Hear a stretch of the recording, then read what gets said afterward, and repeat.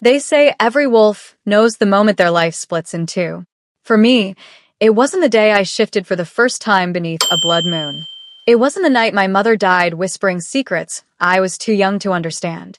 It was the night I watched the Alpha King execute my father in front of the entire pack, and then claim me as his mate.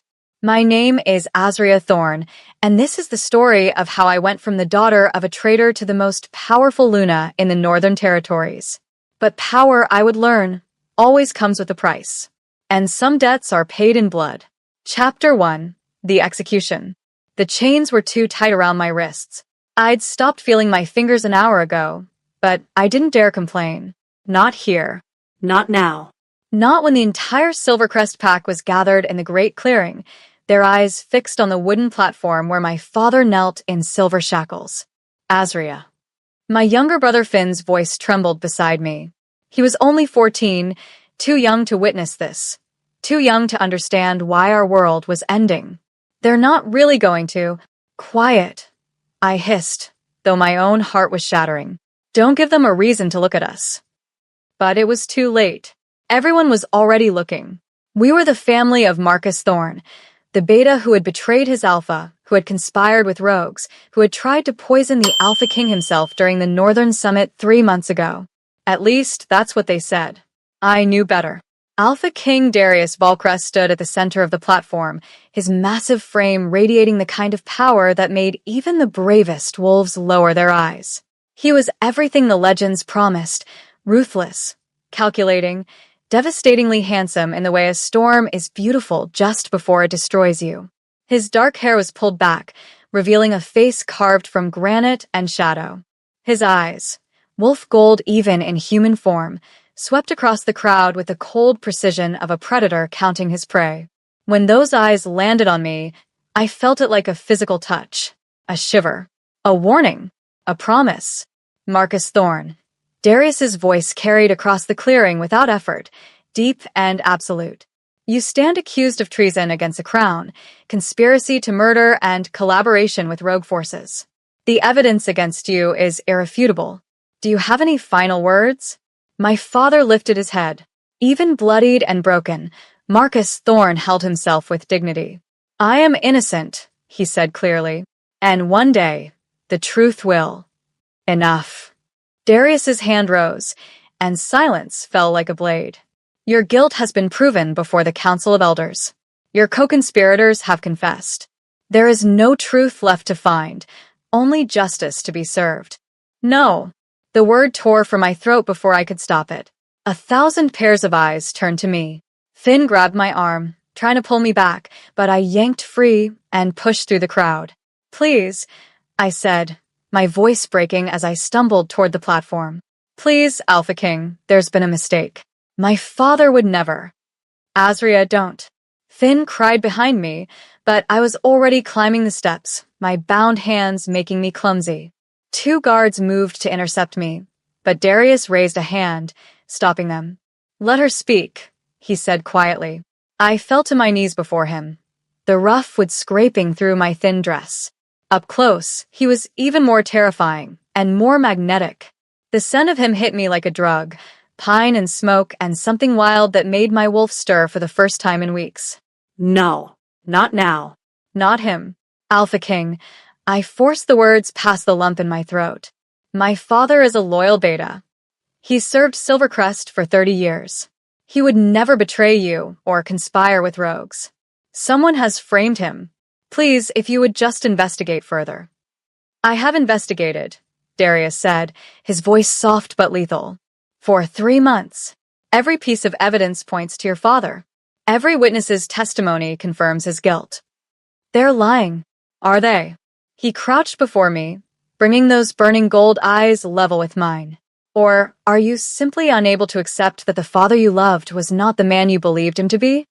Tears burned down my cheeks. You're wrong. I am never wrong. He stood, turning back to my father, and I knew with crushing certainty that nothing I said would change what was about to happen. Marcus Thorn, Darius said, drawing a silver blade from his belt.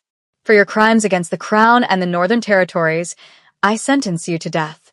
May the Moon Goddess have mercy on your soul, for I will have none.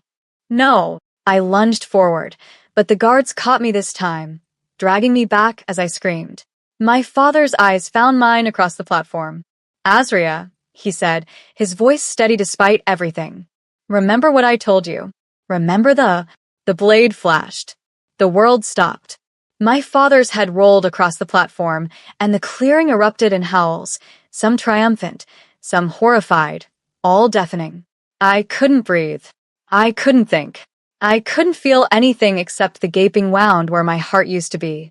The guards released me, and I collapsed, my vision blurring with tears and rage and grief, so profound it felt like dying. Then Darius was there, standing over me, his shadow blocking out the moon. Take her to the holding cells, he ordered. She and the boy will remain under guard until I decide what to do with them. What? I looked up at him, my voice hoarse. We've done nothing wrong. Your father was a traitor.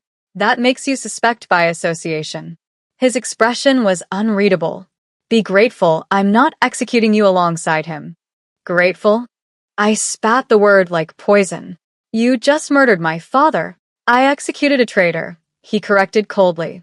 There's a difference. The guards hauled me to my feet. As they dragged me away, I twisted back to look at Darius one more time. I will never forgive you for this, I swore, my voice shaking with fury. Never. Something flickered in his eyes, something almost like regret. But then it was gone, replaced by the cold mask of a king. I don't require your forgiveness, Azria Thorne, he said quietly. Only your obedience. They threw us into a cell beneath the pack house, a dark, cold space that smelled of mildew and despair. Finn curled against me, his thin shoulders shaking with silent sobs. I held him, my own tears long dried into a hard, burning knot in my chest. Why? Finn whispered. Why would father do those things?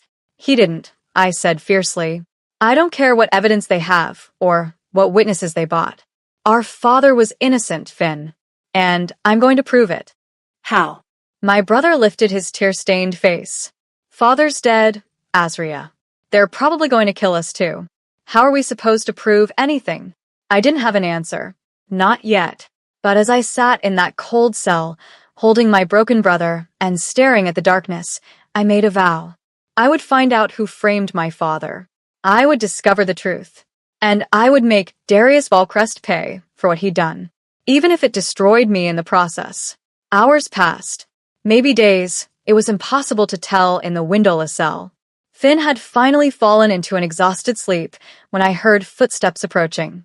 I tensed, moving in front of my brother protectively as torchlight flickered beyond the bars.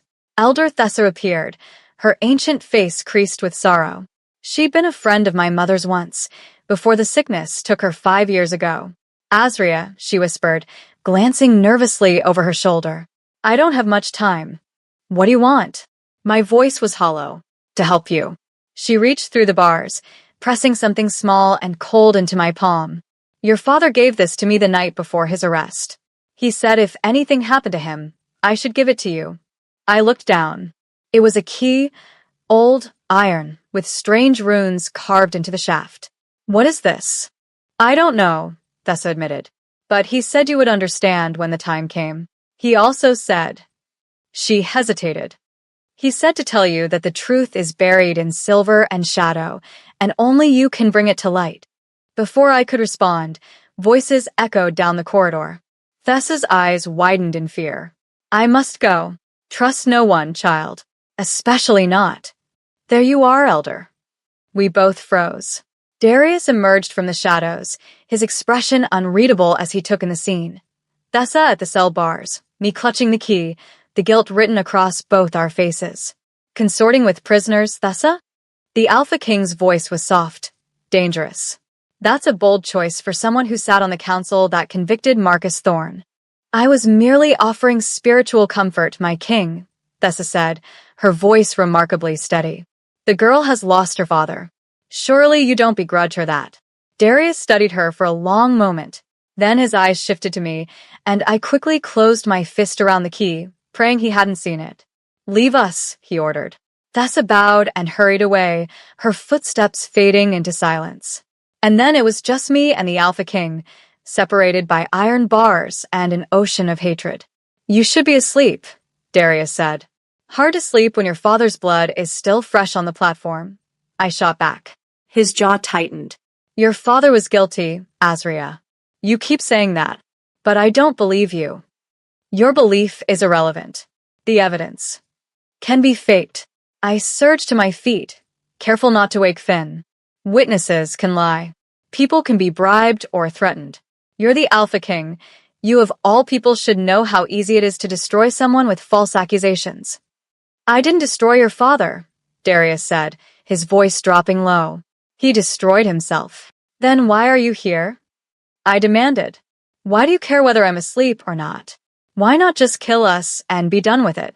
The silence stretched between us, heavy with unspoken things. When Darius finally spoke, his words were careful, measured. Because despite everything, I don't believe in punishing children for their father's crimes. You and your brother will be released tomorrow. You'll be placed under house arrest in your family's estate until I determine you pose no threat. I stared at him, suspicious. Why would you show us mercy? Perhaps I'm not the monster you think I am.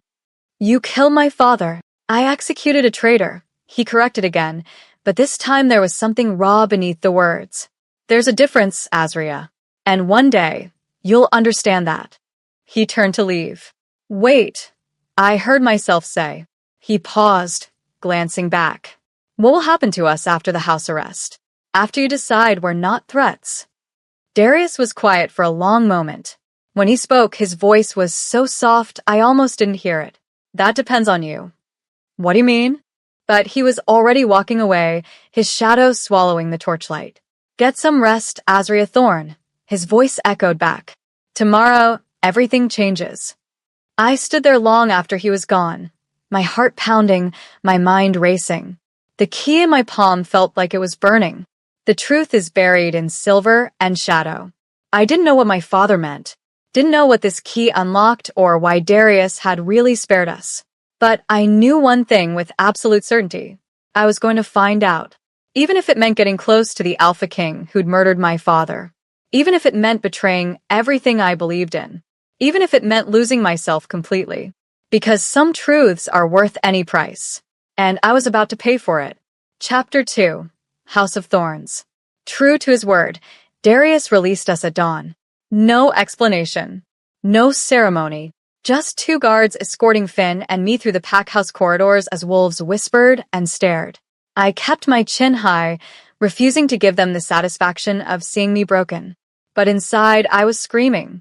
The Thorn estate sat on the eastern edge of Silvercrest territory, a sprawling manor that had been in our family for 6 generations. Once, it had been filled with laughter and warmth. My mother's garden had bloomed year-round, defying the harsh northern climate through her earth magic. Now, as we approached through the morning mist, it looked like a mausoleum. The gardens were overgrown and wild. Several windows were dark, their shutters hanging crooked. The fountain in the circular drive had run dry, its stone wolves frozen mid-howl, their mouths full of dead leaves. Home sweet home, Finn muttered bitterly. The guards unlocked the front door and gestured us inside. The lead guard, a scarred beta named Kale, handed me a rolled parchment sealed with the Alpha King's crest. Your terms of confinement, he said gruffly. Read them, follow them, break them, and you'll join your father. I snatched the parchment from his hand without a word. Kale's expression softened slightly. For what it's worth, girl, I'm sorry. Your father was a good man once. Whatever happened to him in the end, well, the moon goddess judges us all eventually. Get out, I whispered. He nodded and left, the heavy door closing with a finality that echoed through the empty halls. Finn and I stood in the foyer, surrounded by the ghosts of our former life. Family portraits lined the walls, my mother's serene face, my father's proud stance, Finn and me as children, all smiles and innocence. That world felt like a lifetime ago. Azria? Finn's voice was small. What are we going to do? I unrolled the parchment and read. By order of Alpha King Darius Valcrest, Azria and Finn Thorn are hereby confined to the Thorn estate under the following conditions. 1. Neither may leave the property without express written permission from the Alpha King. 2. All visitors must be approved in advance. 3. A guard will be stationed at the property entrance at all times. 4. Any attempt to flee or conspire against the crown will result in immediate execution. 5. This confinement will remain in effect until the Alpha King determines otherwise. Signed, Darius Valcrest, Alpha King of the Northern Territories.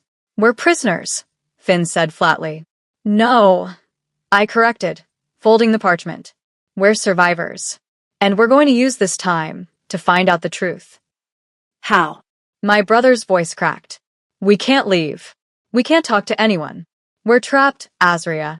I pulled the iron key from my pocket, the one Elder Thessa had given me. In the morning light, the runes carved into it seemed to shimmer. Father left us a message, I said. The truth is buried in silver and shadow. This key is supposed to help us find it. Finn stared at the key, hope flickering in his eyes for the first time since the execution. What does it open? I don't know, but there's only one place to start looking. We both turned toward the stairs that led to our father's study. Marcus Thorne's study was exactly as he'd left it 3 months ago, when the king's guard had dragged him away in chains. Books lined floor-to-ceiling shelves. Maps of the Northern Territories covered one entire wall, marked with pins and notes in my father's precise handwriting. His desk was still cluttered with correspondence, trade agreements, and security reports. Nothing looked sinister. Nothing screamed, traitor's lair. Where do we even start? Finn asked, overwhelmed. I moved to the desk, running my fingers along its polished surface. My father had spent countless hours here, working late into the night. How many times had I brought him tea, only to find him poring over documents with that intense focus he brought to everything? He was meticulous, I murmured. Everything had a place, a purpose. If he left us a message, it would be somewhere significant, somewhere only we would think to look. My eyes drifted to the portrait above the fireplace, a family painting from when I was 10, the last one we'd commissioned before Mother died. We all looked so happy. Silver and shadow. I approached the portrait slowly, studying it with new eyes. Silver. Mother had been wearing her silver moon necklace in the painting, the heirloom that had been passed down through her bloodline for generations. Shadow. My father stood slightly in shadow, his hand resting on the back of Mother's chair. Finn, I breathed. Help me take this down. We lifted the heavy portrait off its hooks and set it carefully on the floor. Behind it, the wall looked perfectly normal, just dark wood paneling. But when I pressed my palm against it, I felt a slight depression in the center. Keyhole-shaped. No way, Finn whispered. My hands trembled as I inserted the iron key. For a moment, nothing happened. Then I felt it catch, and I turned. A soft click echoed through the study. A section of the paneling swung inward, revealing a hidden compartment. Father was full of surprises, I murmured. Inside the compartment was a leather satchel, worn and dusty. I pulled it out carefully and carried it to the desk. Finn crowded beside me as I opened it. The satchel contained 3 items. A journal, its leather cover embossed with our family crest, a rolled map marked with strange symbols, and a letter addressed to me in my father's handwriting. My throat tightened. I reached for the letter first, my fingers shaking as I broke the seal. My dearest Azria, if you're reading this, then I am dead, and the truth has been buried with me. I wish I had more time to explain everything, but time is a luxury I no longer possess. What I can tell you is this. I am innocent of the crimes they will accuse me of. I did not betray Darius Valcrest. I did not conspire with rogues. But I did discover something so dangerous that it cost me my life. 3 months ago, I uncovered evidence of a conspiracy within the royal court.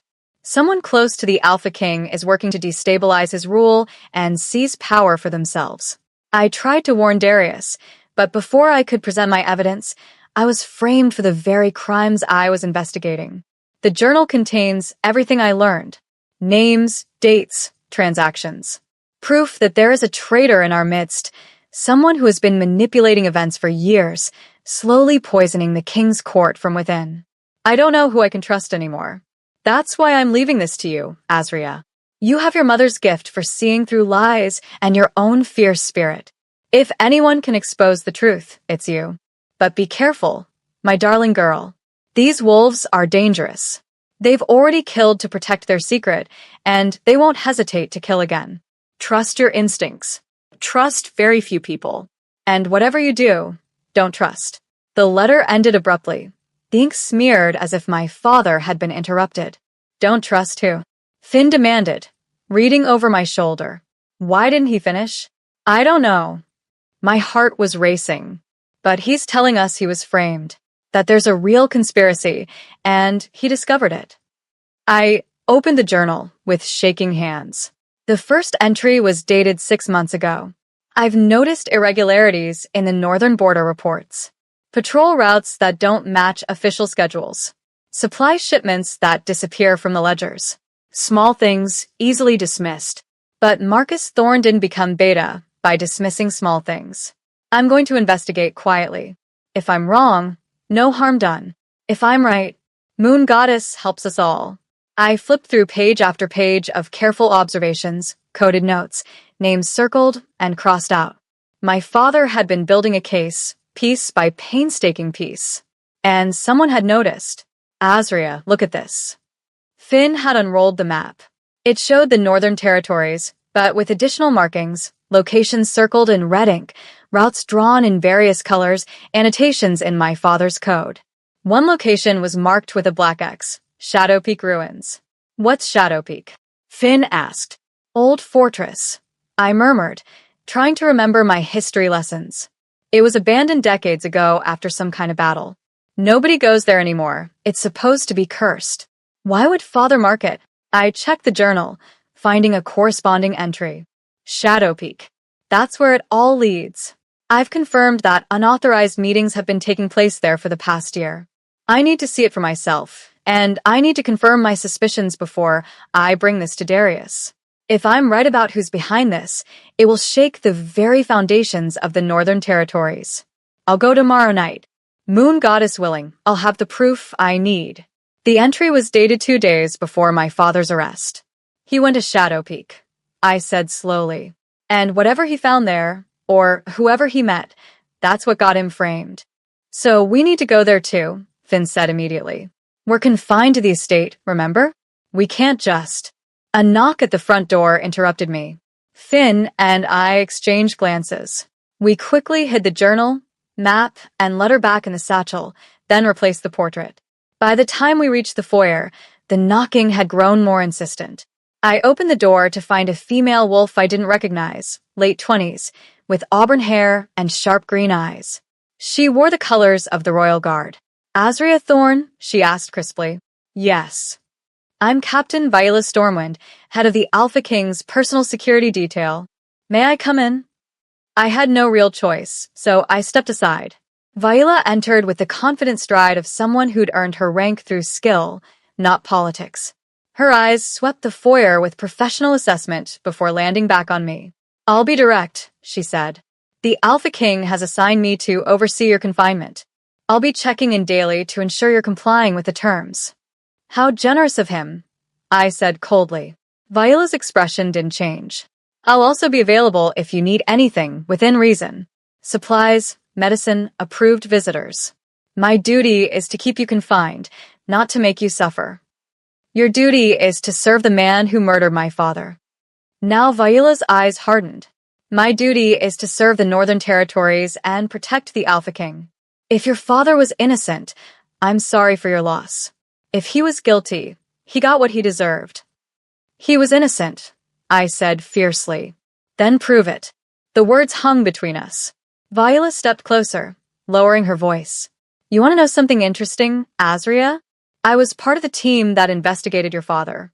I read every report, interviewed every witness, examined every piece of evidence. And something didn't sit right with me.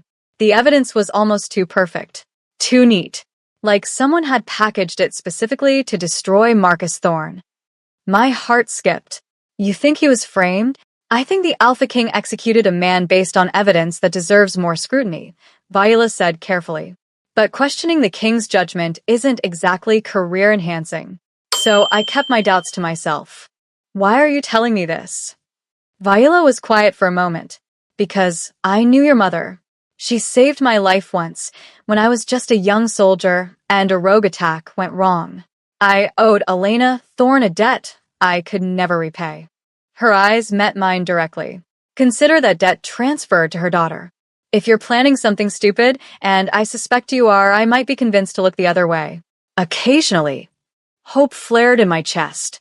You'd help us? I didn't say that. I said I might look the other way. There's a difference. Viola moved toward the door. I'll be back tomorrow at noon for my official check-in. Make sure you're here. And Azria? Yes. Whatever you're planning, be smart about it. The Alpha King may have spared your life, but his mercy only extends so far. She left, closing the door softly behind her. I leaned against the door, my mind racing. Do you think we can trust her? Finn asked. I don't know. But right now, she's the closest thing we have to an ally. I pulled out the satchel again, studying my father's map. Shadow Peak Ruins. That's where the answers were. And somehow, despite being confined to the estate, despite being watched by guards and the Alpha King himself, I was going to get there. That night, I couldn't sleep. I sat in my window seat, staring out at the moonlit grounds. A guard was visible at the front gate, a dark silhouette against the silver light. Trapped. We were trapped in our own home. But my father had been trapped too, by false evidence, by conspiracy, by wolves who'd twisted the truth into weapons. And he'd still fought, still searched for justice. I could do no less. The truth is buried in silver and shadow. I pressed my palm against the cold window glass. I'm coming, Father, I whispered. I'm going to find the truth. I'm going to clear your name. Even if it means facing Darius Valcrest again. Even if it means discovering secrets that will destroy everything I thought I knew. Even if it costs me everything. A wolf howled in the distance, lonely, mournful, defiant. I closed my eyes and let my own wolf rise to the surface, adding my silent howl to the night. I am Azria Thorne, daughter of Marcus and Elena, and I will not rest until justice is served. The moon bore witness to my vow, and somewhere in the darkness, I swore I felt the weight of eyes watching, waiting, judging. Tomorrow, the real hunt will begin. But tonight, I grieved. Chapter 3. The Alpha King Summons. 3 days passed in agonizing slowness. Finn and I spent our time studying Father's journal, trying to decode his notes and piece together the conspiracy he'd uncovered. But the deeper we dug, the more confusing it became. Father had used codes, references only he would understand. Names were abbreviated. Locations were marked with symbols we couldn't decipher. It was like trying to solve a puzzle with half the pieces missing. Captain Viola came each day at noon as promised. She'd inspect the estate with professional thoroughness, ask perfunctory questions about our well-being, then leave. But on the third day, something changed. She arrived early, just after dawn, and her expression was grim. Get dressed, she said without preamble. Both of you. The Alpha King has summoned you to the palace. My blood ran cold. Why? He didn't share his reasoning with me. But when Darius Valcrest summons you, you don't ask questions. You go. Finn grabbed my arm, fear written across his young face. Azria, what if he's changed his mind? What if he's going to? He's not going to kill us, I said with more confidence than I felt. If he wanted us dead, we'd already be dead.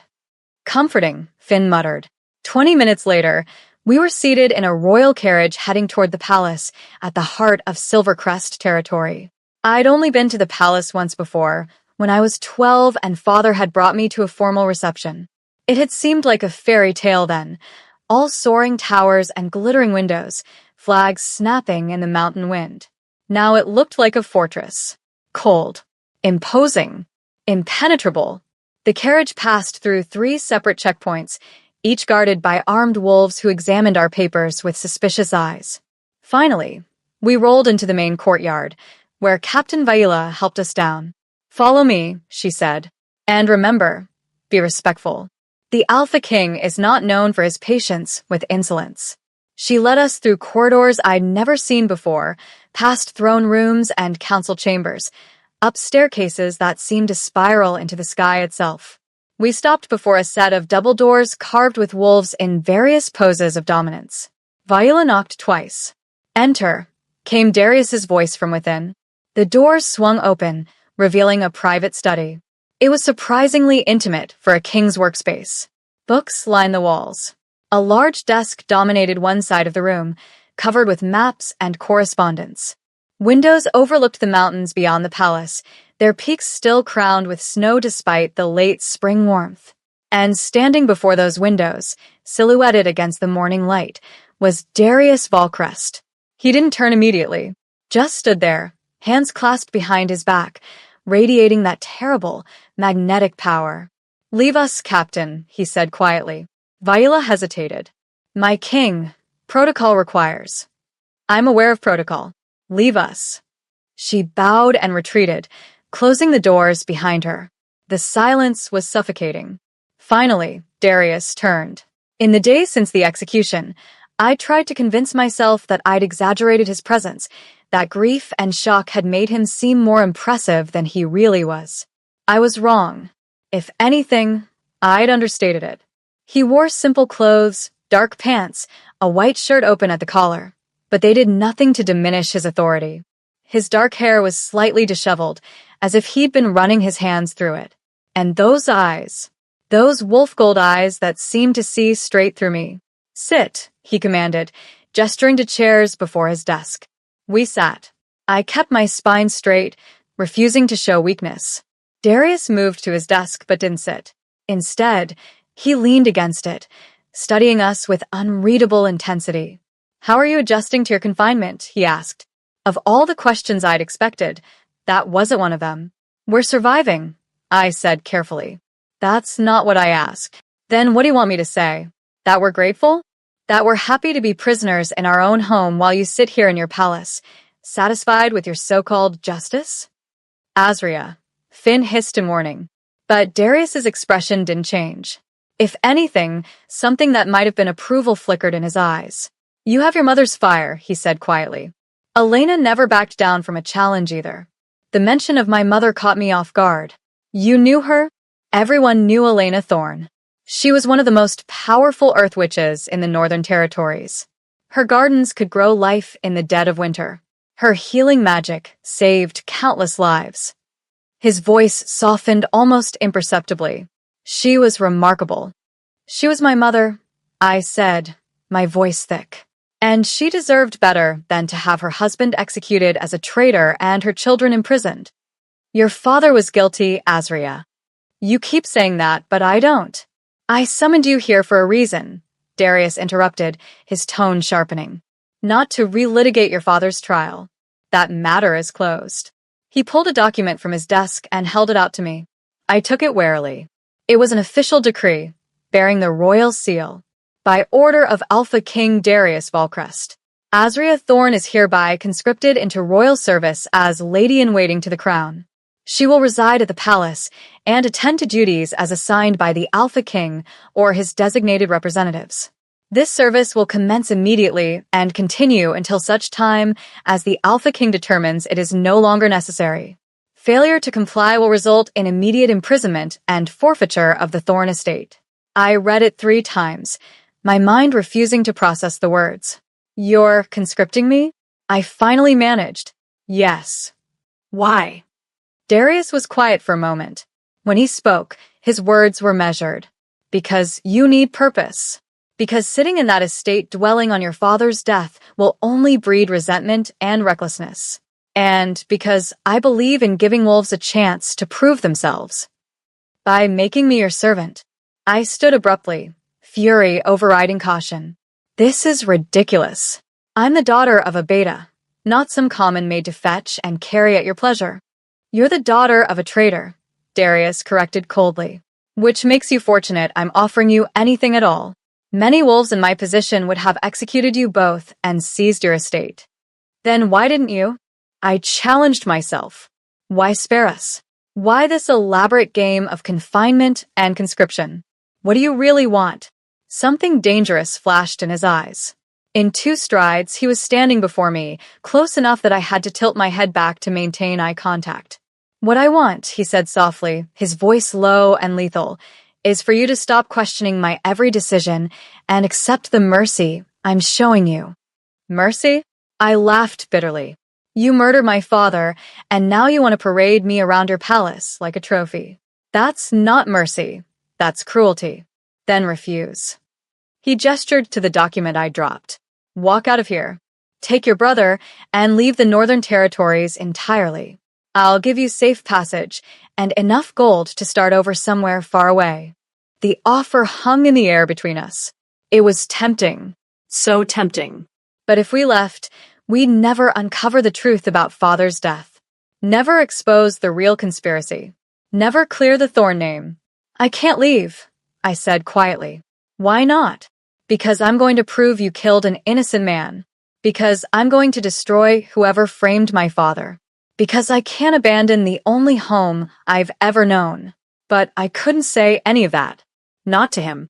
Finn, I said instead. He's only 14. This is his home. I won't uproot him from everything he knows. Darius studied me for a long moment, and I had the uncomfortable feeling he could read every thought I wasn't saying. Very well, he said finally, stepping back.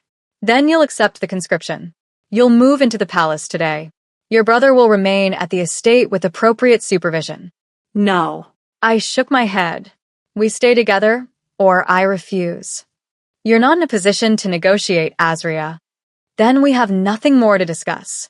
I turned toward the door. Wait. Something in his voice made me pause. When I looked back, Darius's expression had shifted. Less king, more something else. Something almost vulnerable. Why is it so important that you stay with your brother? He asked. Because he's all the family I have left, I said simply. Because I promised our mother I'd take care of him. Because he's 14 years old, and he just watched his father die. Do you really need more reasons than that? Darius was silent for a long moment. Then he moved to his desk and pulled out a fresh piece of parchment. He wrote quickly, sealed it with his ring, and handed it to me. I read it, my eyes widening. By amendment to previous decree. Finn Thorn may reside at the palace alongside his sister, provided he remains under appropriate supervision and does not interfere with royal duties. You're letting him come? I asked, surprised. I'm ensuring you have no excuse to refuse the conscription, Darius corrected. Don't mistake practicality for kindness. But there was something in his eyes that contradicted his cold words. When do I start? I asked quietly. Today. Captain Vaila will show you to your quarters and explain your duties. He returned to his desk, picking up another document as if we'd already been dismissed. You're expected at dinner tonight. Don't be late. Dinner? The royal court dines together each evening. As a lady-in-waiting, you'll be expected to attend. Now he did look up, and there was definite amusement in his eyes. Consider it your first test. Let's see how well you handle court politics. I wanted to argue. I wanted to rage against this entire situation. But Finn was looking at me with hope in his eyes. Hope that we'd be together. That maybe things weren't completely hopeless. So I swallowed my pride and bowed my head. As you command, Alpha King. Darius, he said quietly. I looked up, confused. What? When we're alone, you may call me Darius. I have enough wolves bowing and scraping and calling me Alpha King. I don't need another. It felt like a trap, like he was testing me somehow. I thought I was just a conscripted servant, I said carefully. Surely formality is required. His mouth quivered in what might have been a smile. You're many things, Azria Thorn, but you'll never be just anything. Before I could decipher that cryptic statement, he was dismissing us with a wave of his hand. Captain Vaila is waiting outside. She'll help you settle in. We were clearly being dismissed. As Finn and I headed for the door, Darius called out one more time. Azria. I paused, looking back. His expression was unreadable, but something intense burned in those gold eyes. Welcome to the palace, he said softly. Try not to burn it down in your first week. Captain Vaila led us through a maze of corridors to the residential wing. You'll be in the East Tower, she explained. It's traditionally where ladies-in-waiting are housed. Your brother will be in the adjacent room. What exactly does a lady-in-waiting do? I asked. Viola's lips twitched. Officially? You attend court functions, assist with palace administration, represent the crown at various social events. And unofficially? Unofficially, you navigate the most dangerous political environment in the Northern Territories without getting yourself killed. Fantastic. She stopped before a door carved with roses, my mother's favorite flower. Surely that wasn't a coincidence. These are your quarters, Viola said, opening the door. The rooms beyond were beautiful. A sitting area with comfortable furniture, a bedroom with a canopy bed, windows overlooking the palace gardens. It was luxurious compared to our sparse estate. It was also a cage. Your things will be brought from the estate, Viola continued. You're expected to dress appropriately for court. If you need anything, there's a bell that will summon an attendant. And I'm allowed to come and go freely? I asked. Within the palace, yes. Beyond its walls, no. The confinement order still stands. It's simply been relocated. Of course it had. After Viola left, Finn and I stood in my new quarters, the reality of our situation settling over us. At least we're together, Finn said quietly. Yes. I moved to the window, looking out at the sprawling palace grounds. Somewhere beyond those manicured gardens and high walls was Shadow Peak Ruins. The place Father had marked on his map. The place where answers waited. I was closer now. Physically closer to the heart of power, to the wolves who might know the truth. But I was also more trapped than ever. Azria? Finn's voice pulled me from my thoughts. What are we going to do? I turned to face my brother, seeing the trust in his young eyes. The belief that I could fix this, that I could make everything right. I wish I had his faith. We adapt, I said. We learn. We watch and listen and gather information. You mean we spy? I mean we found the truth, whatever it takes. Finn nodded slowly. Father would be proud of you. The words hit harder than I expected. I had to look away before he could see the tears threatening. Go settle into your room, I said, my voice rough. We have a formal dinner to attend tonight, and something tells me it's going to be interesting. After Finn left, I sank into one of the chairs and pulled out Father's journal, which I'd hidden in my clothes. I flipped to a page I'd marked earlier. The conspiracy goes higher than I thought. I've traced connections to the royal court itself. Someone close to Darius is manipulating events, positioning themselves for something big. I need to be careful. If they discover I'm investigating, they'll eliminate me. But I can't stop now.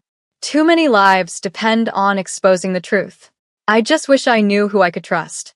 The closer I get to the center of power, the more alone I feel.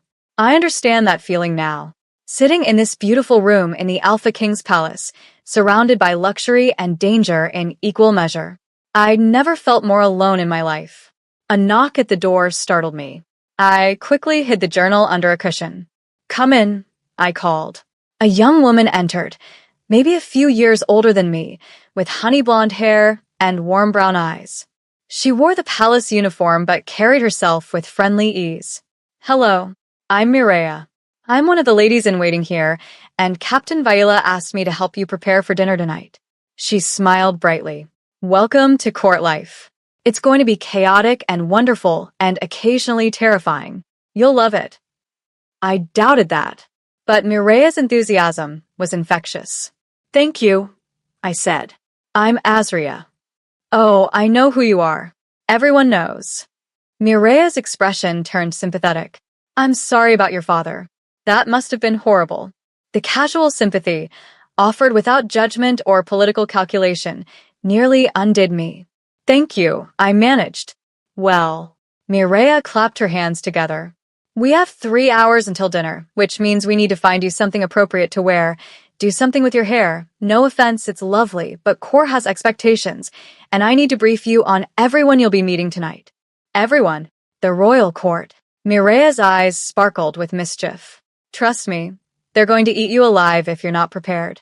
But don't worry, I'll make sure you survive your first night.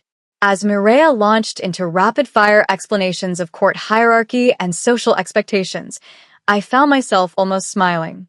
Maybe I wasn't as alone as I thought. Maybe, just maybe, I'd found an ally. And in this den of wolves, I'd need all the allies I could get. Chapter 4: Dinner with Wolves. The dress Maria chose for me was stunning. Deep emerald silk that brought out the green flecks in my hazel eyes, with delicate silver embroidery along the bodice that caught the light when I moved. It was elegant without being ostentatious, formal without being stuffy. "You look like a queen," Maria said, circling me with an appraising eye as she made final adjustments to my hair. "I look like I'm playing dress-up in someone else's life," I corrected. "Same thing at court." She grinned, then her expression turned serious. "Listen, Azria. Tonight is going to be intense. The court has been buzzing about you since the Alpha King announced her conscription. Everyone wants to know who you are, what you want, and whether you're a threat. I'm the daughter of a convicted traitor. How could I possibly be a threat?" "That's exactly why you're a threat." Mireia leaned closer, lowering her voice. "Your father was executed for conspiracy, but nobody really knows what he was investigating before his arrest.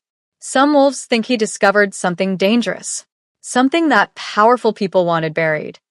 My heart skipped. "What kind of something?" "I don't know. Nobody does. But there are rumors, whispers about corruption in the royal court, about deals made in shadow, about wolves who aren't who they claim to be." She straightened, adjusting her own dress. "The point is, people are going to be watching you tonight, trying to figure out what you know, whether you're continuing your father's work, whether you're a problem that needs to be eliminated." "That's comforting. I'm not trying to scare you. I'm trying to prepare you." Mireia squeezed my hand. "Just remember, at court, nothing is as it seems. Everyone has an agenda. Everyone is playing a game. Your job is to figure out the rules before someone uses them to destroy you." A bell chimed somewhere in the palace, the signal that dinner would begin in 15 minutes. "Ready?" Mireia asked. No. Not even close. But I nodded anyway. The royal dining hall was breathtaking. Vaulted ceilings soared overhead, painted with scenes from Pack history. The first Alpha Kings, legendary battles, the forging of the Northern Territories. Crystal chandeliers cast warm light across a table that could seat 50 wolves comfortably. Tonight, about 30 were already present, clustered in small groups, their conversations creating a low hum that filled the vast space. Every single one of them turned to look when Mireia and I entered. The scrutiny was physical, pressing against my skin like invisible hands. I fought the urge to shift uncomfortably under their stares. "Head high," Mireia whispered. "You're Azria Thorne. You have nothing to apologize for." We moved through the hall, and I tried to catalog faces and names from Mireia's earlier briefing. Lord Cassius Ravenwood, master of trade, thick silver hair and calculating eyes that tracked me like prey. Lady Serenia Nightshade, mistress of intelligence, beautiful in a dangerous way, with black hair and violet eyes that seemed to see too much. Elder Thessa, who I already knew, though seeing her here in formal robes reminded me how high her position truly was. Counselor Lorcan Ashcroft, master of war, scarred and brutal-looking, with the eyes of a wolf who'd killed more times than he could count. And others, dozens of others, all watching, assessing, judging. The infamous Azria Thorne. The voice came from directly beside me. I turned to find a male wolf I didn't recognize, mid-30s, handsome in a polished way, with auburn hair and green eyes that sparkled with amusement. "I'm Evander Silvius," he said, bowing slightly. "Advisor to the Alpha King on matters of law. Welcome to the Lion's Den." "Wolf's Den," I corrected automatically. His smile widened. "I like her already. Tell me, Lady Azria, how are you finding palace life so far?" "Confining," I said honestly. "Ah, honesty. How refreshing." Evander glanced around the room. "You'll find that's a rare commodity here. Most of these wolves wouldn't recognize the truth if it bit them." "And you're different?" "Absolutely not. I lie with the best of them." He leaned closer, his voice dropping to a conspiratorial whisper. "But at least I'm honest about being dishonest. That's something." Despite myself, I almost smiled. Before I could respond, a hush fell over the room. Darius had entered. He'd changed since this morning, now wearing formal court attire that somehow made him even more imposing. Dark pants and a deep blue coat embroidered with silver wolves, the colors of the royal house. His hair was pulled back, revealing the sharp planes of his face. He looked every inch the Alpha King. His eyes swept the room, acknowledging various wolves with slight nods until they landed on me. For a moment, everything else faded. Those gold eyes held mine, and I felt that same electric pull from before, the one that made my wolf stir restlessly, the one that terrified and thrilled me in equal measure. Then he looked away, and I could breathe again. "Take your seats," Darius commanded, his voice carrying easily through the hall. There was a flurry of movement as wolves found their places. Mireia guided me to a seat about halfway down the table, far enough from Darius to avoid direct attention, close enough to observe the key players. Finn was already seated across from me, looking uncomfortable in formal clothes. I gave him what I hoped was an encouraging smile. Darius took his place at the head of the table. To his right sat Elder Thessa. To his left, Lady Serenia. "Let us give thanks," Thessa intoned, raising her hands. "Moon Goddess, we honor your gifts. The hunt that sustains us. The pack that protects us. The Alpha who guides us. May we prove worthy of your blessings." "May we prove worthy," the room chorused. Then servants appeared, carrying trays laden with food, roasted meats, fresh bread, vegetables glazed with honey, wine that sparkled like captured starlight. The meal began, and with it, the real game. Conversation started innocuously enough. Trade negotiations, border security, the upcoming summer solstice celebration. But I noticed how certain wolves would probe with seemingly casual questions. "Lady Azria, will you be attending the solstice hunt? It's a tradition for all court members to participate. Tell me, how's the Thorn estate faring without your father's management? I understand you have your mother's gift for earth magic. Will you be studying with our court witches?" Each question was a test, designed to reveal information or gauge my reactions. I answered carefully, giving nothing away, while trying to learn what I could from their responses.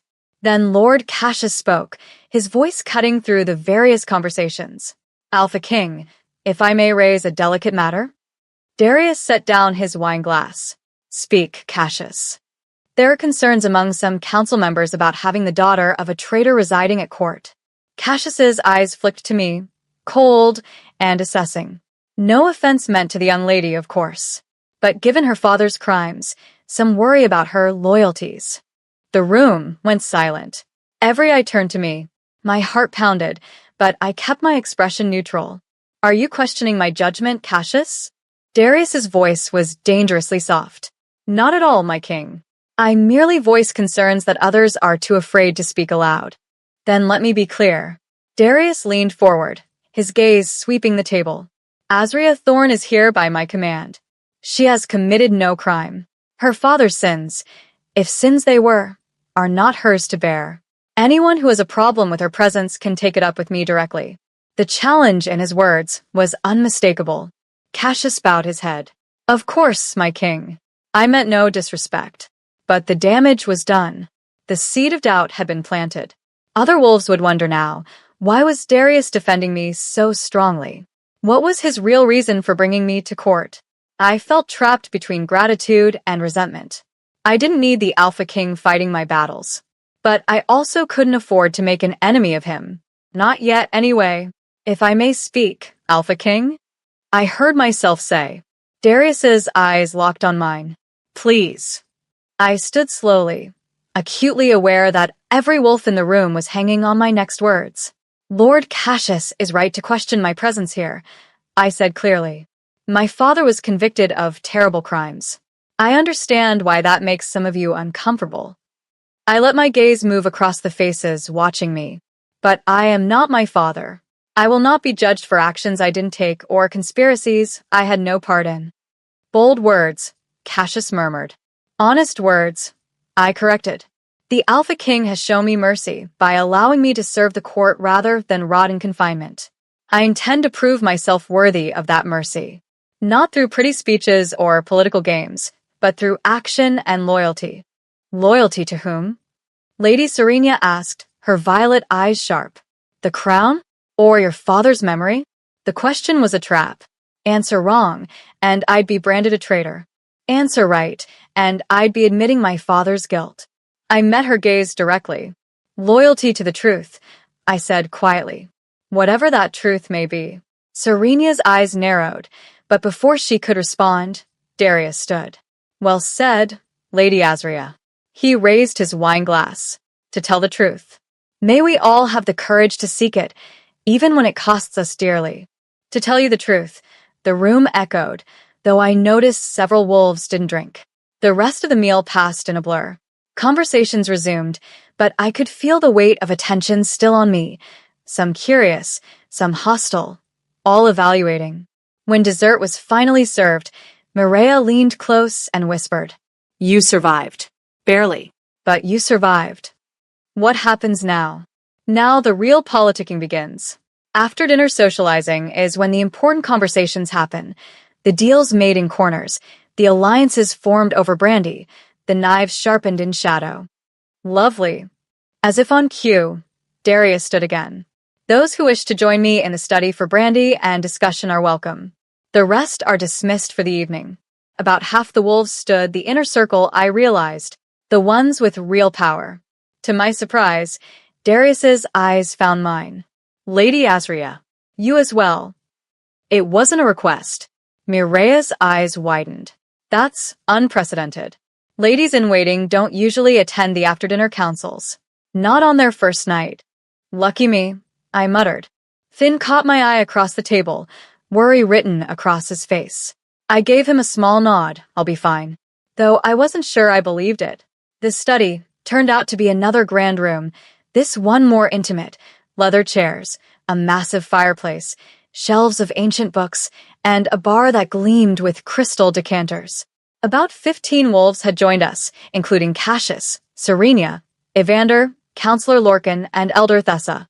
Darius poured himself a drink and stood before the fireplace, his presence dominating the space. We have matters to discuss, he said without preamble. The rogue attacks along the eastern border have increased. 3 patrols have been ambushed in the past 2 weeks. 7 wolves dead, 12 injured. Counselor Lorcan stepped forward, his scarred face grim. The rogues are getting bolder, better organized. Someone's funding them, training them. Who? Darius demanded. We don't know, but they're not random attacks anymore. They're strategic, hitting supply lines, targeting communication posts, avoiding direct confrontation with our main forces. That suggests military knowledge, Evander observed. Someone who knows our patrol routes and defensive positions. Someone inside our ranks, Serenia added coldly. We have a traitor problem, Alpha King. The word traitor hung in the air, and I felt several wolves glance in my direction. We've been investigating for months, Darius said. No concrete leads.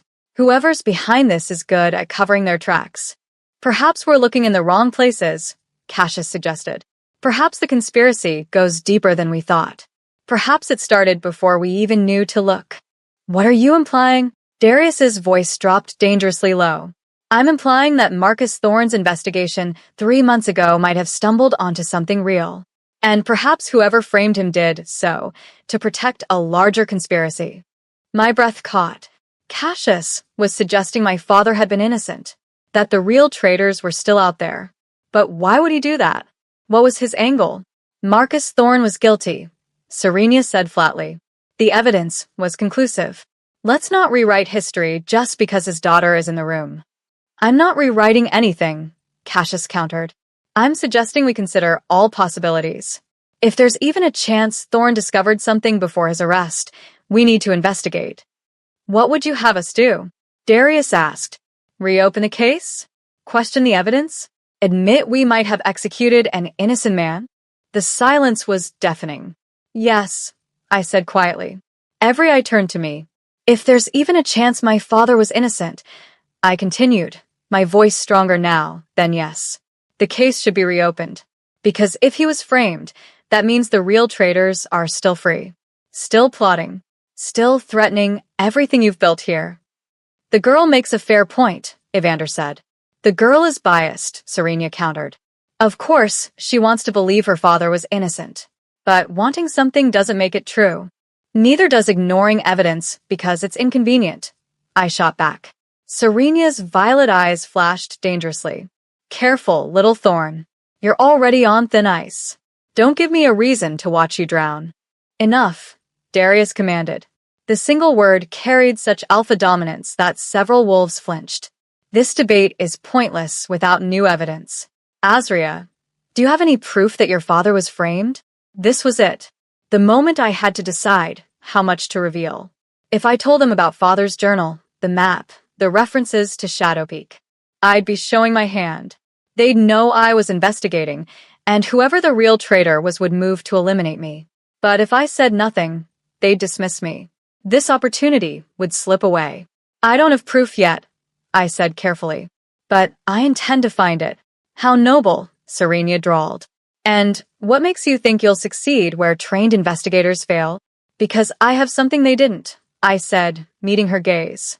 Motivation. My father's name is all I have left. I won't rest until it's cleared. Darius studied me for a long moment, his expression unreadable. Then he turned to Cassius. Look into it, he ordered. Quietly. Review the evidence from Marcus Thorne's case. See if there's anything we missed. Cassius bowed. As you command, Alpha King. And Azria? Darius's eyes found mine again. Yes. If you're going to investigate your father's death, you'll do it under my supervision. No secret missions. No rogue operations. You report everything you find directly to me. Understood. It was both permission and a warning. Understood, I said. Good. He turned back to the group. Now, regarding the eastern border situation, the discussion moved on to military strategies and resource allocation, but I barely heard it. My mind was racing. Cassius had all but confirmed my father might have been innocent. Why? What did he gain from reopening the case? And Darius, he'd agreed to investigate. Was that genuine? Or was he trying to control my investigation, keep me close so he could monitor what I discovered? Trust no one, father had written in his journal. That advice felt more relevant than ever. The after-dinner council lasted another hour. By the time Darius dismissed us, I was exhausted, mentally more than physically. Mireia appeared at my elbow as we filed out. That was insane, she whispered. Do you know what you just did? You challenged Lady Serenia in front of the entire inner council. You implied the Alpha King might have executed an innocent man. You basically painted a target on your back. I know. Do you also know that half the wolves in that room now think you're either incredibly brave or incredibly stupid? Which half thinks which? I haven't decided yet, but she was smiling. Come on. Let's get you back to your quarters before someone decides to make their feelings known more directly. We navigated the corridors, which were much darker now, lit only by occasional torches.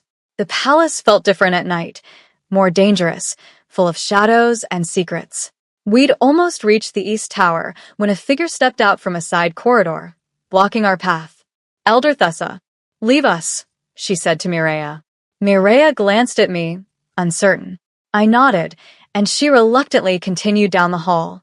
When we were alone, Thessa's ancient eyes fixed on me with unsettling intensity.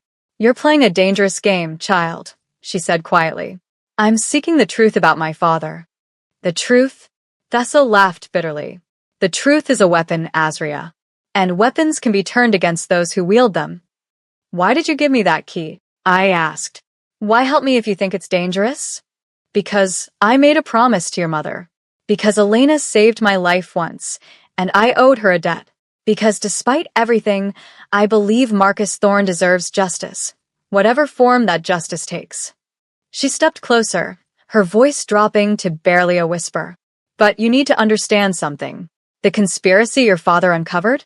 It's bigger than you know. It involves wolves you trust. Wolves you should trust. If you keep digging, you won't just be risking your life. You'll be risking everything the Northern Territory stands for. What do you mean? I mean the rot goes deep, child. Deeper than the royal court.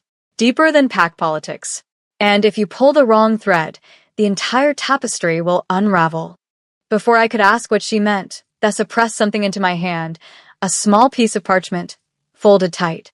Read this when you're alone, she whispered, and then burn it. Trust no one, especially not. Footsteps echoed down the corridor. Thessa's eyes widened in alarm. She turned and hurried away, disappearing into the shadows before I could stop her. A moment later, Captain Vaila rounded the corner. Lady Azria, she said, surprised. What are you doing out here alone? Just heading back to my quarters, I said, slipping the parchment into my sleeve. I was delayed at the after-dinner council. Viola's eyes narrowed slightly. She knew I was hiding something, but she didn't press. Come on, she said. I'll escort you. The palace isn't safe to wander alone at night. Why not? Because not everyone is happy about your presence here, and some wolves express their displeasure in unfortunate ways. The threat was clear. Viola walked me to my door, checked the rooms quickly, then left with a warning to lock the door behind her. I did, then immediately pulled out the parchment Thessa had given me. My hands shook as I unfolded it. Written in shaky script was a single sentence. The wolf who framed your father sits on the inner council. They're planning something for the summer solstice. Shadow Peak holds the proof. Be careful who you trust. The Alpha King himself may be compromised. I read it 3 times, my blood running cold. Someone on the inner council. Someone I'd just had dinner with. Someone who smiled and nodded and pretended to care about justice while plotting Moon Goddess knew what. And Darius, compromised? What did that mean? Was he part of the conspiracy? Or was he a target? I didn't know. Couldn't know. Not yet. But one thing was certain. I needed to get to Shadow Peak Ruins. Soon. Whatever proof Father had found, whatever truth he died trying to expose, it was there, waiting. And I was going to find it. Even if it destroyed me. Even if it destroyed everything. I moved to the fireplace and held the parchment to the flames, watching it curl and blacken and turn to ash. Then I pulled out Father's journal and began studying it with new urgency. Somewhere in these pages was the key to everything. I just had to find it before the wolves closing in around me decided I knew too much. Outside my window, the moon hung full and bright, and in its light, I swore I saw shadows moving. Watching. Waiting. The hunt had begun, and I wasn't sure if I was the hunter or the prey. Chapter 5. Secrets in the Dark. I didn't sleep that night. Every time I closed my eyes, I saw my father's face. Heard his final words, cut short by Darius's blade. Felt the weight of Elder Thessa's warning pressing against my chest like a stone. The wolf who framed your father sits on the inner council. I'd spent hours poring over Father's journal, trying to match his cryptic notes to the wolves I'd met at dinner. But without knowing his codes, without understanding his abbreviations, it was like trying to read a language I'd never learned. By the time dawn broke, painting my room in shades of gold and rose, I was no closer to answers. A soft knock at my door made me jump. Azria? It's me. Mirea's voice, cheerful as always. I quickly hid the journal under my mattress and opened the door.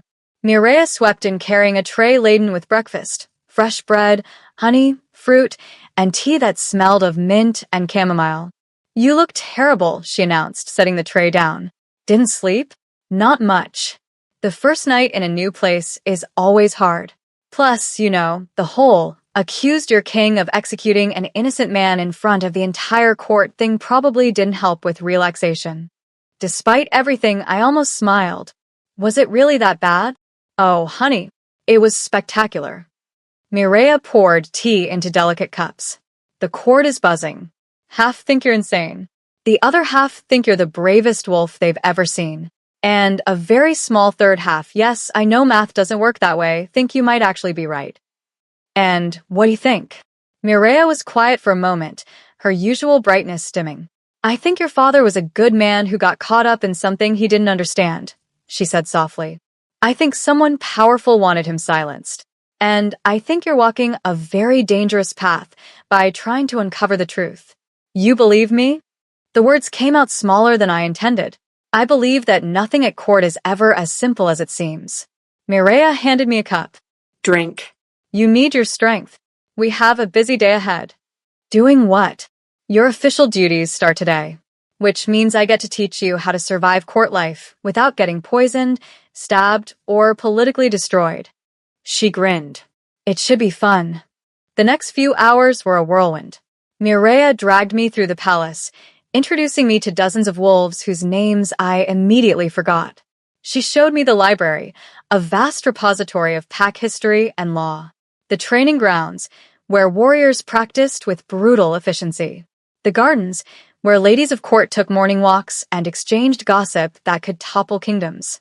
Everything at court is about information, Maria explained as we walked through a corridor lined with portraits of past Alpha Kings.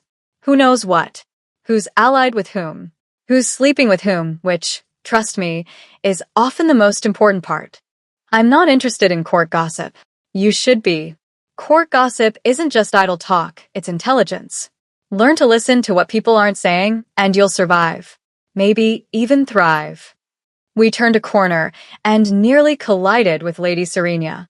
The mistress of intelligence stood with two other wolves, both females, both radiating the same dangerous elegance as their mistress. The little thorn, Serenia said, her violet eyes assessing me like I was a specimen under glass. Learning the palace layout? How industrious. Lady Serenia. I inclined my head politely, the way Mireia had taught me. Tell me, Azria, may I call you Azria? She didn't wait for permission. How are you finding your new position? Must be quite the change from scrubbing floors at the Thorn estate. The insult was delivered with a smile, which somehow made it worse. I've never scrubbed a floor in my life, I said evenly.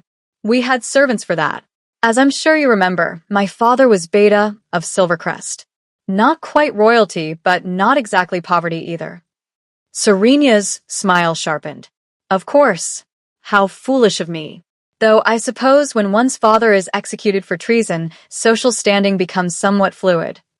Mireia tensed beside me, but I kept my expression neutral. Is there something you need, Lady Serenia? Or are you simply practicing your verbal sparring for when you face actual opponents? One of Serenia's companions gasped. The other's eyes widened with barely suppressed glee. Serenia herself went very still. Careful, little wolf, she said softly. You're playing in waters far deeper than you understand. It would be a shame if you drown before you even learn to swim. I'll take my chances. For a long moment, we stared at each other. Two wolves measuring threat, calculating weakness, planning strategy. Then Serenia smiled, a real smile this time, full of genuine amusement. You have your mother's fire, she said. Elena could cut with words as well as any blade. I respected her greatly. You knew my mother? Everyone knew Elena Thorne. She was remarkable. Serenia's expression shifted, becoming almost wistful. We weren't friends, exactly, but we understood each other. Two powerful women navigating a world ruled by dominant males. We had an alliance of sorts. This was new information. Father had never mentioned Mother having connections to the royal court. What kind of alliance? I asked carefully. The kind that kept us both alive and influential. Serenia glanced at her companions, then back to me. Your mother was wise, Azria. She knew when to fight and when to yield. She understood that sometimes the best way to win is to let others think they've beaten you. That sounds like cowardice. That sounds like survival. Serenia stepped closer, her voice dropping low enough that only I could hear. You want to clear your father's name? Fine. Noble, even. But you won't do it by making enemies of everyone at court. Choose your battles. Choose your allies. And for Moon Goddess's sake, learn when to keep your mouth shut. Before I could respond, she swept past us, her companions following like shadows.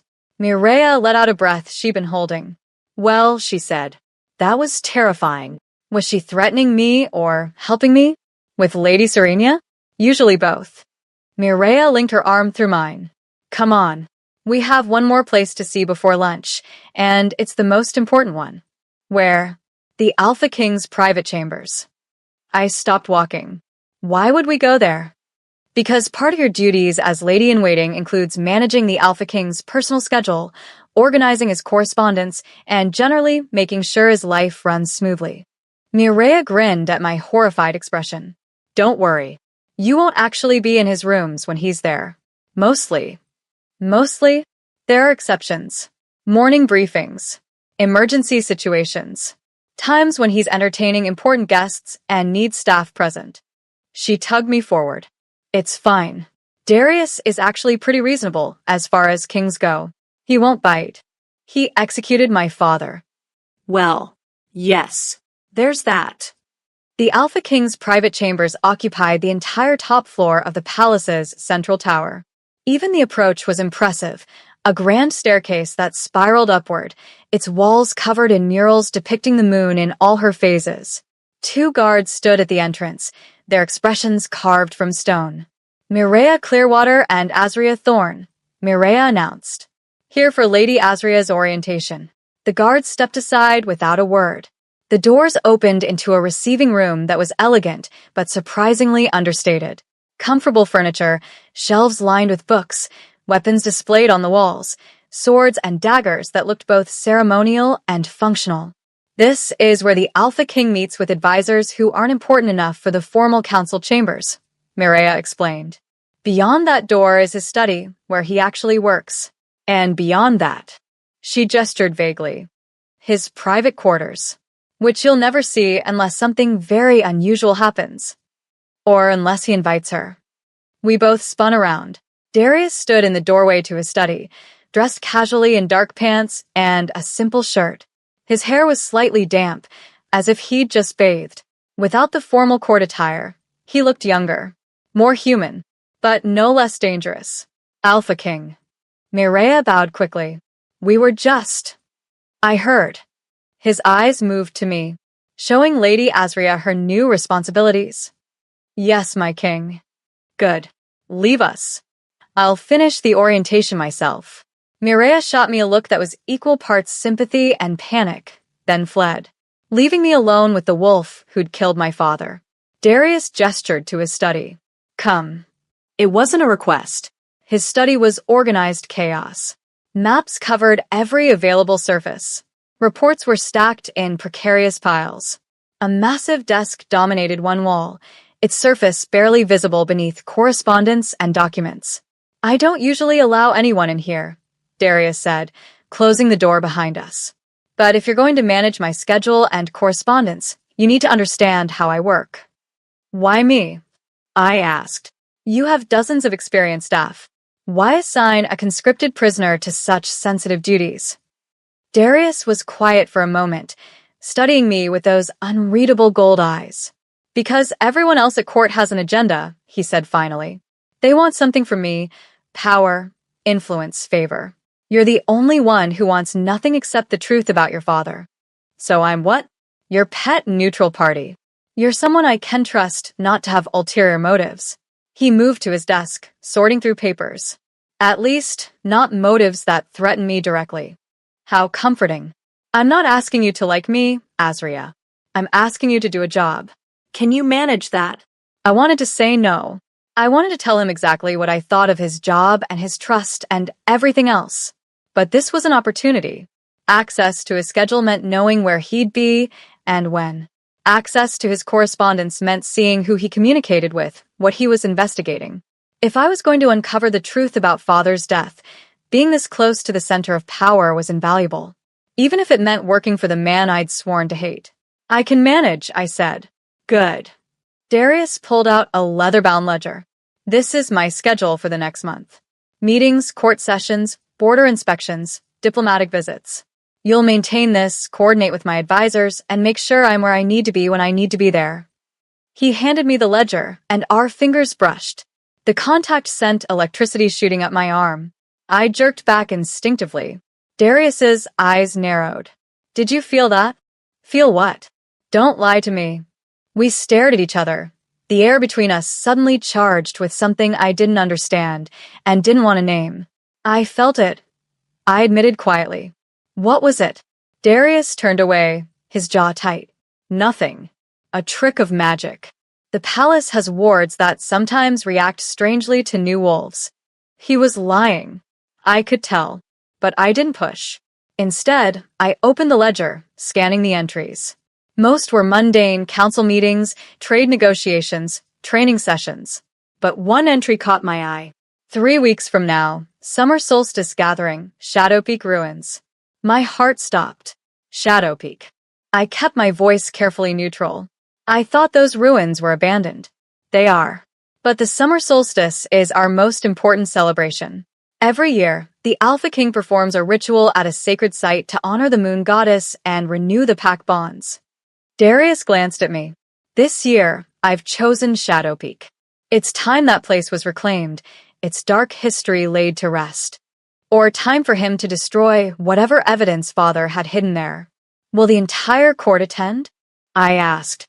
The inner council and senior pack members. It's not a public ceremony. He paused.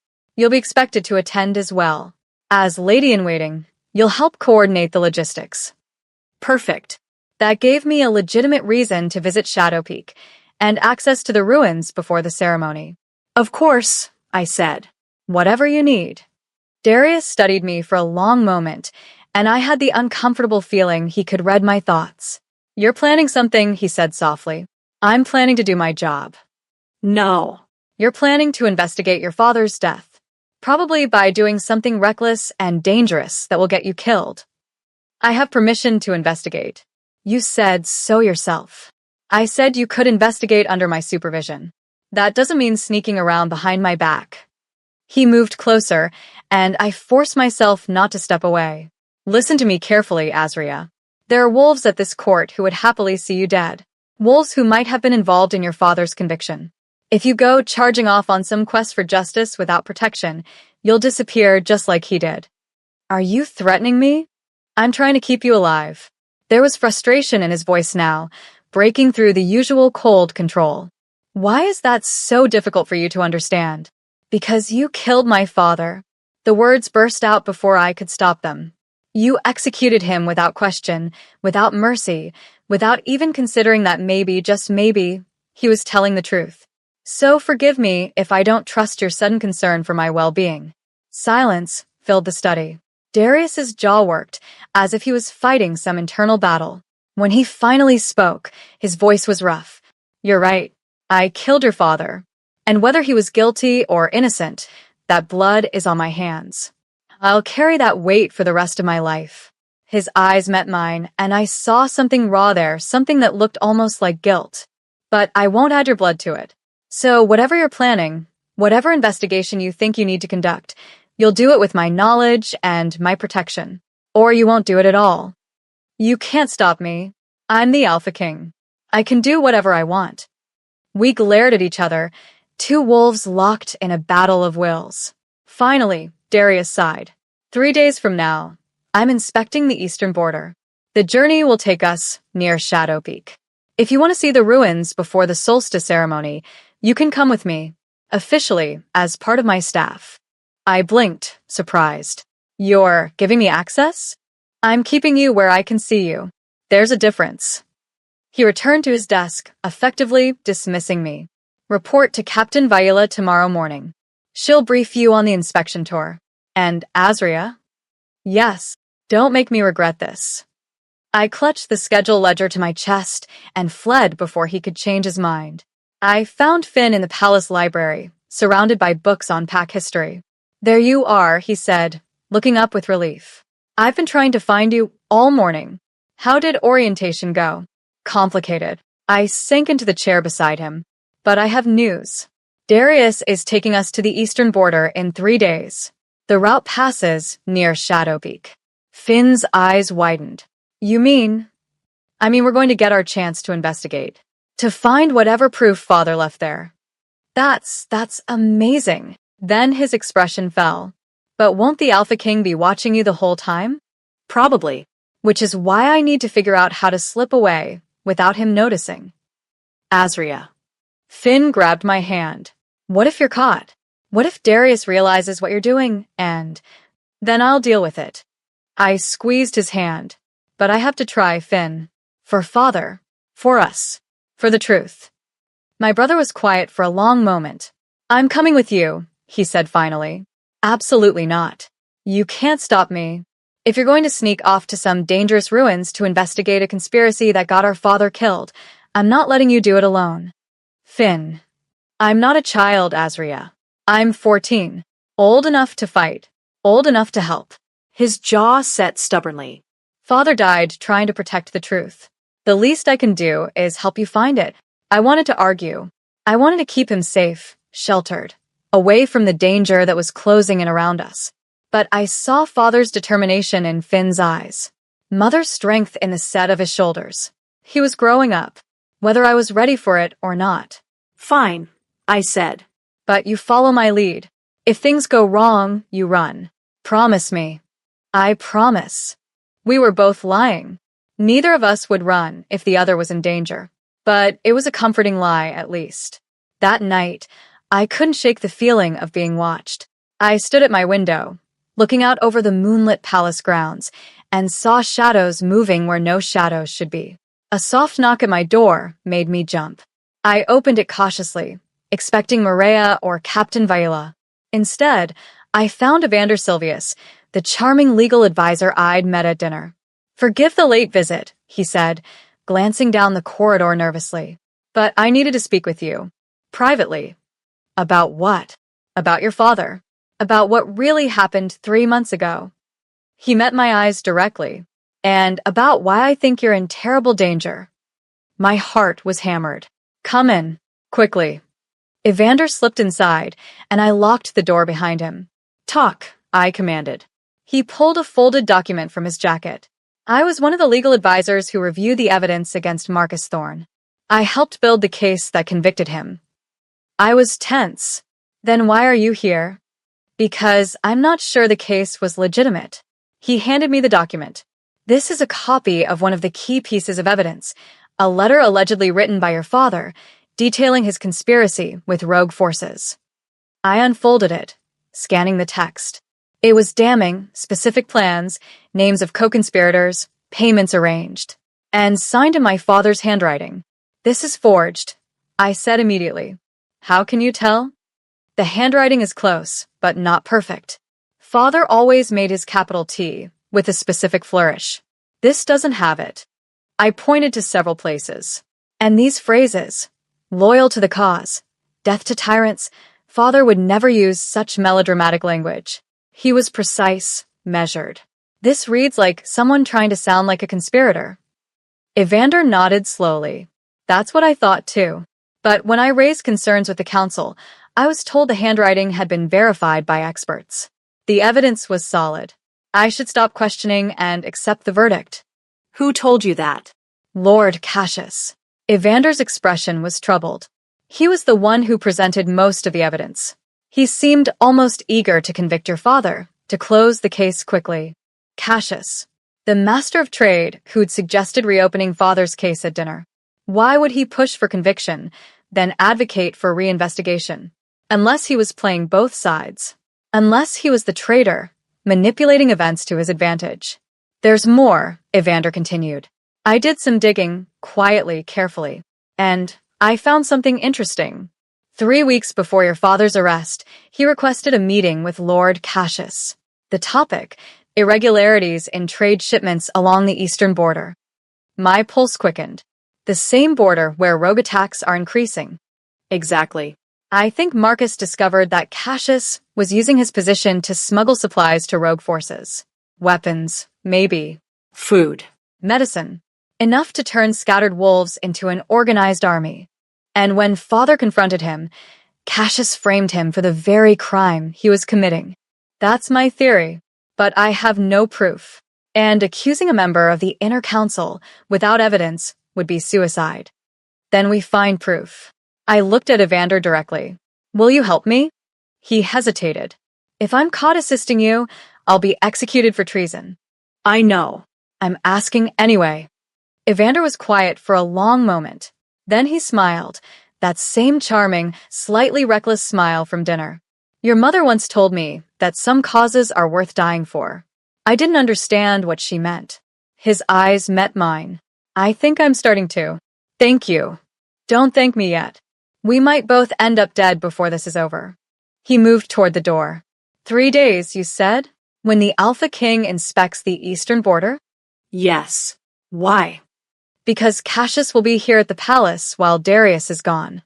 Which means I might be able to access his private offices, search for evidence connecting him to the rogues." "That's incredibly dangerous." "So, is what you're doing?" Evander grinned. "Seems like danger is becoming a family trait for Thorns and their allies." After he left, I sat in the darkness, my mind racing. Pieces were starting to fall into place. The conspiracy father had uncovered. The traitor on the inner council. The connection to the rogue attacks. Cassius. It all pointed to Cassius. But something still didn't fit. If Cassius was the traitor, why suggest reopening father's case? Why risk exposing himself? Unless he was confident the evidence at Shadow Peak had been destroyed. Unless he knew something I didn't. I pulled out father's journal, searching for any mention of Cassius. And there, buried in coded notes from 4 months ago, I found it. CR is the key. But not the only one. The conspiracy has multiple heads. Cut off one. 2 more grow. Need to find the center. The source. Before it's too late. CR Cassius Ravenwood. Multiple heads. Multiple conspirators. This was bigger than one traitor. Bigger than I'd imagined. And I was about to walk straight into the heart of it. Outside, the moon hung heavy and full. 3 days until the border inspection. 3 days until Shadow Peak. 3 days until I'd either find the truth or join my father in death. Chapter 6. The journey begins. The morning of the border inspection dawned cold and gray. I stood in the palace courtyard at dawn, wrapped in a traveling cloak, watching as servants loaded supplies into wagons. Around me, warriors from the King's Guard prepared their horses with military efficiency, checking saddles, sharpening weapons, speaking in low voices about patrol routes and potential threats. This wasn't just an inspection. It was a military operation. Nervous, I turned to find Captain Vaila beside me, already mounted on a black mare that looked as dangerous as its rider. Should I be? I asked. The eastern border is where most of the rogue attacks have been happening. We'll have 20 guards with us, but that doesn't guarantee safety. Vaila's green eyes assessed me. You know how to fight? I've had basic training. Basic won't cut it if rogues attack. Stay close to the king at all times. If something goes wrong, you run. Don't try to be a hero. Before I could respond, a commotion at the palace entrance drew everyone's attention. Darius emerged, dressed in traveling leathers that somehow made him look even more formidable than his court attire. His dark hair was pulled back, revealing the sharp angles of his face. 2 swords crossed his back, and a silver dagger hung at his belt.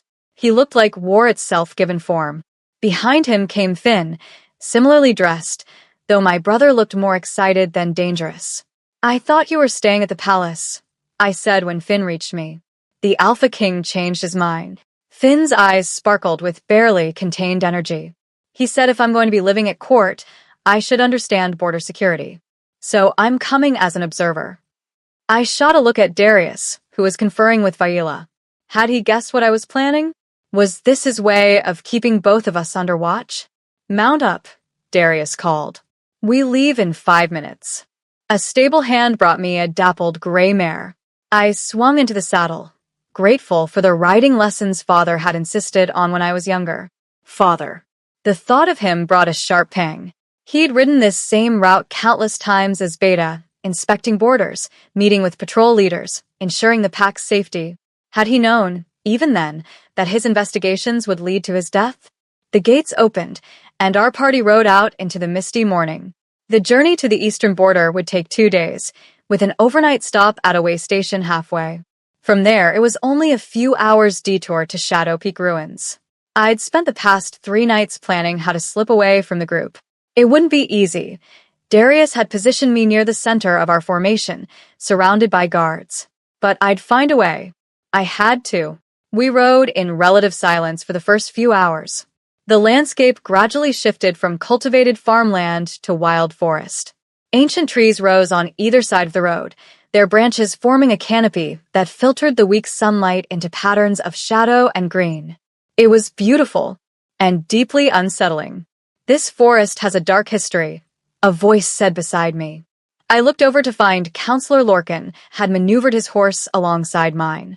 The scarred master of war studied the trees with wary eyes. What kind of history? I asked. 200 years ago, this was where the final battle between the Silver Moon Dynasty and the first Alpha King took place. Lorcan gestured to the forest floor, where old stones poked through the undergrowth. Thousands died here. Some say their spirits still linger, trapped between worlds. You believe in ghosts. I believe in respecting the dead. His eyes, dark and knowing, fixed on me. Your mother was descended from the Silver Moon line, wasn't she? I stiffened. Distantly. The bloodline was so diluted by the time it reached her, there was barely any power left. Still. Silver Moon blood running through your veins. That makes you special, Lady Azria, and dangerous to some. Why are you telling me this? Lorcan was quiet for a moment, his scarred face unreadable. Because I knew your father, he said finally. Marcus Thorne was one of the finest warriors I ever trained. Honorable, loyal, incapable of betrayal. He paused, which is why I never believed he was guilty. My heart skipped. You think he was framed? I think the evidence was too convenient. Too perfect. I said as much to the Alpha King during the trial. Lorcan's jaw tightened. He didn't listen. Or couldn't listen. Sometimes a king must make decisions based on political necessity rather than personal belief. That's a coward's excuse. That's the burden of leadership. Lorcan's eyes moved to where Darius rode at the front of our column, his posture alert, constantly scanning for threats. You hate him for what he did. I understand that. But understand this too. Darius Valcrest carries the weight of every wolf in the Northern Territories on his shoulders. Every decision he makes affects thousands of lives. Sometimes he has to sacrifice one to save many. My father wasn't a sacrifice. He was a scapegoat. Perhaps. Or perhaps Darius believed he was guilty, based on evidence that was expertly falsified. Either way, the result is the same. Marcus Thorne is dead, and his killers walk free. I studied Lorcan's face, trying to determine if this was genuine sympathy or some elaborate manipulation. If you believed father was innocent, I said carefully, why didn't you do something? Why didn't you investigate? I tried. Quietly. Lorcan's expression darkened. I was warned off. Told that questioning the king's judgment was tantamount to treason. Told that some matters were above my station to question. Who warned you? Lord Cassius. Lady Serenia. Others on the inner council. He shook his head. They closed ranks. Made it clear that pursuing the matter further would be inadvisable. Another piece of the puzzle. Cassius and Serenia working together to suppress questions about father's conviction. Were they both involved in the conspiracy? Or was one protecting the other? Why are you telling me this now? I asked. Lorcan glanced around, ensuring no one else was close enough to hear. Because you're investigating anyway. I can see it in your eyes. The same determination your father had when he was onto something.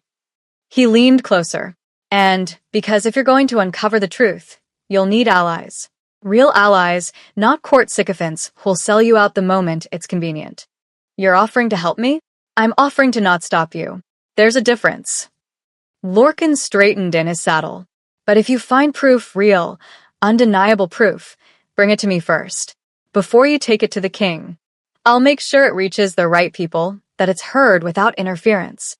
And if the proof implicates someone powerful, then we deal with that when it comes. His scarred hand moved to the sword at his hip. I've spent 40 years protecting the Northern Territories, Lady Azria. I won't let traitors destroy what we've built, no matter how highly placed they are. Before I could respond, Darius raised his hand, signaling a halt. Water break, Viola called. 10 minutes. Our party dismounted beside a clear stream. Wolves scattered, some watering horses, others stretching road-weary muscles. I found Finn helping stable one of the pack horses. Did you hear what Lorcan said? He whispered. I nodded. He suspects Cassius and Serenia. Maybe others. That's good, right? We have an ally. Maybe. Or maybe he's testing us, seeing if we'll reveal what we know. I glanced around, ensuring we weren't overheard. Trust no one, Finn. Not until we have proof. My brother's face fell slightly, but he nodded. A shadow fell across us.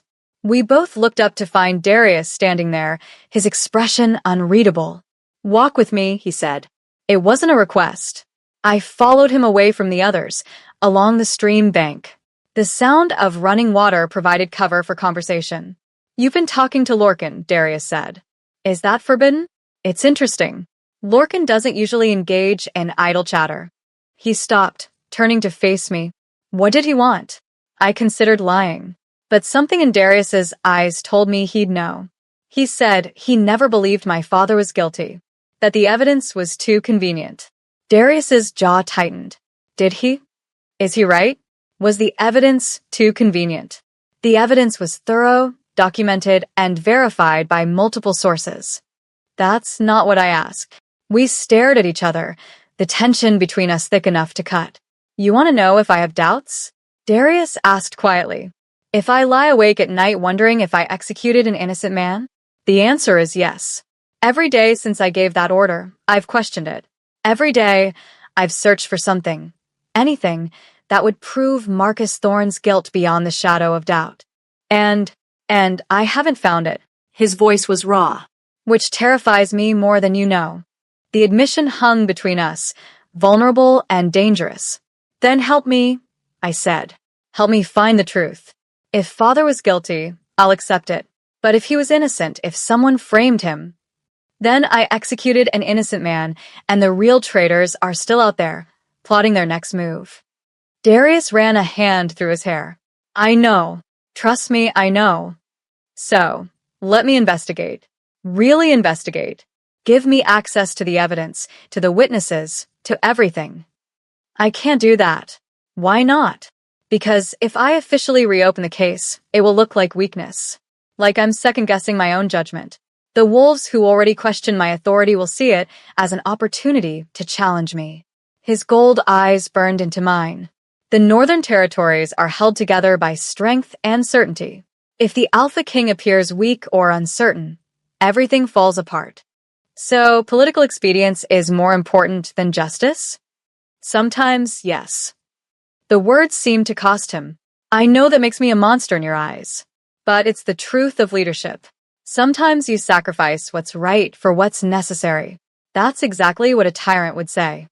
Then perhaps I am a tyrant.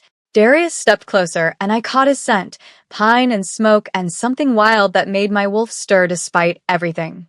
But I'm a tyrant who's kept the peace for 10 years. Who's prevented wars and famines and the kind of chaos that kills innocents by the thousands. So, if being a tyrant means making impossible choices, I'll bear that burden. We were so close now I could see the flecks of amber in his gold eyes. Could feel the heat radiating from his body. Mount up. Viola's voice shattered the moment. Darius stepped back, his expression closing off. We ride hard for the next 3 hours, he said formally. We need to reach the way station before dark. Stay alert. He walked away before I could respond. I stood by the stream, my heart hammering, my mind reeling. Darius had doubts. Real doubts about Father's guilt. But he couldn't admit them publicly without risking everything he'd built. Which meant if I wanted justice, I'd have to find proof so undeniable that even a king couldn't ignore it. Shadow Peak. The answer was that Shadow Peak. And we were less than a day away. The way station was a fortified compound built into the side of a hill, stone walls, guard towers, and a central lodge that could house 50 wolves comfortably. We arrived just as the sun was setting, painting the sky in shades of blood and gold. Secure the perimeter, Darius ordered. Double watches tonight. I don't trust this area. Expecting trouble, my king? Viola asked. Always. I helped servants carry supplies into the lodge. The main room had a massive fireplace already burning, casting dancing shadows across rough-hewn walls. Finn found me as I was spreading out my bedroll in the women's sleeping area. I scouted the area, he whispered. Shadow Peak is about 3 hours northeast of here. If we leave at midnight, we could get there and back before dawn. Don't even start. I'm coming. I wanted to argue, but I knew it was pointless. Finn had inherited Father's stubbornness along with his eyes. Fine. But we need to be careful. Darius has guards posted everywhere. I already figured out a blind spot in the watch rotation. There's a section of the eastern wall that's only checked every 2 hours. We can slip out there. When did you become an expert in guard rotations? Father taught me. Remember?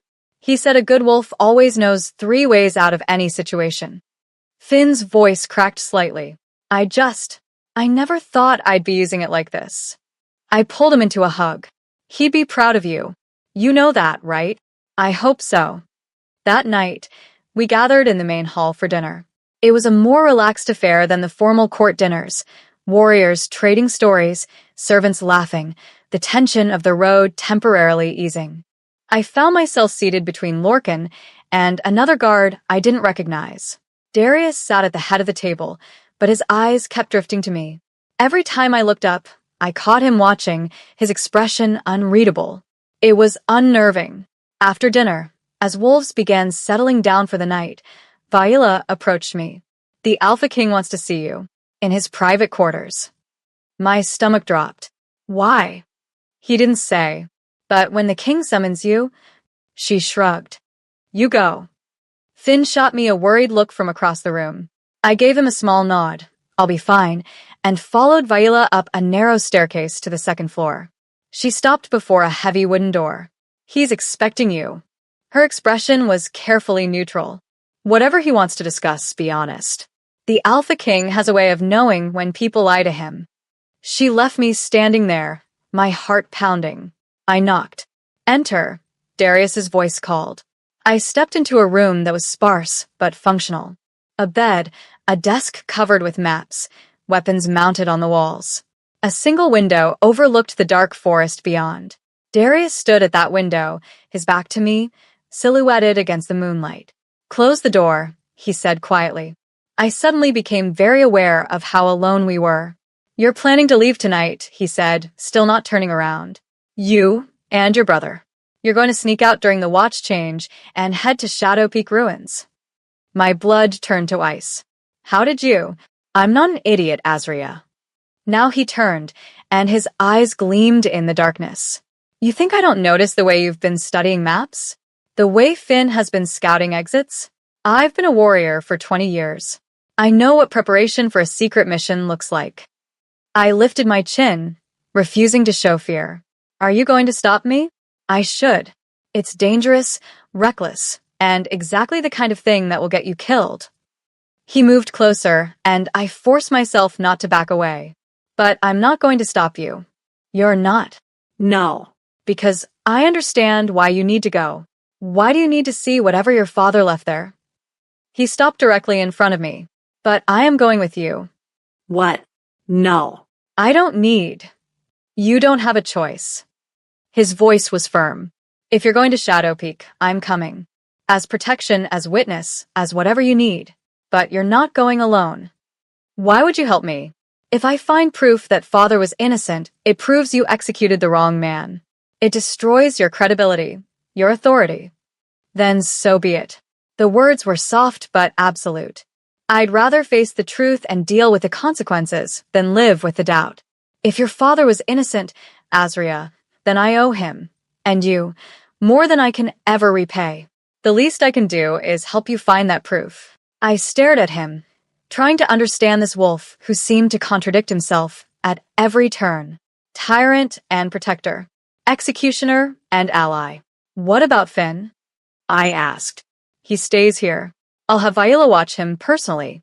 If things go wrong at Shadow Peak, I won't be responsible for getting both of you killed. He won't like that.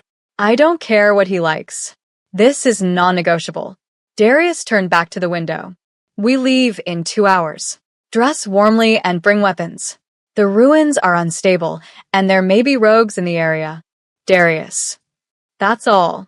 You're dismissed. I stood there for a moment, my mind whirling with questions and doubts and a strange, unwanted gratitude.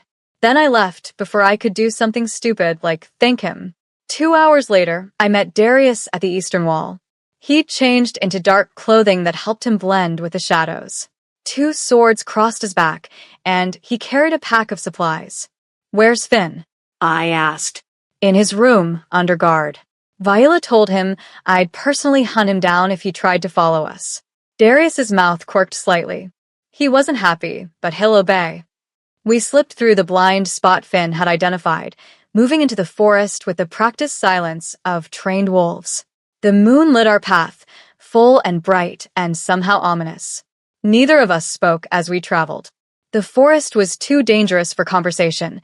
Every sound could be a threat, every shadow could hide enemies.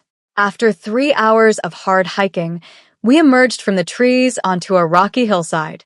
And there, silhouetted against the star-filled sky, stood Shadow Peak Ruins.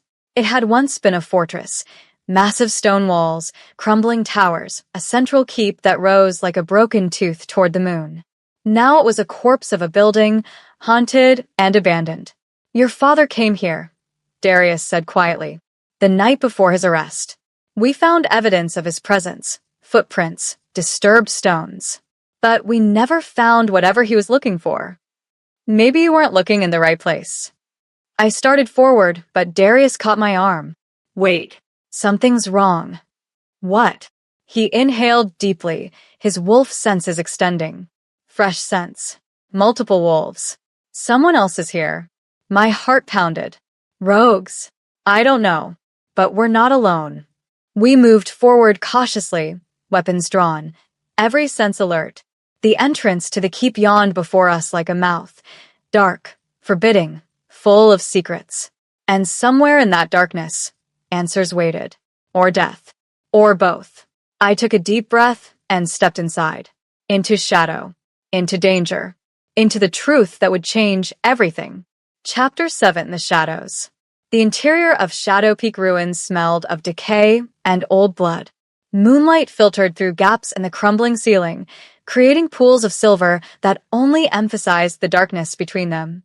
Stones crunched beneath our boots, the sound echoing off walls that had once rung with the voices of warriors long dead. "Stay close," Darius whispered, his hand moving to one of the swords on his back. I nodded, gripping the dagger he'd given me before we left. My wolf senses were on high alert, picking up traces of scent that made my hackles rise. Wolves had been here recently.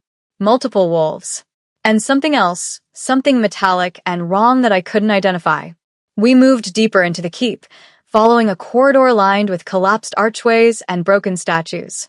Faces stared at us from the stone, ancient wolves carved in poses of battle and honor, their features worn smooth by centuries of wind and rain. This was the Silver Moon Dynasty's final stronghold, Darius said quietly, his voice barely audible. When Balthazar declared himself the first Alpha King, the Silver Moons refused to bow. They barricaded themselves here for 3 months before the siege broke them. "You sound like you admire them." "I admire anyone who stands by their principles, even when it costs them everything." His gold eyes glinted in the darkness. "Though I question the wisdom of choosing death over compromise. Some things are worth dying for. And some things are worth living for." He glanced at me. "Your father believed that. Whatever he discovered here, he thought it was important enough to risk his life for. But not important enough to throw his life away unnecessarily. And yet he died anyway." "Yes." The word was heavy with regret. "He did." We reached what had once been a great hall. The ceiling had partially collapsed, leaving rubble scattered across a floor that still bore faint traces of painted symbols, protection wards, if I remembered my mother's teachings correctly. Where would he have hidden something? I murmured, scanning the room. Father was methodical. He wouldn't just leave evidence lying around. He'd secure it somehow. Darius moved to the far wall, examining the stones. The Silver Moons were known for hidden chambers and secret passages. "If your father found one..." A sound froze us both. Footsteps. Multiple sets. Coming from deeper in the ruins. Darius's hand shot out, pulling me behind a collapsed pillar. We pressed against the cold stone, barely breathing.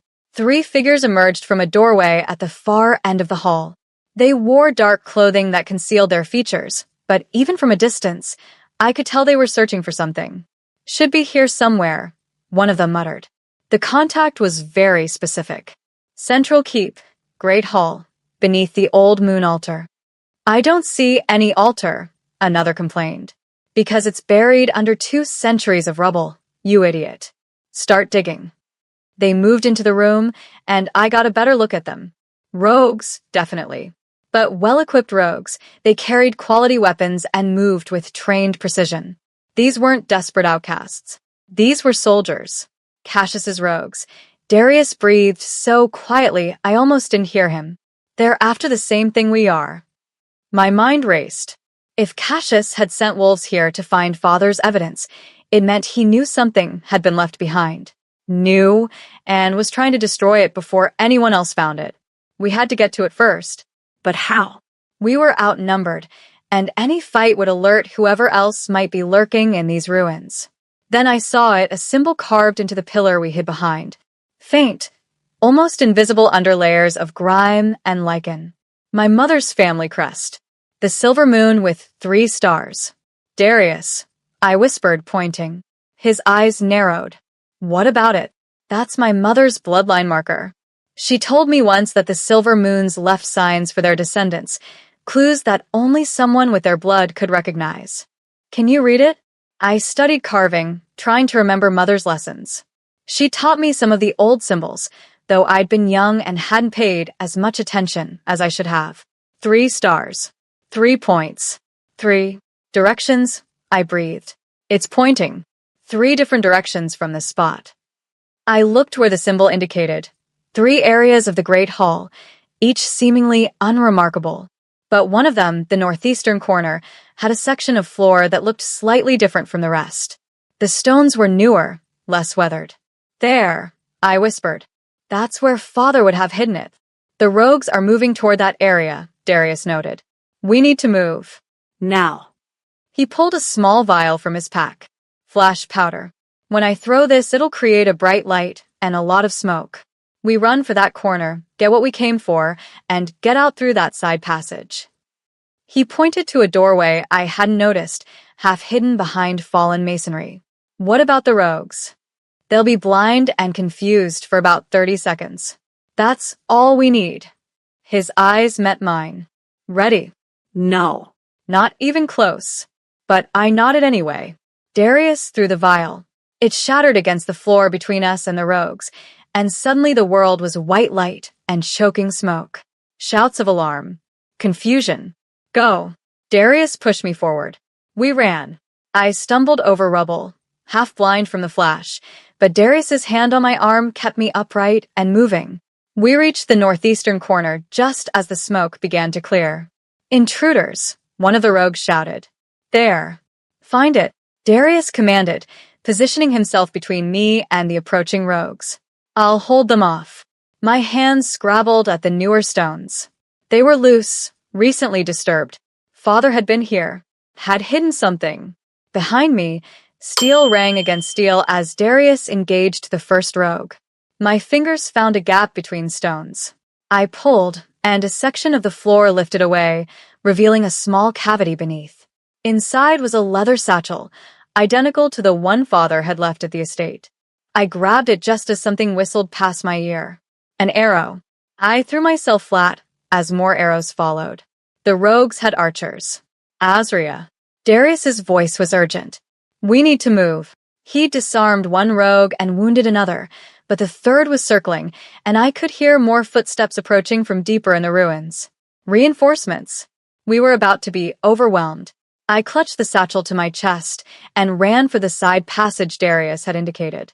He followed, blocking another arrow with his sword in a move that should have been impossible. We plunged into the passage just as more rogues poured into the great hall. This way. I could barely see in the darkness, but something, instinct, or maybe Mother's blood singing in my veins, guided me forward. The passage twisted and turned, descending deeper into the ruins. Behind us, the sounds of pursuit echoed. They're gaining, Darius panted. Then the passage opened into a chamber I recognized from stories Mother had told me. The Silver Moon Sanctuary. It was smaller than I'd imagined, but still beautiful despite centuries of neglect. The walls were covered in carvings of the moon in all her phases. A stone altar stood at the center, its surface etched with symbols that glowed faintly in the darkness. Actually glowed. It's responding to you, Darius said, his voice filled with wonder. Your silver moon blood is activating the wards. The glow intensified, and suddenly I understood. This was a sanctuary in the truest sense, a place protected by ancient magic. A place where only Silver Moon descendants could safely enter. As if to prove my theory, the rogues burst through the passage entrance and immediately recoiled, crying out in pain. What is this? One of them screamed, clutching his head. Blood wards, I whispered. The silver moons protected their sacred places.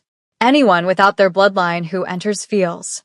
I watched as the rogues stumbled backward, their faces twisted in agony. Pain. Confusion. Terror. How do you know this? My mother taught me. I moved to the altar, running my fingers over the glowing symbols. She said the silver moons believed some truths were too dangerous for those with darkness in their hearts. The rogues couldn't enter. They clustered at the threshold, snarling and cursing, but the wards held them back. We're safe, Darius said. For now. But they'll find another way around, or they'll wait for us out. Then we need to move fast. I opened the satchel Father had hidden, my hands shaking. Inside were 3 items. Another journal, this one smaller than the first. A sealed letter addressed to whoever finds this. And a small wooden box, locked. I opened the letter first, recognizing Father's handwriting immediately. If you're reading this, I'm dead. And everything I feared has come to pass. I discovered the conspiracy 3 months ago, quite by accident. I was investigating irregularities in border trade when I stumbled onto something much larger. A plot to overthrow the Alpha King and destabilize the Northern Territories.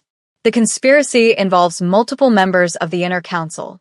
I have documented evidence of their meetings, their plans, their financing of rogue armies. It's all in the journal. But the conspiracy has a leader. Someone I trusted. Someone close to the king. I arranged a meeting here at Shadow Peak to confront them, to give them a chance to surrender peacefully. Instead, they framed me for the very crimes they were committing. By the time you read this, I will have been executed. But the real traitors will still be free, still working to destroy everything we've built. The wooden box contains the final piece of evidence, proof of the leader's identity.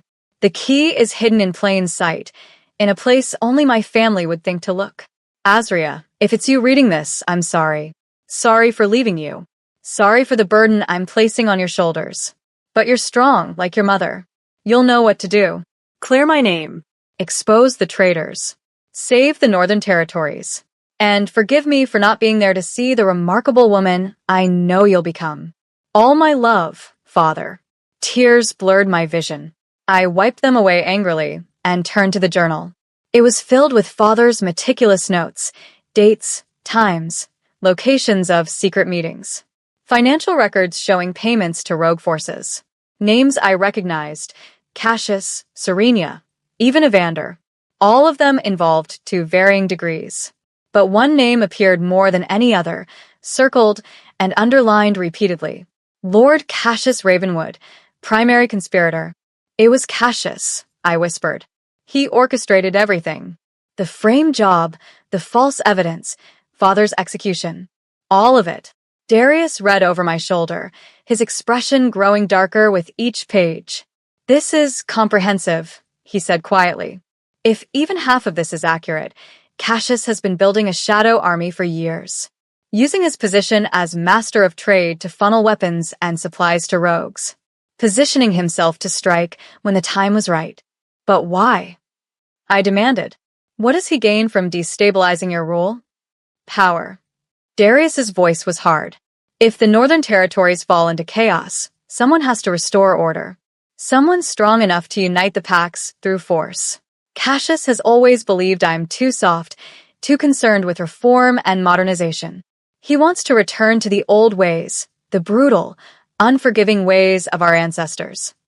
And he's willing to destroy everything to do it. Yes. I looked at the wooden box. Father said the final proof is in here. The evidence that identifies the leader conclusively. Where's the key? Hidden in plain sight, in a place only my family would think to look. I turned the words over in my mind. What place? What would Father consider? Then it hit me. Mother's necklace. I breathed. The silver moon pendant she always wore. Father gave it to me after she died. He said to keep it safe, that it was more important than I knew. I pulled the necklace from beneath my shirt. I'd worn it every day for 5 years, never taking it off. The pendant was a simple silver crescent moon. But when I examined it closely, I saw what I'd missed before, a tiny seam along the edge. It wasn't just a pendant. It was a locket. I pried it open with my fingernail. Inside was a tiny key, no bigger than my thumbnail. Clever, Darius murmured. Who would think to look for something so important in a piece of jewelry? I inserted the key into the box's lock. It turned with a soft click. Inside the box was a single piece of parchment, folded carefully. I unfolded it with trembling hands. It was a contract. An agreement between Lord Cassius Ravenwood and someone identified only as the Silent Alpha. The terms were explicit. Cassius would provide military support and resources. In return, the Silent Alpha would help him overthrow Darius and install Cassius as the new Alpha King of the Northern Territories. The contract was signed by Cassius and by one other person. My blood turned to ice as I read the name. Lady Serenia Nightshade. Serenia, the mistress of intelligence. The wolf who controlled information throughout the Northern Territories. She wasn't just involved in the conspiracy. She was its architect. Moon Goddess, Darius breathed, reading over my shoulder. Serenia. I trusted her completely. She's been advising me for 8 years. She has access to everything, every secret, every security protocol, every weakness in our defenses. She's the Silent Alpha, I said, the pieces finally clicking into place. She's been manipulating events from the shadows, using Cassius as her public face, while she pulls the strings. That's why Father couldn't figure out who was really in charge, because Serenia made sure she stayed invisible. And when your father got too close to the truth, she framed him using evidence only she could have fabricated. Darius's voice was deadly quiet. She used her position to manufacture witnesses, forge documents, and convince me that Marcus Thorne was guilty of treason, while the real traitor stood at your side, advising you, guiding your decisions. We stared at each other, the full horror of the betrayal settling over us. We need to get this evidence back to the palace, Darius said. Immediately. If Serenia realizes we know. A slow clap echoed through the sanctuary. We both spun around. Lady Serenia Nightshade stood at the threshold, her violet eyes gleaming with dark amusement. Behind her, at least a dozen rogues filled the passage, all armed, all dangerous. How touching, she said, her voice dripping with false sympathy. The brave daughter and the noble king, united in their quest for truth. It's almost romantic. Somehow, she'd entered the sanctuary. The blood wards hadn't stopped her. Silver moon blood, I whispered, understanding dawning. You're a descendant too. That's why you could enter. Half-blood, actually. My mother was Silver Moon, my father a lesser noble. Serenia stepped into the chamber, her movements fluid and predatory. The bloodline that was supposed to die out? It didn't. Some of us survived, hiding in plain sight, waiting for our chance to reclaim what was stolen from us. So, this is about revenge? Darius demanded. 200 years of peace, and you'd throw it away for ancient grudges? This is about justice, Serenia corrected. The Alpha King stole our throne through treachery and violence. They've ruled long enough. It's time for the Silver Moons to return to power. Through chaos and bloodshed?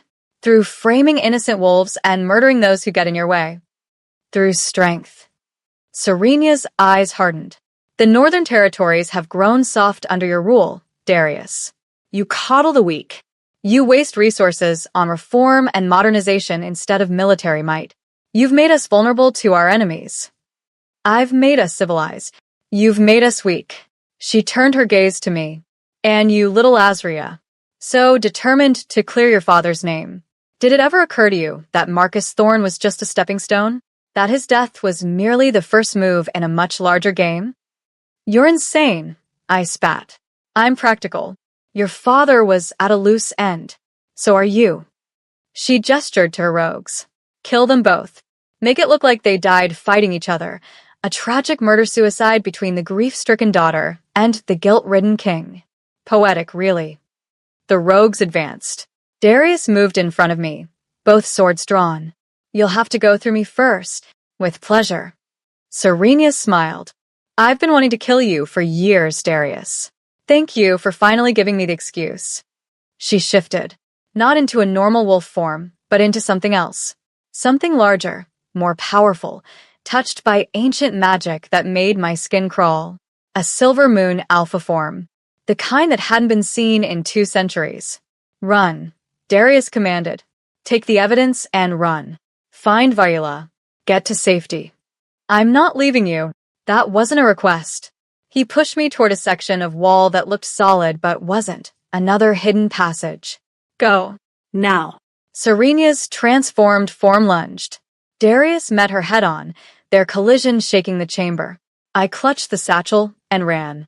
Behind me, the sounds of battle echoed, snarls, the clash of steel, the wet crunch of claws meeting flesh. I couldn't look back, couldn't stop. I plunged into the hidden passage, running blind through darkness, guided only by instinct and desperate hope. The passage twisted upward, finally emerging into the forest beyond the ruins. I stumbled into the moonlight, gasping for air, my heart hammering so hard it hurt. Behind me, Shadow Peak ruins loomed like a tombstone, and somewhere inside, Darius was fighting for his life, fighting for both of us. I wanted to go back. Every instinct screamed at me to help him, but he'd ordered me to run, to protect the evidence, to make sure Father's death wasn't in vain. So I ran. Through the forest, stumbling over roots and stones, branches tearing at my clothes and skin. I ran until my lungs burned and my legs gave out. And when I finally collapsed against a tree, the satchel clutched my chest, I allowed myself one moment of weakness. One moment to cry for my father, who died trying to expose the truth. For Darius, who might be dying right now defending me. For myself, suddenly alone in a forest full of enemies with evidence that could save the Northern Territories or get me killed. Then I wiped my tears, took a deep breath, and started moving again. Toward the way station. Toward safety. Toward whatever came next. Because Father hadn't died for nothing. And I'd be damned if I let Serenia win. Chapter 8. The Price of Truth. I burst through the way station gates, just as dawn broke over the mountains. The guards on duty shouted an alarm, weapons drawn, but I didn't stop running until I reached the main lodge. Captain Viola. I screamed, my voice raw. Someone get Captain Viola. Wolves poured from the building, warriors jerking awake, servants rushing to see what the commotion was about. In the chaos, I spotted Finn pushing through the crowd. Azria. He grabbed my shoulders, his eyes wide with terror. What happened? Where's the Alpha King? You're covered in blood. Not mine, I gasped, though I wasn't entirely sure that was true. My arms were scratched and bleeding from my desperate flight through the forest. Where's Viola? Here. The captain appeared, fully armed despite the early hour. Her green eyes swept over me, cataloging every detail with trained efficiency. Report. Now. Shadow Peak. Ambush. Rogues and... I swallowed hard. Lady Serenia. She's a traitor. She's been working with Cassius to overthrow Darius. They have an army. The Alpha King stayed behind to fight them off, so I could escape with the evidence. The words tumbled out in a rush. Around me, wolves exchanged shocked glances. That's impossible, someone muttered. Lady Serenia is mistress of intelligence. She's served the crown for years while plotting its downfall. I interrupted, pulling Father's journal from the satchel. It's all here. Documentation of the conspiracy. Proof that my father was framed. Proof that Serenia and Cassius have been funding rogue armies and planning a coup. Viola snatched the journal, her eyes scanning the pages with increasing fury. Moon Goddess, she breathed. This is comprehensive. If even half of this is accurate. She looked up at me. You said the Alpha King stayed behind. Yes. To fight Serenia and her rogues. To give me time to escape. How many rogues? At least a dozen. Maybe more. My voice cracked. Viola, we have to go back. We have to help him. We will, but not recklessly. She turned to the assembled warriors. Listen up. The Alpha King is under attack at Shadow Peak Ruins. We rode out in 5 minutes. Full combat gear. Assume heavy resistance. Leave half our force here to protect the way station and Lady Azria. I'm coming with you, I said immediately. Absolutely not. You have the evidence. You're the witness. If something happens to you, everything your father died for is lost. If something happens to Darius, none of it matters. The words came out louder than I intended. Several wolves stared at me, and I realized what I'd just revealed. I cared. About Darius. About the wolf who'd executed my father. Moon Goddess help me. I actually cared. Viola's expression softened slightly. I know, but you're more valuable alive and safe than dead and heroic. Let us do our job. She was right. I knew she was right. But every instinct screamed at me to go back, to fight, to not abandon Darius the way I'd abandoned father. Captain. A scout rushed up, his face pale. Riders approaching from the north. At least 20 moving fast. Viola's hand went to her sword. Rogues? I don't know, but they're not trying to hide their approach. Everyone tensed, preparing for battle. Then a familiar voice called from beyond the gates. Stand down. It's Counselor Lorcan. My heart leaped. Lorcan, the master of war who'd expressed doubts about father's guilt. The gates opened, and Lorcan thundered through at the head of a contingent of heavily armed warriors. His scarred face was grim as he dismounted. Captain Viola, Lady Azria. He nodded to us both. We received word of suspicious activity at Shadow Peak and mobilized immediately. Where's the Alpha King? Under attack, Viola said tersely. Lady Serenia has revealed herself as the leader of the conspiracy against the crown. She and her rogues have the king trapped in the ruins. Lorcan's expression turned murderous. Serenia. I knew that snake couldn't be trusted. He turned to his warriors. You heard the captain. We ride for Shadowpeak. Anyone who stands between us and our king dies. No exceptions.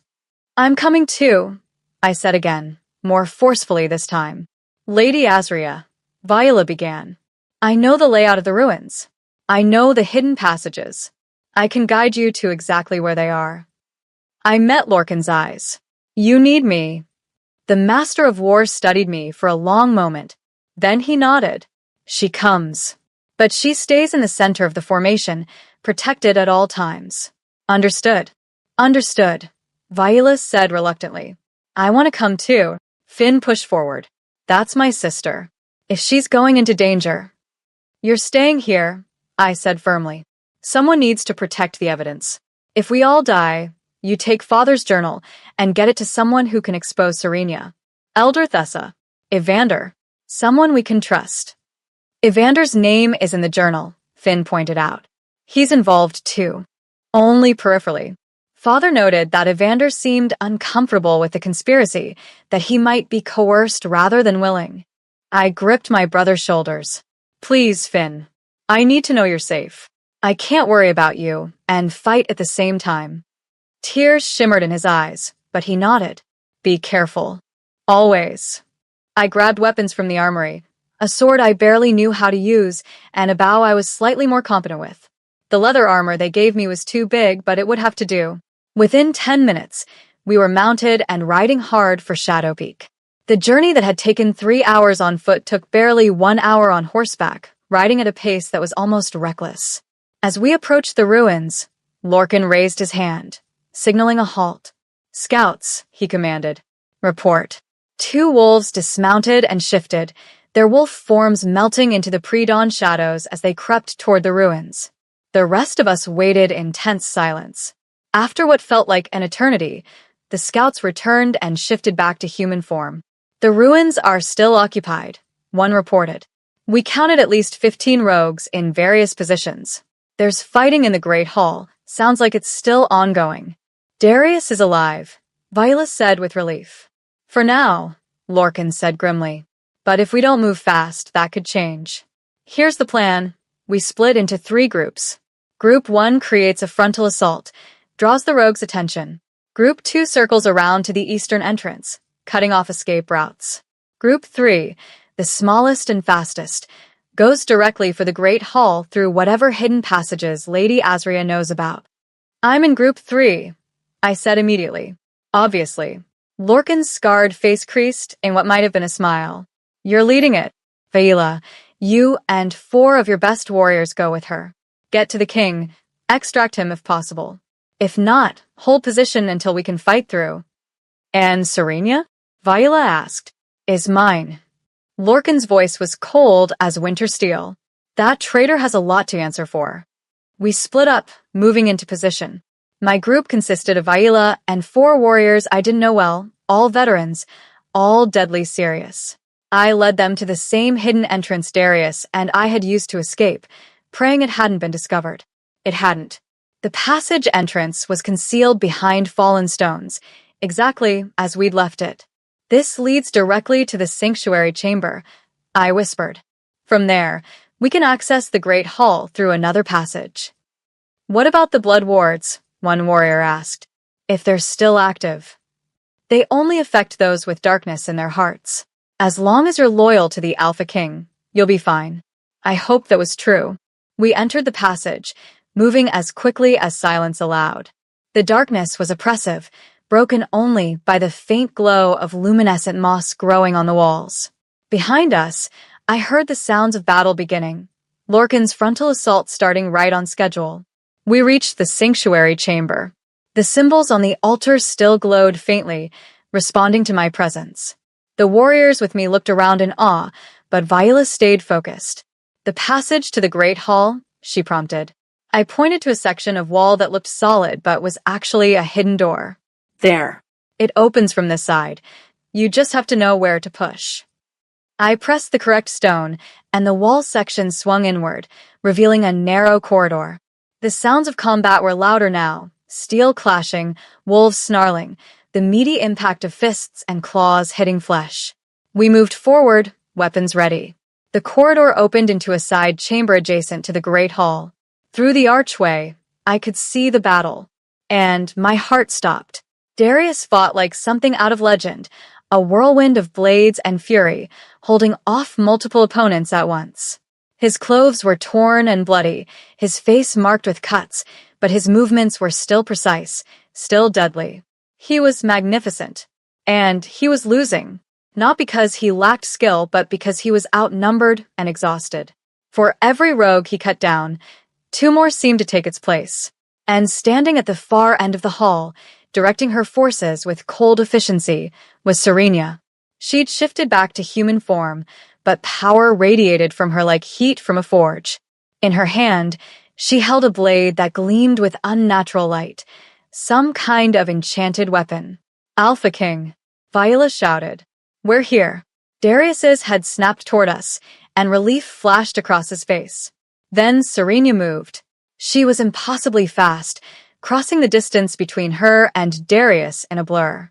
Her enchanted blade drove toward his heart. Time seemed to slow. I watched in horror as Darius tried to block, but he was too slow, too tired.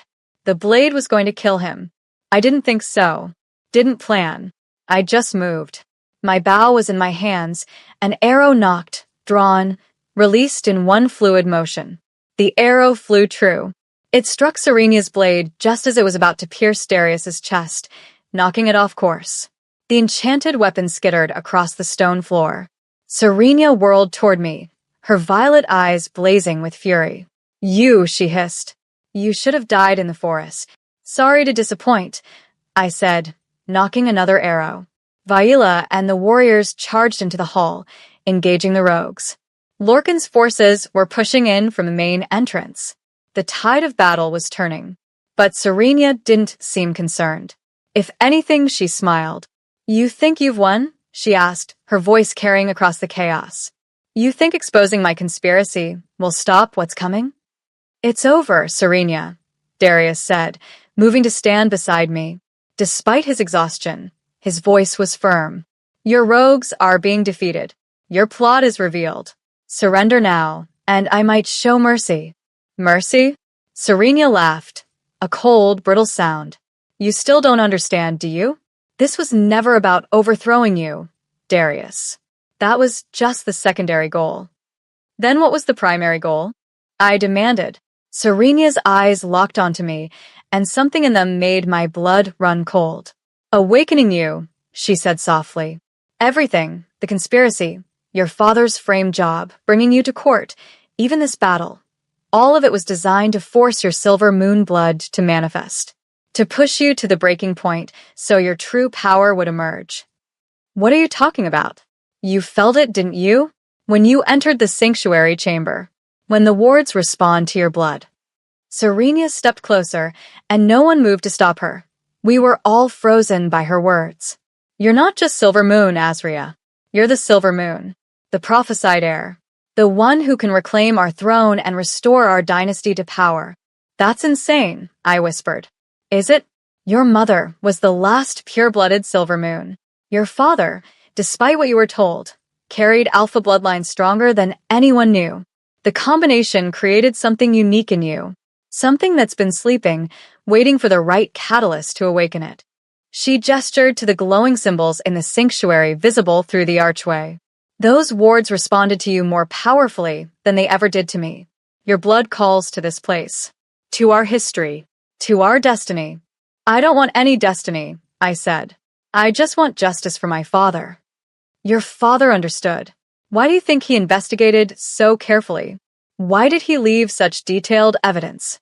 Serenia's smile was sad now, almost gentle. Marcus Thorne knew what you were. Knew that one day, you have to choose. Embrace your Silver Moon heritage and reclaim your rightful throne, or watch the Northern Territories tear itself apart in the chaos I've orchestrated. You're lying, Darius said. This is just another manipulation. Is it? Serenia's eyes never left mine. Tell me, Azria. When you used the blood wards against my rogues, when you found the hidden passages, when you shot that arrow just now, did it feel natural? Easy? Like something you'd always known how to do? I wanted to deny it, wanted to say she was wrong. But she wasn't. Everything since I'd entered Shadowpeak had felt right. Like I was remembering rather than learning. Like this place, these powers, this ancient magic, it was all mine. It has always been mine. The Northern Territories is at a crossroads, Serenia continued. The Alpha King's rule has made us soft, vulnerable. But a Silver Moon on the throne, a true Silver Moon, with all the ancient powers, could make us strong again. Could unite the packs under a banner of heritage and history rather than conquest and force. By murdering innocents? I demanded. By framing my father and throwing the territories into chaos. By showing you what you could become, what you must become. Serenia's voice became urgent. Join me, Azria. Together, we can restore the Silver Moon dynasty. We can create something better than what the Alpha Kings have built. We can. No. The word was firm, absolute. Serenia's expression fell. No. No. I repeated. I don't care about thrones or dynasties or ancient prophecies. I care about justice, about honor, about protecting wolves who can't protect themselves. I moved to stand beside Darius. You killed my father. You betrayed the trust of everyone in the Northern Territories. You don't get to wrap your crimes in noble rhetoric and pretend it was all for some greater good. You're making a mistake. The only mistake I made was not seeing through you sooner. I raised my bow. It's over, Serenia. Surrender or die. Choose. For a moment, Serenia just stared at me. Then her expression hardened. So be it. She raised her hands, and power exploded from her, raw, ancient magic that sent everyone staggering backward. If I can't have you as an ally, she said, her voice echoing with unnatural resonance, then you'll die with the rest of them. And from the ashes, the Silver Moon will rise again, with or without you. The chamber began to shake. Stones fell from the ceiling. She's bringing down the ruins, Viola shouted. Everyone out. Now. Chaos erupted. Warriors and rogues alike scrambled for exits as the ancient fortress began to collapse. Darius grabbed my hand. Run. We ran. Through the sanctuary chamber, its glowing symbols now pulsing wildly. Through the hidden passages as walls cracked and crumbled around us. Behind us, I heard Serenia's laughter echoing through the destruction. We emerged into daylight just as the central keep collapsed with a deafening roar. Warriors poured out from various exits, some carrying wounded comrades, others helping rogues who decided survival was more important than loyalty to a mad traitor. We stood in the forest, watching Shadow Peak ruins destroy itself, 2 centuries of history reduced to rubble in minutes. Did Serenia? I couldn't finish the question. I don't know, Lorcan said grimly. Either she died in the collapse, or she escaped through passages only she knew about. We need to assume she survived, Darius said, and that she's even more dangerous now. He turned to me, his gold eyes intense. Are you all right? Am I all right? I almost laughed. I just found out I'm apparently some prophesied Silver Moon heir destined to reclaim an ancient throne. My father was killed as part of a plan to awaken my dormant powers. A traitor just tried to recruit me to overthrow you, and then brought down an entire fortress. So no, Darius. I'm not all right. Fair enough. Despite everything, the exhaustion, the terror, the revelation, I found myself smiling. Then Darius pulled me into his arms, and I stopped smiling. I stopped thinking. I just let myself be held, finally allowing the fear and adrenaline to drain away. You saved my life, Darius murmured into my hair. That arrow. You saved mine first. In the sanctuary. Then we're even. Are we? I pulled back to look at him. You executed my father. I'm supposed to hate you. Do you? Hate me? I wanted to say yes. Should have said yes. But looking into his eyes, seeing the exhaustion and concern and something deeper that I didn't want to name. I don't know what I feel, I admitted. Everything's so complicated. Yes, Darius agreed. It is. Around us, warriors were regrouping, tending wounds, counting losses. The battle was over. But the war against Serenia, against whoever else was involved in the conspiracy, against my own conflicted feelings, had just begun. We returned to the way station in a somber procession. 3 warriors had died in the battle. 7 more were seriously wounded. And we'd captured 12 rogues alive for interrogation. But Serenia remained at large, her final fate unknown. Finn met us at the gates, relief washing over his face when he saw me alive. Did you get the evidence? He asked. I nodded, too tired to speak. Then Father didn't die for nothing. His young face was grave, older than his years. We have what we need to clear his name. We have what we need to start, I corrected. But this isn't over. Serenia is still out there, still plotting. And there may be others involved that we don't know about yet. Then we'll find them, Darius said firmly. All of them. And we'll make sure they face justice. He addressed the assembled warriors. What happened today will be recorded in Pack history.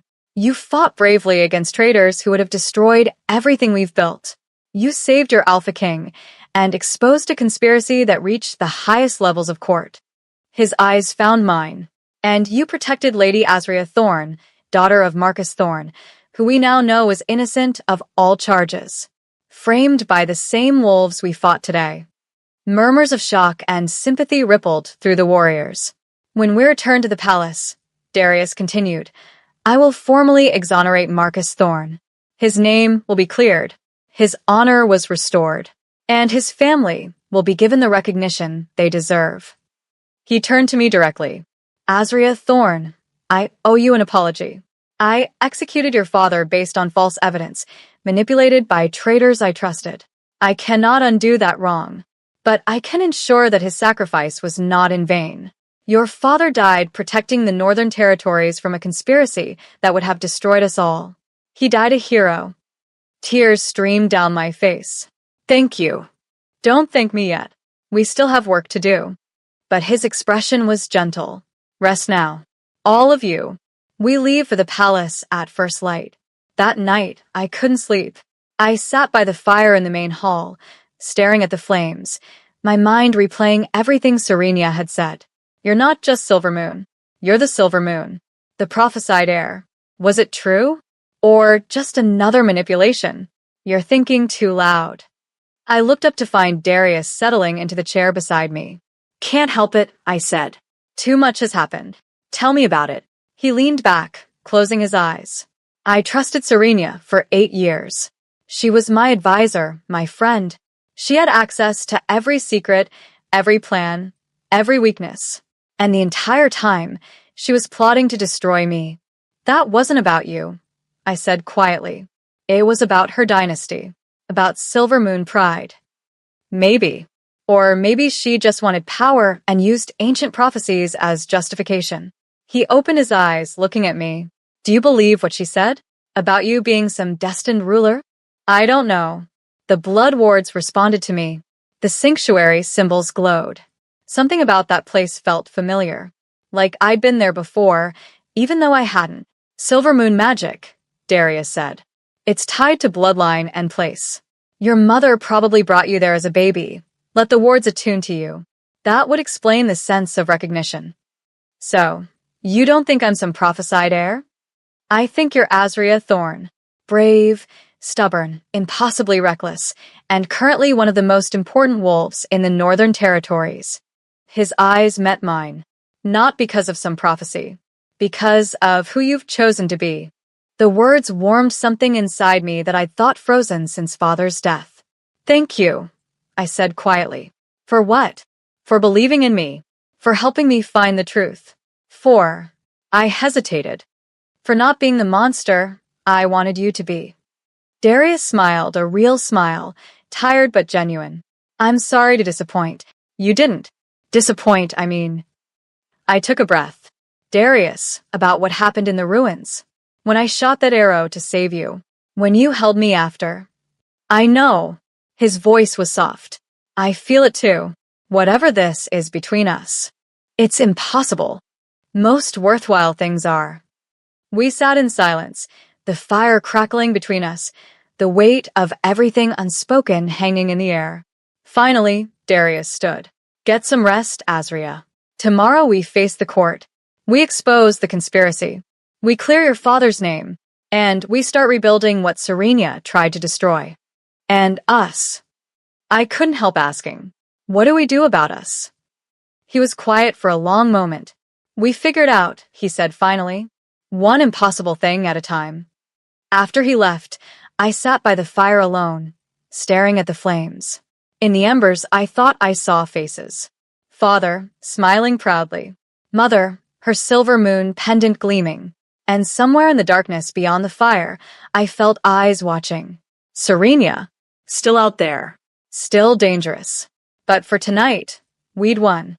For tonight, the truth had prevailed. And tomorrow, we'll face whatever comes next. Together. Chapter 9. The Reckoning. The palace was in chaos when we returned. Word had spread ahead of us. Whispers carried by scouts. Rumors flying faster than any horse could ride. By the time our weary party crossed through the palace gates, the entire court had assembled in the main courtyard. I'd never seen so many wolves in one place, all of them silent, watching, waiting. Lord Cassius stood at the front of the crowd, his silver hair gleaming in the morning sun. His expression was carefully neutral, but I saw the tightness around his eyes. The way his hand rested near his sword. He knew. Somehow, he knew we'd found the evidence. Beside him stood Evander, looking genuinely confused and concerned. Further back, I spotted Elder Thessa, her ancient face grave. Darius dismounted first, moving with the confident stride of a king despite his exhaustion and injuries. He'd refused medical treatment beyond basic field dressing, insisting we return to the palace immediately. Now I understand why. This moment, this confrontation, couldn't wait.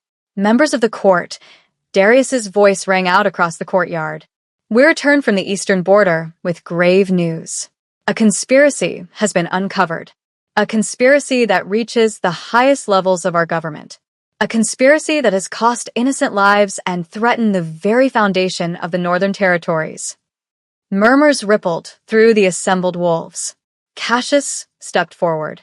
Alpha King, if you're referring to the rogue attacks, I assure you my trade networks have been working tirelessly too. I'm referring to treason. Darius cut him off. Your treason specifically, Lord Cassius. The courtyard exploded into noise, shocked gasps, angry shouts, questions shouted over one another. Cassius's face went pale, then red with fury. How dare you accuse me? I have served the crown faithfully for years while secretly funding rogue armies and plotting my overthrow. Darius gestured to me. Lady Azria has evidence. documentation compiled by her father before he was framed and executed for the very crimes you committed. All eyes turned to me.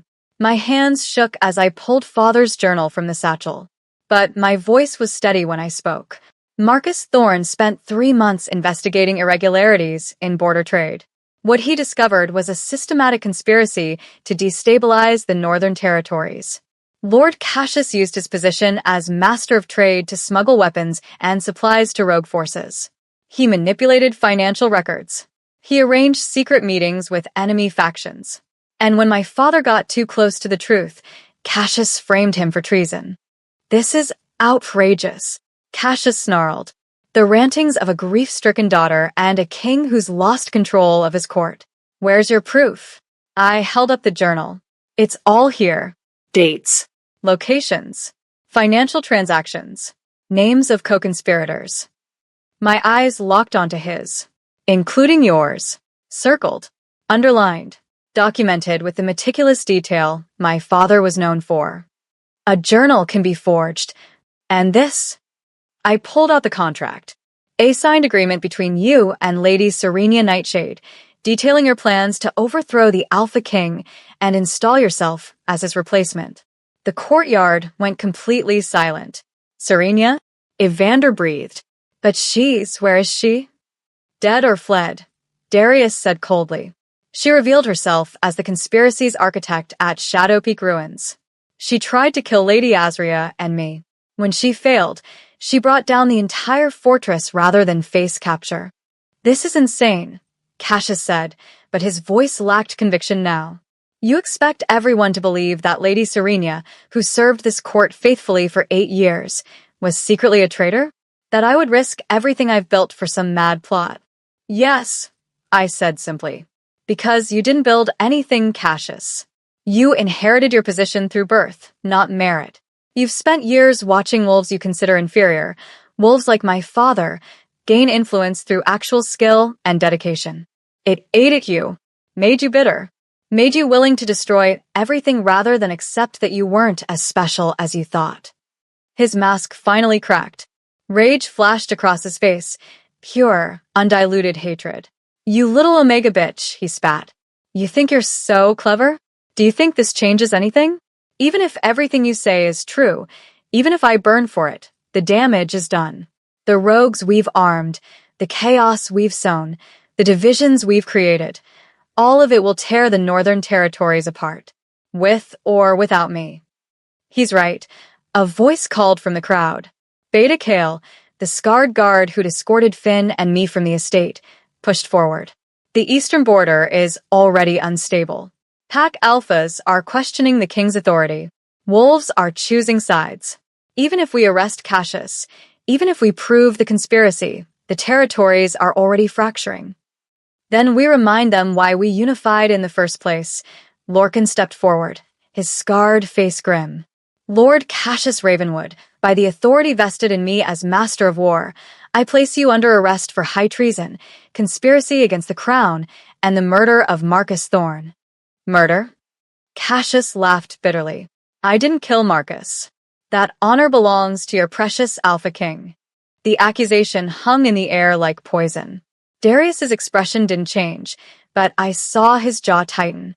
"You framed an innocent wolf," Darius said quietly. "You manufactured evidence, so convincing that I believed it. You manipulated me into becoming the weapon that killed Marcus Thorne. His blood is on both our hands, Cassius. But at least I'm willing to face that truth." He turned to address the court. "I executed Marcus Thorne based on false evidence. I let my advisors, traitors as it turns out, convince me of his guilt. I failed in my duty to seek the truth before passing judgment. That failure cost an honorable wolf his life and nearly destroyed his family." Darius's eyes found mine across the courtyard. "I cannot undo that wrong, but I can ensure it never happens again. From this day forward, all evidence in treason cases will be reviewed by multiple independent sources. All accused will have the right to present a defense. And all executions will require unanimous approval from the full council, not just the inner circle." Murmurs of approval rippled through the crowd. "Furthermore," Darius continued, I hereby issue a full pardon and restoration of honor to Marcus Thorne. His name will be cleared. His estate and titles will be restored to his children, and a monument will be erected in his memory, honoring his sacrifice in exposing this conspiracy. My vision blurred with tears. Finn appeared at my side, gripping my hand tightly. "Thank you," I whispered, though I wasn't sure if I was thanking Darius, the moon goddess, or Father Spirit. "Take him away," Lorcan ordered, and guards moved to restrain Cassius. The former master of trade didn't fight. He simply stood there, his expression empty, as chains were fastened around his wrists. As they led him past me, he leaned close enough to whisper, "You think you've won. But Serenia always has contingencies. Always has plans within plans. This isn't over, little Thorne. Not by a long shot." Then he was gone, dragged toward the dungeons where he'd await trial and execution. The crowd began to disperse, wolves clustering in small groups to discuss what they'd just witnessed. Evander approached me, his handsome face troubled. "Lady Azria, I need to speak with you. Privately." I tensed, remembering his name in Father's journal. Darius moved closer protectively, but I shook my head. "It's all right. I'll hear what he has to say." We moved to a quiet corner of the courtyard. Viola followed at a discreet distance, close enough to intervene if needed, far enough to give us privacy. "I was involved," Evander said without preamble. "Not willingly, not knowingly, but involved." "I know," I said. "My father's notes indicated you were being coerced." Coerced and manipulated. Serenia discovered that I'd been falsifying legal documents years ago. Nothing major, just helping some lower-ranked wolves avoid unfair penalties. She threatened to expose me unless I helped her occasionally with legal interpretations that supported her goals. Like helping build the case against my father? Yes. His voice was thick with shame. I reviewed the evidence against Marcus. I knew it felt wrong. Too perfect, too convenient. But I convinced myself I was being paranoid, that I was seeing conspiracies where there were none. And all the while, Serenia was using my legal opinions to give legitimacy to her false evidence. "Why are you telling me this?" "Because I want to face consequences.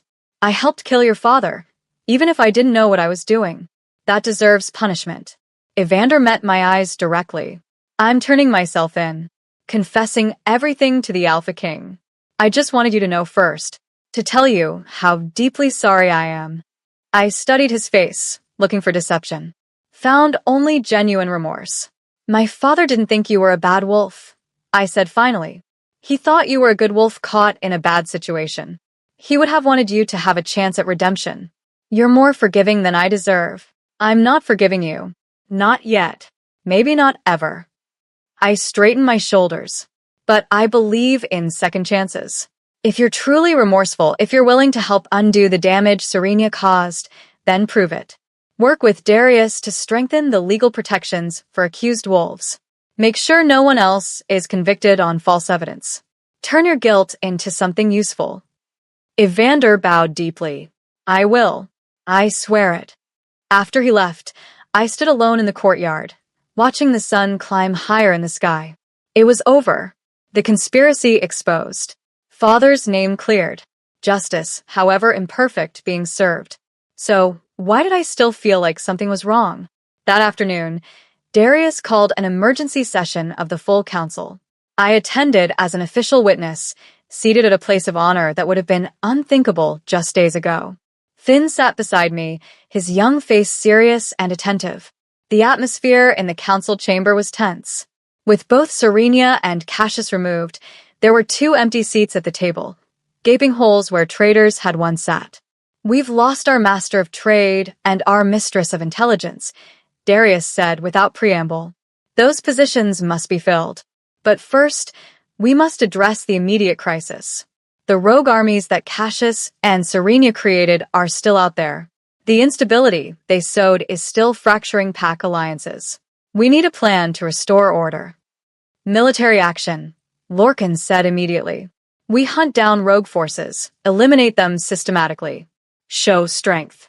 Remind everyone why they fear the Alpha King's wrath. That will only breed more resentment," Elder Thessa countered. These rogues were wolves once, pack members who felt abandoned or betrayed by the system. If we slaughter them wholesale, we create martyrs. More wolves will join their cause. Then what do you suggest? Lorcan demanded. We ask them nicely to stop attacking our borders? I suggest we offer amnesty, Thessa said, to any rogue who surrenders and provides information about the conspiracy's remaining elements. We separate the true believers from the desperate wolves who are coerced or misled. We rehabilitate where possible and punish where necessary.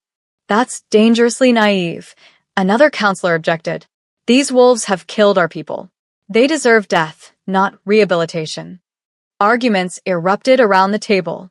Voices rose, tempers flared, and I realized this was exactly what Serenia had wanted. Division, chaos, the council turning on itself. Enough.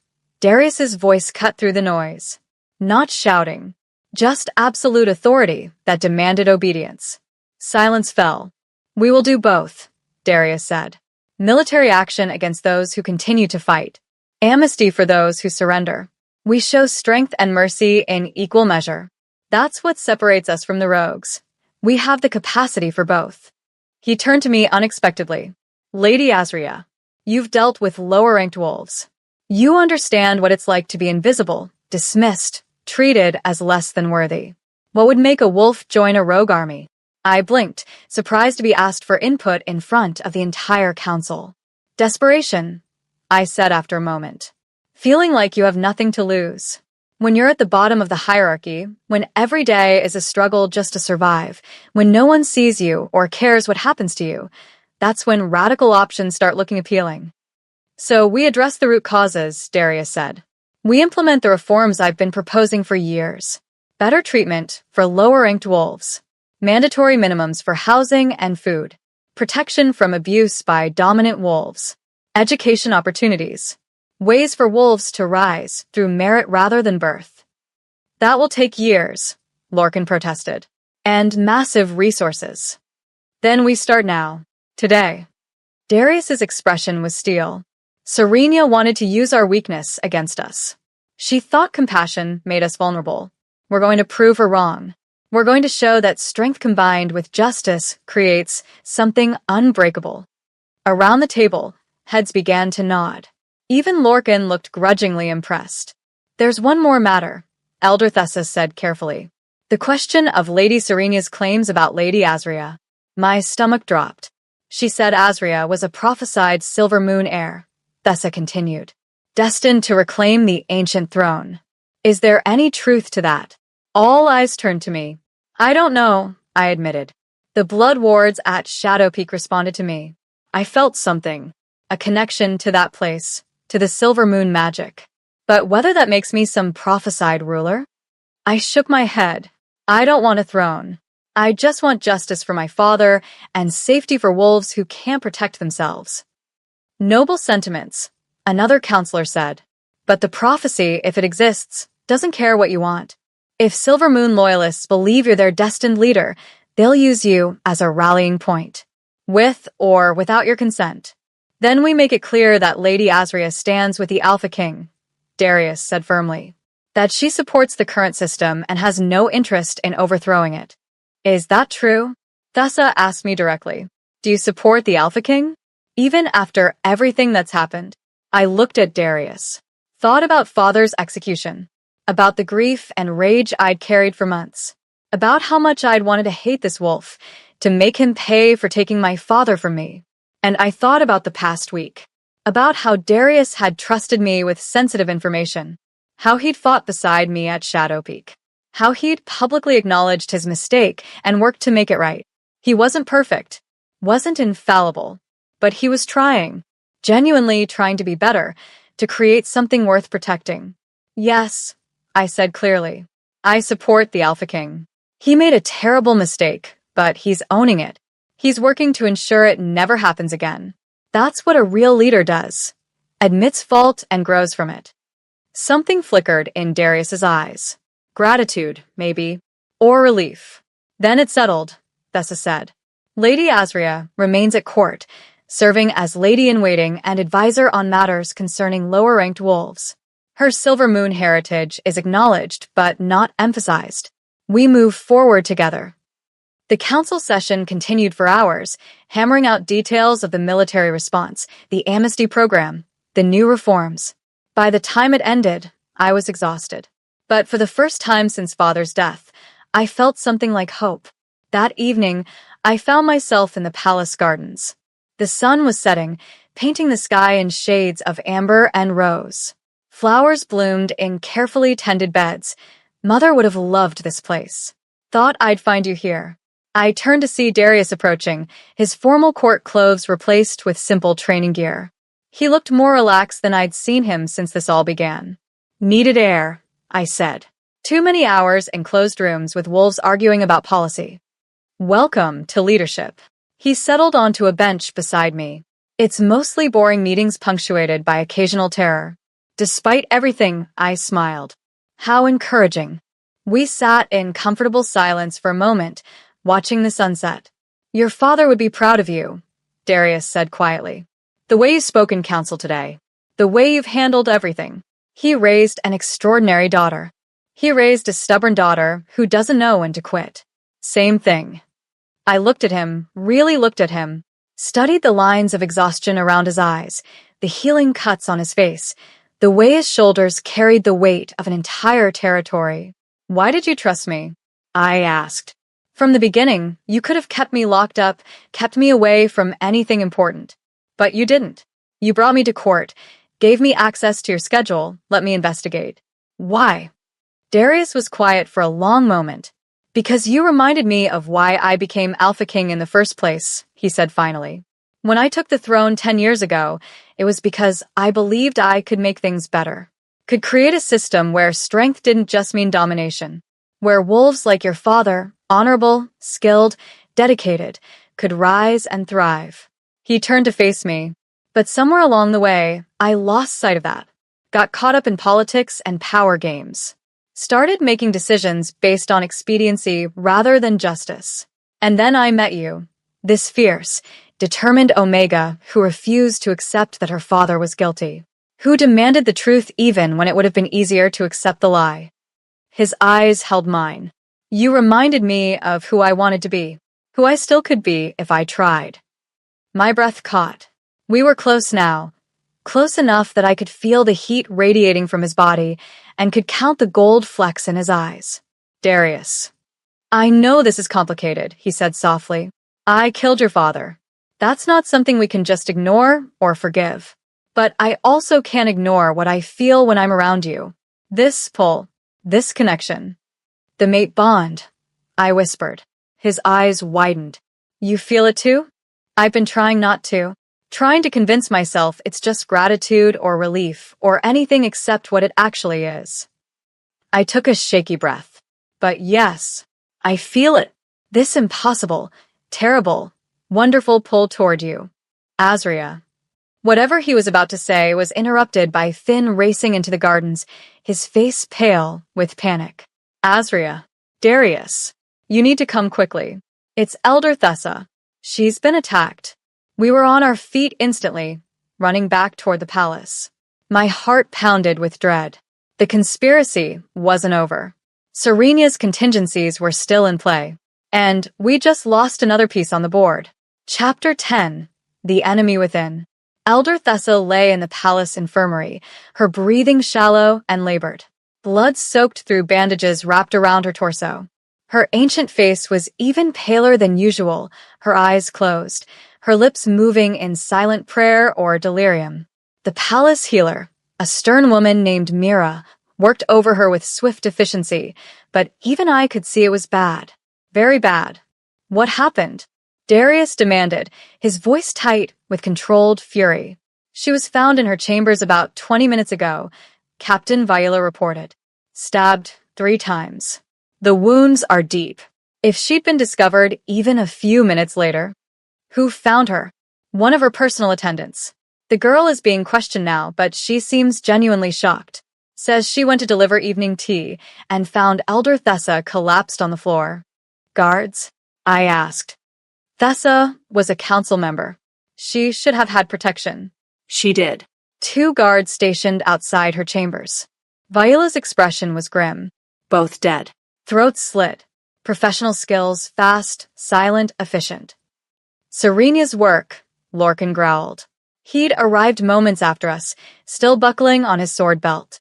This has her signature all over it. But Serenia's dead, Finn protested. Or, at least missing. She couldn't have. She has followers, I said, the pieces clicking together. Wolves loyal to her cause. Wolves who would continue her work even in her absence. Darius moved to Thessa's bedside. Can she speak? Healer Mira shook her head. She's lost too much blood. I've given her everything I can to stabilize her. But the healer's voice trailed off meaningfully. How long? Darius asked quietly. Hours. Maybe less. A heavy silence fell over the room. Then Thessa's eyes fluttered open, clouded with pain, but still sharp with intelligence. Alpha King, she rasped. I'm here. Darius knelt beside the bed, taking her frail hand in his. Don't speak. Save your strength. No, time. Blood flecked her lips. Must warn you. About what? Summer solstice. Each word seemed to cost her. Serenia's final move. Not random. The ceremony, at Shadow Peak, was never the real target. What do you mean? I moved closer, my heart racing. What's the real target? Thessa's eyes found mine. You. And the Alpha King. Together, at the solstice hunt. That's when she'll strike. When all the packs are gathered. When the territories are most vulnerable. The solstice hunt, Lorcan repeated. That's in 3 days. Every major alpha will be there. Their heirs.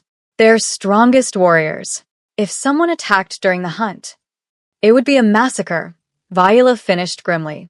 And with that much of our leadership dead or injured, the territories would collapse into chaos. Then we cancel the hunt, Darius said immediately. Move it to a more secure location or postpone it entirely. No. Thessa's grip on his hand tightened with surprising strength. That's what she wants. For you to show weakness. To let fear control you. She coughed, more blood staining her lips. You must hold the hunt, but be ready. She has wolves everywhere. Trusted wolves. Wolves you think are loyal. Who? Darius demanded. Give me names, Thessa. Who else is working with Serenia? But the elder's eyes were already closing. Her breathing became even more labored. Thessa. I grabbed her other hand. Please. We need to know who to trust. Her eyes opened one final time, fixing on me with an intensity that made my breath catch. Trust your blood, she whispered. The silver moon knows its enemies. Listen to what your ancestors are trying to tell you. Then her hand went limp in mine. The steady rise and fall of her chest stopped. No, I breathed. No, no, no. Healer Mira checked for a pulse, then slowly shook her head. She's gone. I'm sorry. Darius stood abruptly, his face carved from stone. But I saw the pain in his eyes, the loss of yet another wolf he trusted, another advisor taken by this endless conspiracy. Everyone out, he said quietly, except Lorcan, Viola, and Azria. The room cleared quickly. Even Finn left, though he squeezed my shoulder supportively on his way out. When we were alone with Thessa's body, Darius finally let his composure crack. 3 council members, he said, his voice rough. 3 wolves I trusted completely. Serenia, Cassius, and now Thessa, murdered for trying to help us. She died protecting you, Lorcan said. Protecting all of us. That means something. It means Serenia is still 10 steps ahead of us. Darius slammed his fist against the wall, leaving a crack in the stone. We exposed the conspiracy, arrested the conspirators, and she's still winning. Still killing our people. Still moving pieces on a board we can't even see. Then we changed the game, I said. They all turned to look at me. Thessa said to hold the solstice hunt anyway. I continued. Do not let fear control us. She's right. If we cancel or postpone, we look weak. Frightened. Serenia wins even without lifting a blade. So, what do you suggest? Viola asked. We walk into an obvious trap? We turn the trap against her. I moved to the window, looking out at the darkening palace grounds. Serena is planning to attack during the hunt when all the major alphas are gathered. She thinks she'll catch us unprepared, vulnerable. But what if we're ready? What if we use the hunt as bait to draw out her remaining followers? That's incredibly dangerous, Lorcan said. If something goes wrong, we could lose every major leader in the Northern Territories.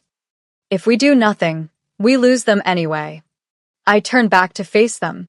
Serena won't stop. She'll keep attacking, keep destabilizing, keep killing until she either succeeds or we stop her. The Solstice Hunt is our chance to force her hand, to make her commit her remaining forces where we can face them directly. Darius studied me with those intense gold eyes. You're talking about using yourself as bait. Using both of us as bait. I'm talking about ending this. Once and for all. Silence stretched between us. Then Lorcan nodded slowly. It could work. We increased security around the hunt grounds. Position warriors disguised as regular pack members. Set up escape routes and defensive positions. When Serena's forces attack, we're ready to counter. What about the actual alphas and pack members attending? Viola asked. We can't tell them it's a trap without risking information leaking to Serena's spies. Then we don't tell them, Darius said. We proceed as normal. The hunt happens as scheduled. But our warriors will be in position, ready to respond the moment anything goes wrong. There's one more thing, I said carefully. Thessa's final words. She said to trust my blood, that the Silver Moon knows its enemies. I think she was telling me to use my heritage somehow. To tap into whatever powers or instincts the Silver Moon bloodline provides. Can you do that? Darius asked. I don't know. I've never tried. But at Shadow Peak, when the wards responded to me, when I found the hidden passages, it felt natural. Instinctive. Like I was remembering rather than learning. Then we'll need to prepare you, Lorcan said. The next 3 days, you'll train with me. Combat skills, tactical awareness, and we'll try to help you access whatever Silver Moon abilities you might have. I'll work with the archives, Viola added. See if there are any records of Silver Moon powers, how they manifested, what they could do. Knowledge is armor too. Darius nodded. And I'll coordinate with the other alphas. Make sure everyone understands the security protocols without revealing that we're expecting an attack. A plan was forming. Dangerous, risky, but the only real option we had. 3 days, Darius said.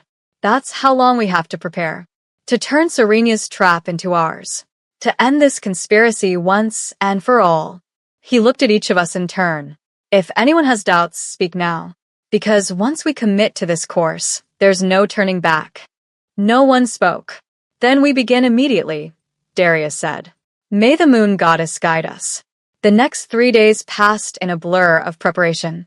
True to his word, Lorcan worked with me every morning in the training yards.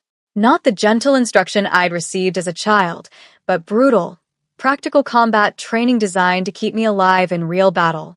You're too hesitant, he barked, circling me as I struggled with a practice sword.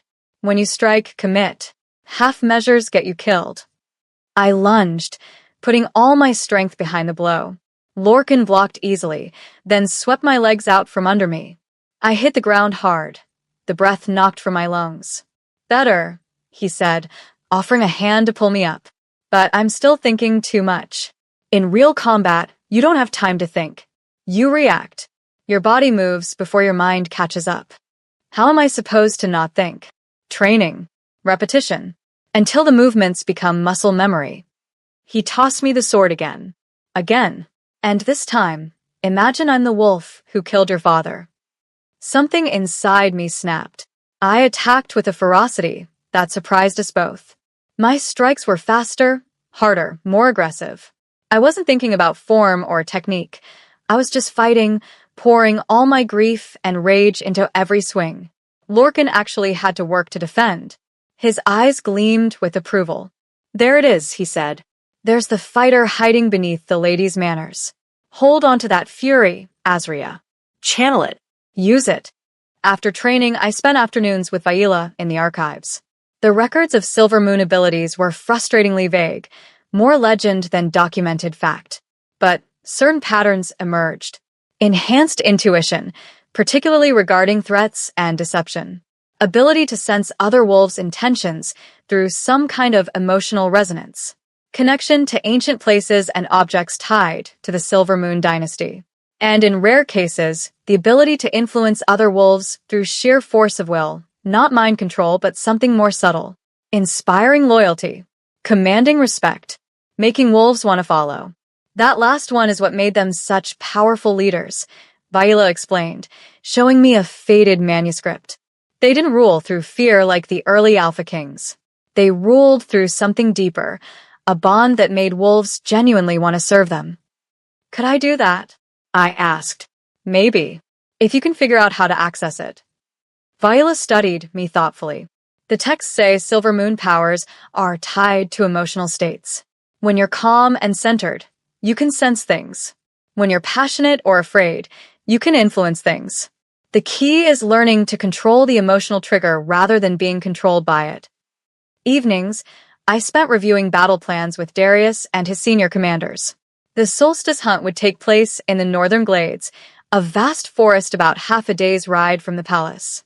Traditionally, the Alpha King led the hunt, with other alphas and their best warriors participating. It was meant to be a celebration, a demonstration of pack unity and strength. Serena planned to turn it into a bloodbath. We've identified 3 likely attack vectors, Darius explained, pointing to a map. The main hunting grounds, where most participants will be concentrated. The camp where non-hunters will wait. And the ceremonial clearing where we gather at sunset to honor the moon goddess. My bet is the clearing, Lorcan said. Maximum symbolic impact.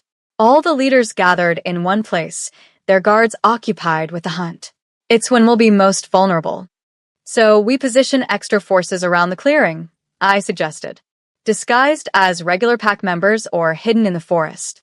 Already done, Viola confirmed. I've personally vetted every wolf assigned to security. No one with even a hint of connection to Serenia or Cassius gets near the hunt. What about wolves we don't know are compromised? I asked. Thessa warned that Serenia had trusted wolves working for her. Wolves we think are loyal. A heavy silence fell. We can't suspect everyone, Darius said finally. That way lies paranoia and the complete breakdown of trust. We do our best to verify loyalty, and then we have faith in our people. And if that faith is misplaced, then we deal with betrayal when it comes. But we don't let fear of betrayal prevent us from working together.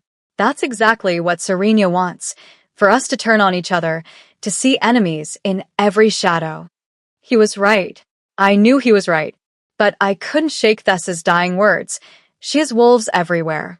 Trusted wolves. On the final night before the hunt, I couldn't sleep.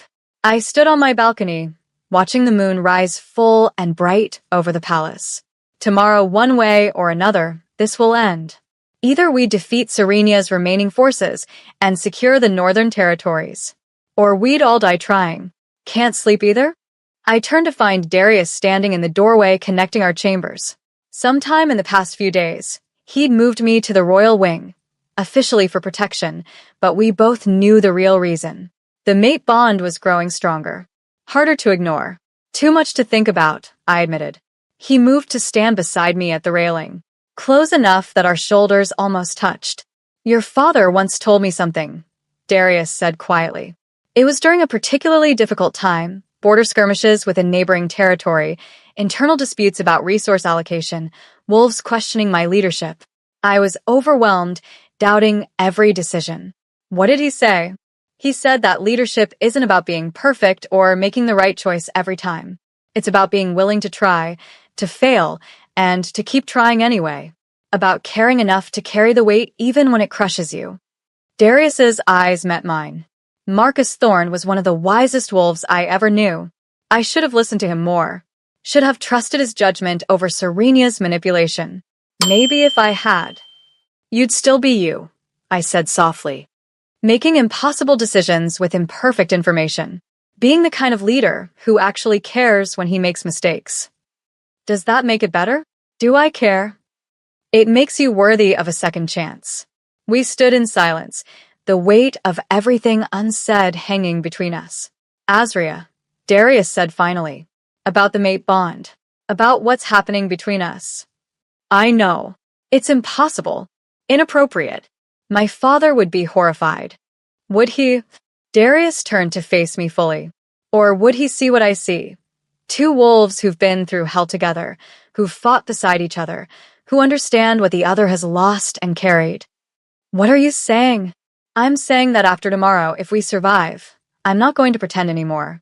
Not going to deny what I feel or pretend the bond doesn't exist. His hand came up to cup my cheek.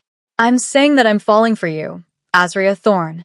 Have been since the moment you knelt before me at your father's execution and demanded justice with tears streaming down your face. My breath caught. Darius. I know it's too soon. I know I have no right to feel this way after what I did, but I can't help it. His thumb brushed across my cheekbone. You're brave and fierce and impossibly stubborn. You challenge me. You make me want to be better. And the thought of losing you tomorrow terrifies me more than any battle. I'm terrified too, I whispered. Not just of dying, but of this. Of feeling things I shouldn't feel for you. Of betraying my father's memory by caring about his killer. Then don't decide tonight. Don't decide anything until this is over. Just. He leaned closer. Just let me kiss you once. So, if tomorrow goes wrong, I'll have this memory. This one perfect moment. I should have said no. Should have pushed him away. Instead, I closed the distance between us. The kiss was soft at first. Tentative. Testing. Then the mate bond flared to life, and suddenly we were pressed together, his hands in my hair, my fingers gripping his shirt, kissing with the desperation of wolves who might not see another sunrise. When we finally broke apart, both breathless, Darius rested his forehead against mine. Whatever happens tomorrow, he said. Whatever comes, know that you're the best thing to come out of this nightmare. You and your impossible courage. We're going to survive, I said fiercely. Both of us. We're going to expose Serenia's remaining conspirators, save the territories, and figure out this ridiculous mate bond situation. Understood. He smiled, a real smile, warm and genuine. Yes, my lady. Good. Now go get some sleep. We have a trap for spring tomorrow. After he left, I stood on the balcony alone, my fingers touching my lips where he'd kissed me.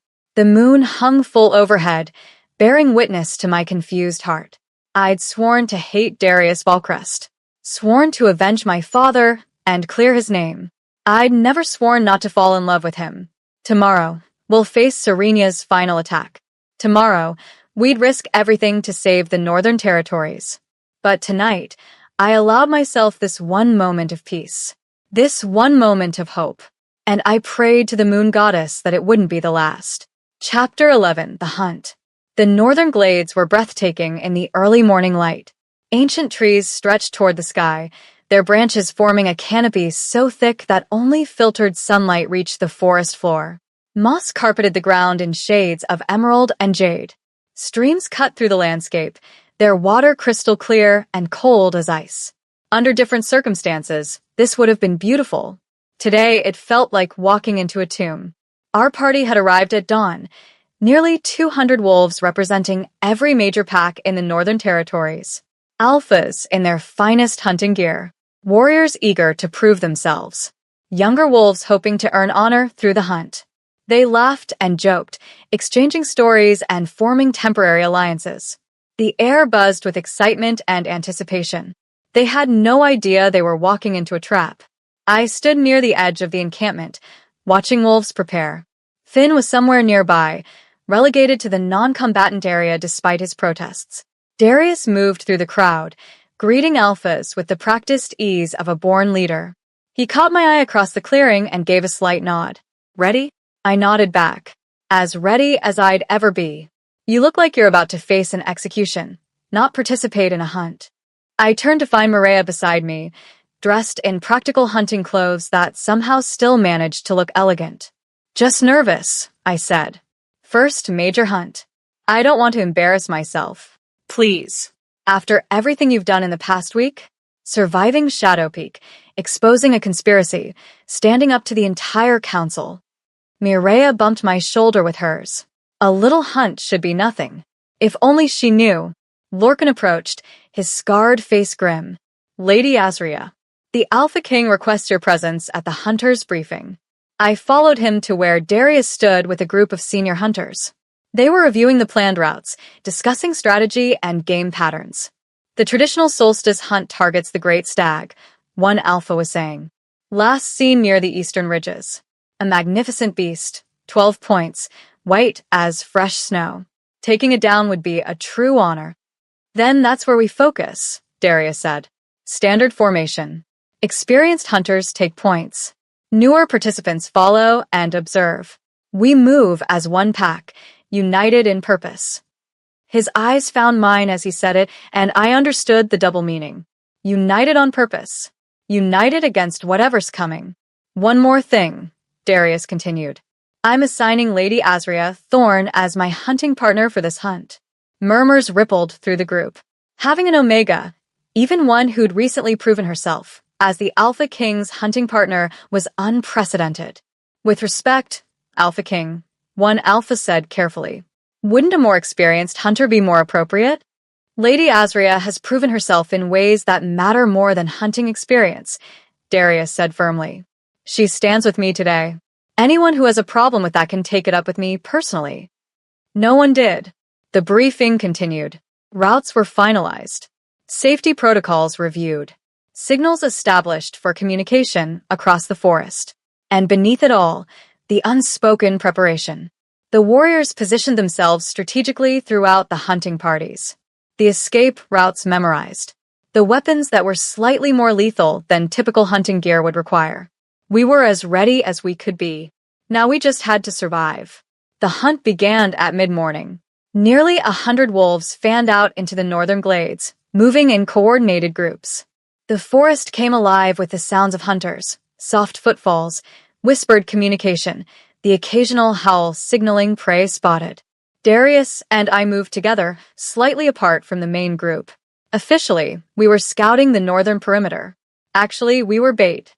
If Serenia was going to strike, it would be at Darius. And I was the perfect target to draw her out. The Silver Moon heir she'd tried so hard to recruit or eliminate. See anything? Darius asked quietly. I closed my eyes, trying to tap into whatever Silver Moon senses I supposedly possessed. Thessa had said to trust my blood, to listen to what my ancestors were telling me. At first, nothing. Just the normal sounds of the forest. Then, a prickling sensation along my spine. A wrongness in the air that made my wolf stir uneasily. Something's watching us, I whispered. I can feel it. Darius's hand moved to his sword. Where? I don't know. Everywhere? It's like... I struggled to articulate the sensation. Like the forest itself is holding its breath, waiting. Good. That means your instincts are working. Keep monitoring. Tell me the moment something changes. We moved deeper into the forest, following a game trail that wound between massive trees. Around us, other hunting parties moved through their assigned areas, unaware of the danger coiling in the shadows. Hours passed. The sun climbed higher, filtering through the canopy in shafts of golden light. Still nothing. Maybe we were wrong. Maybe Serenia had changed her plans, or maybe Thessa's warning had been based on outdated information. Then I felt it, a shift in the wrongness I'd been monitoring, like a predator deciding to strike. Darius. An arrow whistled past my ear, embedding itself in the tree behind us. Down, Darius tackled me to the ground as more arrows followed, forming a deadly rain. We rolled behind a fallen log, using it as cover. Around us, the forest erupted with shouts and snarls. The attack had begun. Signal the others. Darius commanded, pulling a horn from his belt and blowing 3 sharp blasts, the emergency signal. Answering horns echoed through the forest. Our hidden warriors converging, the trap we'd set springing into action. But Serenia's forces were ready too. Rogues poured from the underbrush, at least 30 that I could see, with the moon goddess knowing how many more scattered throughout the forest. They wore dark clothing and moved with trained precision. These weren't desperate outcasts. These were soldiers. Stay behind me, Darius ordered, drawing both swords. Not a chance. I nocked an arrow, sighting on a rogue charging toward us. We're partners, remember? That means fighting together. My arrow took the rogue in the shoulder, spinning him around. Not a kill shot, but enough to stop his advance. Darius gave me an approving nod, then engaged two rogues who'd gotten too close. The fight was chaotic. All around us, wolves clashed, our warriors engaging Serena's forces in brutal close combat. Blood sprayed across moss and stone. The air filled with snarls and screams, and the wet sounds of violence. I'd trained for this, practiced for days, but nothing prepared me for reality. A rogue came at me from the side. I spun, firing on instinct, the arrow catching him in the throat. He went down gurgling, eyes wide with shock. I'd just killed someone. No time to process. No time to feel. Another attacker. Another arrow. Another life ended.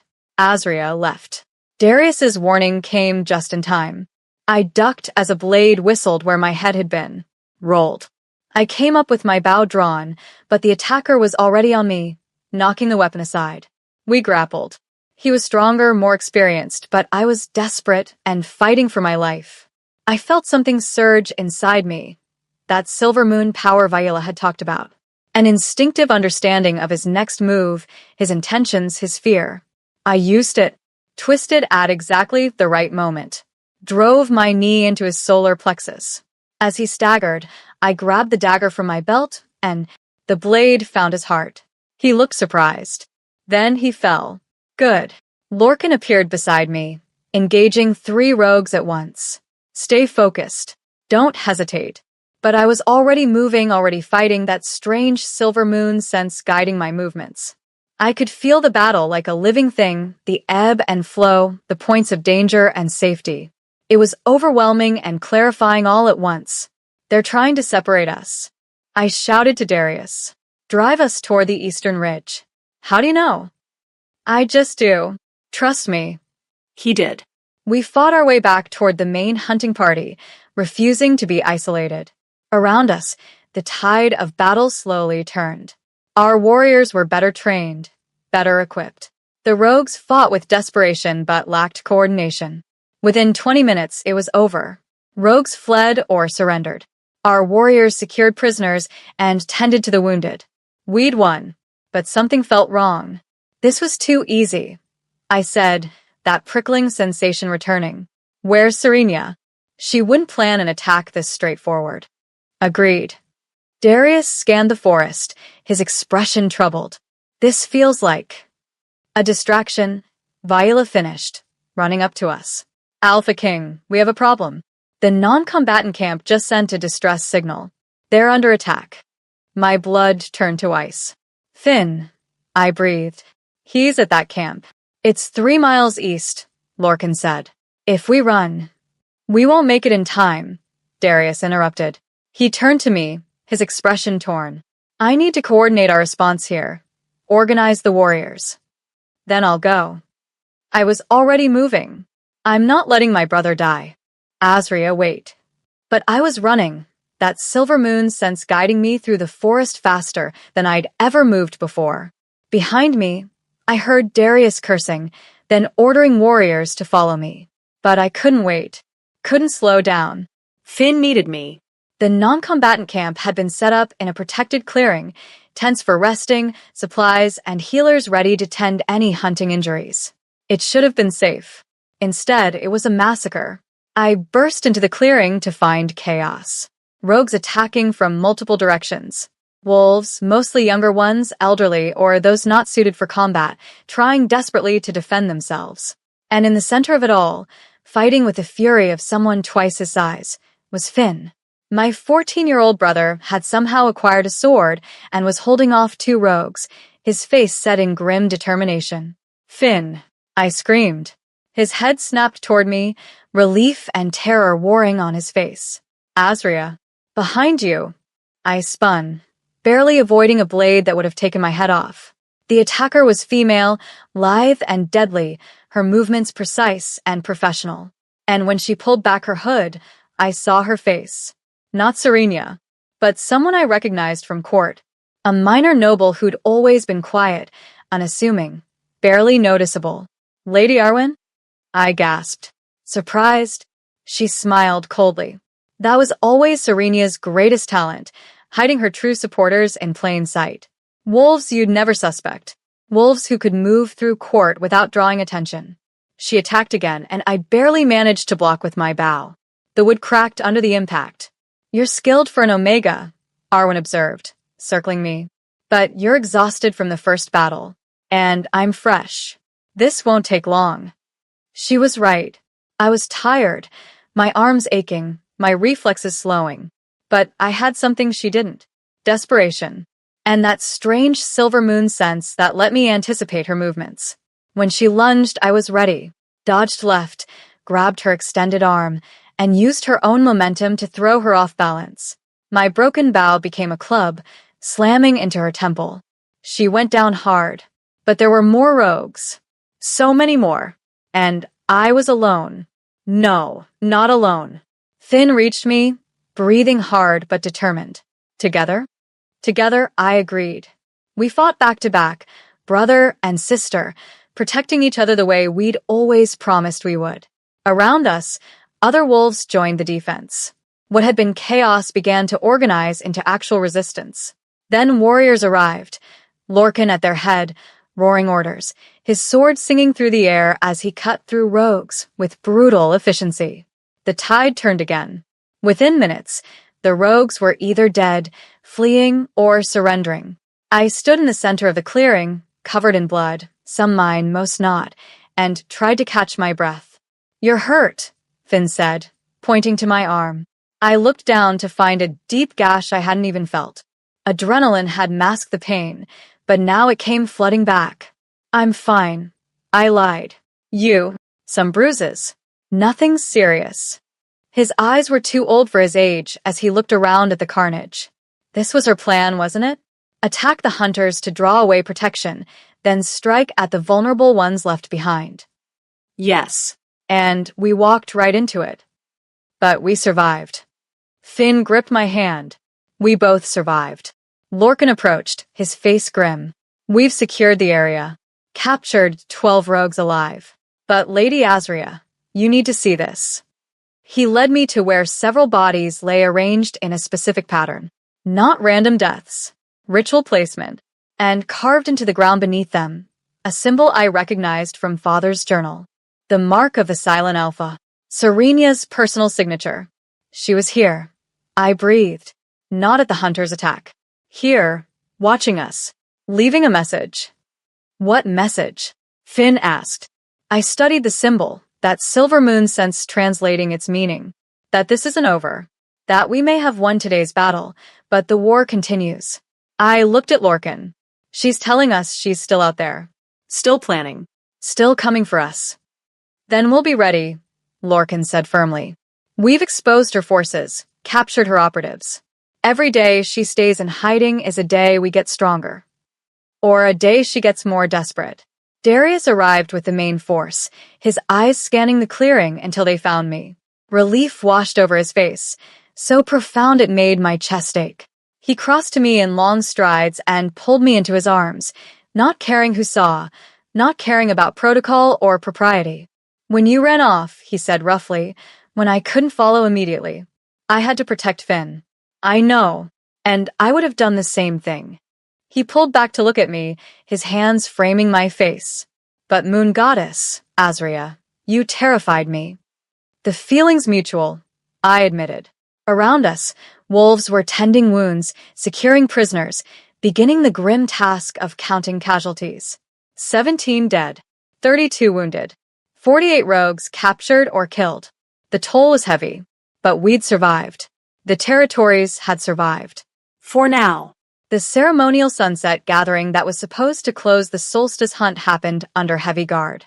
We stood in a sacred clearing as the sun painted the sky in shades of blood and gold. Every wolf present was armed. Every shadow watched. Darius spoke the traditional words, honoring the moon goddess and the bonds that held the packs together. But his message was clear to everyone listening. Today we faced those who would tear us apart, who would use our traditions against us, turn our celebrations into massacres. They failed. Not because we're stronger or more vicious, but because we stand together. Because we refuse to let fear divide us. His eyes found mine across the clearing. Marcus Thorne once told me that the measure of a pack isn't how it handles success, but how it responds to betrayal and loss. Today, we proved we can face the worst and emerge stronger. Today, we honored his memory not with words, but with action. Howls rose from the assembled wolves, a chorus of defiance and unity that echoed through the forest. I closed my eyes and imagined Father hearing it, imagined him proud of what we'd accomplished, what we'd become. We did it, Father, I thought. We exposed the conspiracy. We protected the territories. We survived. But even as I thought it, I felt that familiar prickling sensation. Somewhere in the darkness beyond the clearing, someone was watching. Serenia. She'd lost today. Lost warriors. Lost secrecy. Lost the element of surprise. But she wasn't finished. And neither were we. The war for the Northern Territories wasn't over. It was just entering a new phase. One where the lines between enemy and ally would become even more blurred. One where trust would be tested to its breaking point.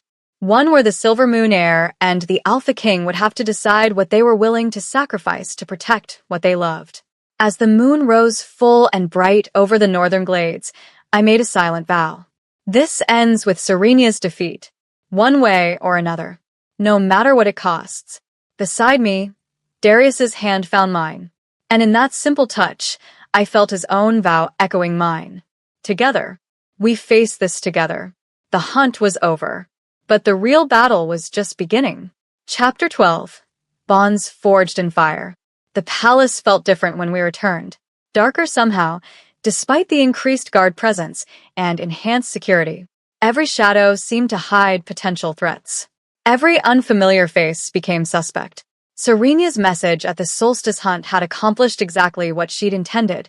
It had planted seeds of paranoia that no amount of reassurance could fully uproot. I stood in the council chamber 3 days after the hunt, watching as Darius interrogated yet another captured rogue. The man was bloodied and defiant, his eyes burning with zealot's fire. "Where is she?" Darius demanded. "Where is Serenia hiding?" The rogue spat blood on the floor. "The Silent Alpha is everywhere and nowhere. She sees all. I know it all. And when the time is right, she'll reclaim what was stolen from the Silver Moons." "The Silver Moons are dead," Lorcan growled. "Their dynasty ended 200 years ago." Did it? The rogue's eyes found me. Or did it simply sleep, waiting for the true heir to awaken? A chill ran down my spine. "You still think I'll join her?" I said quietly. "Even after everything. Even after I fought against her forces." "You're confused. Misled by the usurper king and his lies." The rogue leaned forward despite his chains. "But Lady Serenia is patient. She knows you'll see the truth eventually, that the Northern Territories can only be saved by returning to the old ways, by putting a Silver Moon back on the throne. The only throne Serenia's heading for is a scaffold," Darius said coldly. "Take him back to the dungeons. Maybe a few more days of contemplation will loosen his tongue." Guards dragged the rogue away, his laughter echoing down the corridors. When we were alone, Darius slumped against the table, exhaustion written across every line of his face. "That's the 12th prisoner we've interrogated," he said.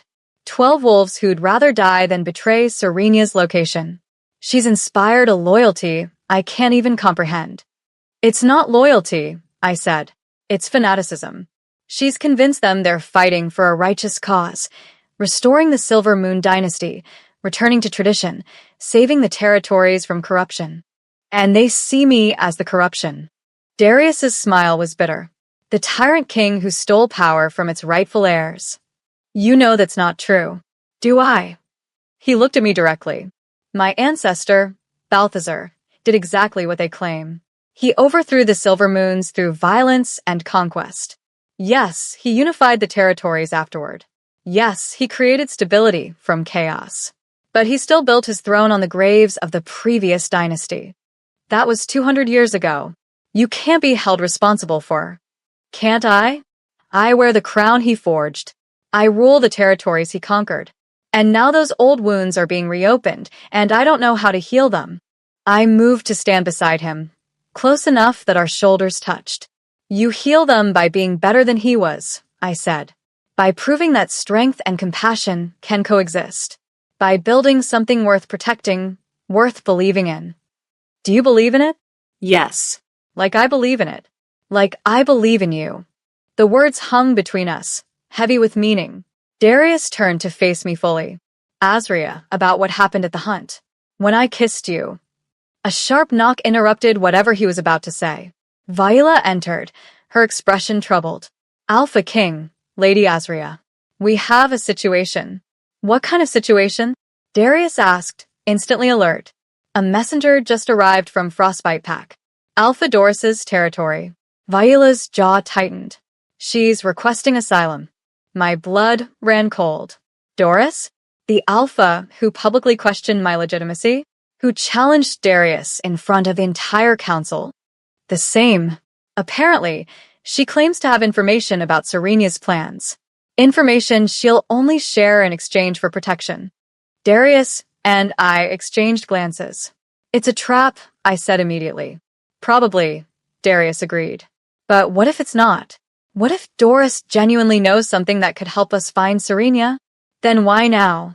Why wait until after the solstice hunt to come forward? Maybe the hunt scared her, Viola suggested. Made her realize Serenia's fanaticism is dangerous even to her allies. Or maybe she's trying to save her own skin before we uncover her involvement. Either way, we can't ignore this, Darius said. He turned to Viola. Bring her in. Maximum security. Search for her thoroughly. And make sure she understands that any treachery will be met with immediate execution. Understood. Viola hesitated. Alpha King, if I may offer a suggestion? Go ahead. Let Lady Azria sit in on the interrogation. If Doris is lying, Lady Azria's silver moon senses might detect it. That instinct she demonstrated at the hunt, the ability to sense intentions and danger, could be invaluable. I didn't want to. Every instinct screamed that this was dangerous, that Doris couldn't be trusted. But Viola was right. My newfound abilities might give us an edge. I'll do it, I said. Darius nodded slowly. Then we met with Doris together. But Azria, if at any point you sense danger, if that silver moon instinct tells you something's wrong, you get out immediately. Understood. Understood. Alpha Doris arrived under heavy guard an hour later. She looked different than I remembered from that first council dinner. Thinner, with dark circles under her ice blue eyes. Her platinum blonde hair was disheveled, her clothes travel-worn. She looked like a wolf on the run. They brought her to a secure meeting room. Stone walls, no windows, guards stationed at every exit. Darius and I sat on one side of a heavy wooden table. Doris was placed across from us, still shackled despite her claims of cooperation. Alpha King, she said, her voice hoarse. Thank you for seeing me. Don't thank me yet, Darius said coldly. You questioned my authority, challenged my mate, and generally made your disdain for my rule clear. Give me one reason why I shouldn't assume this is some plot by Serenia to infiltrate my palace. Because Serenia tried to have me killed 2 days ago. Silence. Doris pulled up her sleeve, revealing bandages wrapped around her forearm. When she unwrapped them, I saw a vicious wound, deep and still healing. Silver blade, she said, poisoned with wolfsbane. Serenia sent 3 of her best assassins to my territory with orders to eliminate me and make it look like a rogue attack. Why would she kill one of her allies? I asked. Doris's eyes met mine. Because I refused to participate in the solstice hunt attack. When Serenia revealed her plan, to massacre the gathered alphas and install herself as the new ruler, I told her it was madness. That it would turn every pack against her cause. So you do support her cause, Darius noted. Just not her methods. I supported the idea of returning power to traditional pack structures. Of limiting the Alpha King's authority so that individual alphas had more autonomy. Doris's jaw tightened. But Serenia's vision went far beyond that. She wants to destroy everything. The council, the unified territories, even wolves who don't fit her narrow definition of pure bloodline. It's not reform she's after. It's genocide. I felt that Silver Moon was stirring, reading Doris's emotional state. Fear. Genuine fear. Regret. And underneath it all, desperate hope that we'd believe her. She's telling the truth, I said quietly. Or at least, she believes she is. Darius studied me for a moment, then turned back to Doris. What information do you have? Serenia's hiding in the Shadowlands, Doris said. The abandoned territory between the northern and eastern regions. She's been building a fortress there for the past year. Supplies stockpiled, warriors trained, defenses prepared. The Shadowlands are cursed, Viola interjected from her position near the door. No one's lived there for 50 years. The land itself is poisoned. Not poisoned. Warded. Doris looked at me again. With silver moon magic. Ancient protections that were placed there during the dynasty's fall. Only those with silver moon blood can pass through the wards without suffering. My heart sank. So Serenia can move freely, but your forces can't follow. Exactly. She's created the perfect stronghold. Impenetrable to anyone except me, I finished. Yes. You're the only wolf with strong enough silver moon heritage to breach the wards without dying. This is a trap, Darius said flatly. You're trying to lure Azria into a situation where Serenia can capture or kill her. I'm trying to give you the only viable way to end this war. Doris leaned forward, her chains rattling. Serenia's next move will be worse than the Solstice Hunt. She's planning something catastrophic, something that will destabilize the entire northern territories. But if you can reach her fortress, if you can confront her before she's ready, then I walk into the heart of enemy territory with no backup and no way for Darius's forces to follow, I said. Forgive me if that doesn't sound appealing. I can guide you through the wards, Doris said desperately. I've been to the fortress. I know the safe paths. And there are ways to temporarily suppress the wards, rituals that would allow a small force to enter. How small? Darius asked. 10 wolves, maybe 15. Any more, and the wards would overwhelm the suppression. Still a trap, I said. Maybe. But it's also our only chance. Doris's eyes were intense.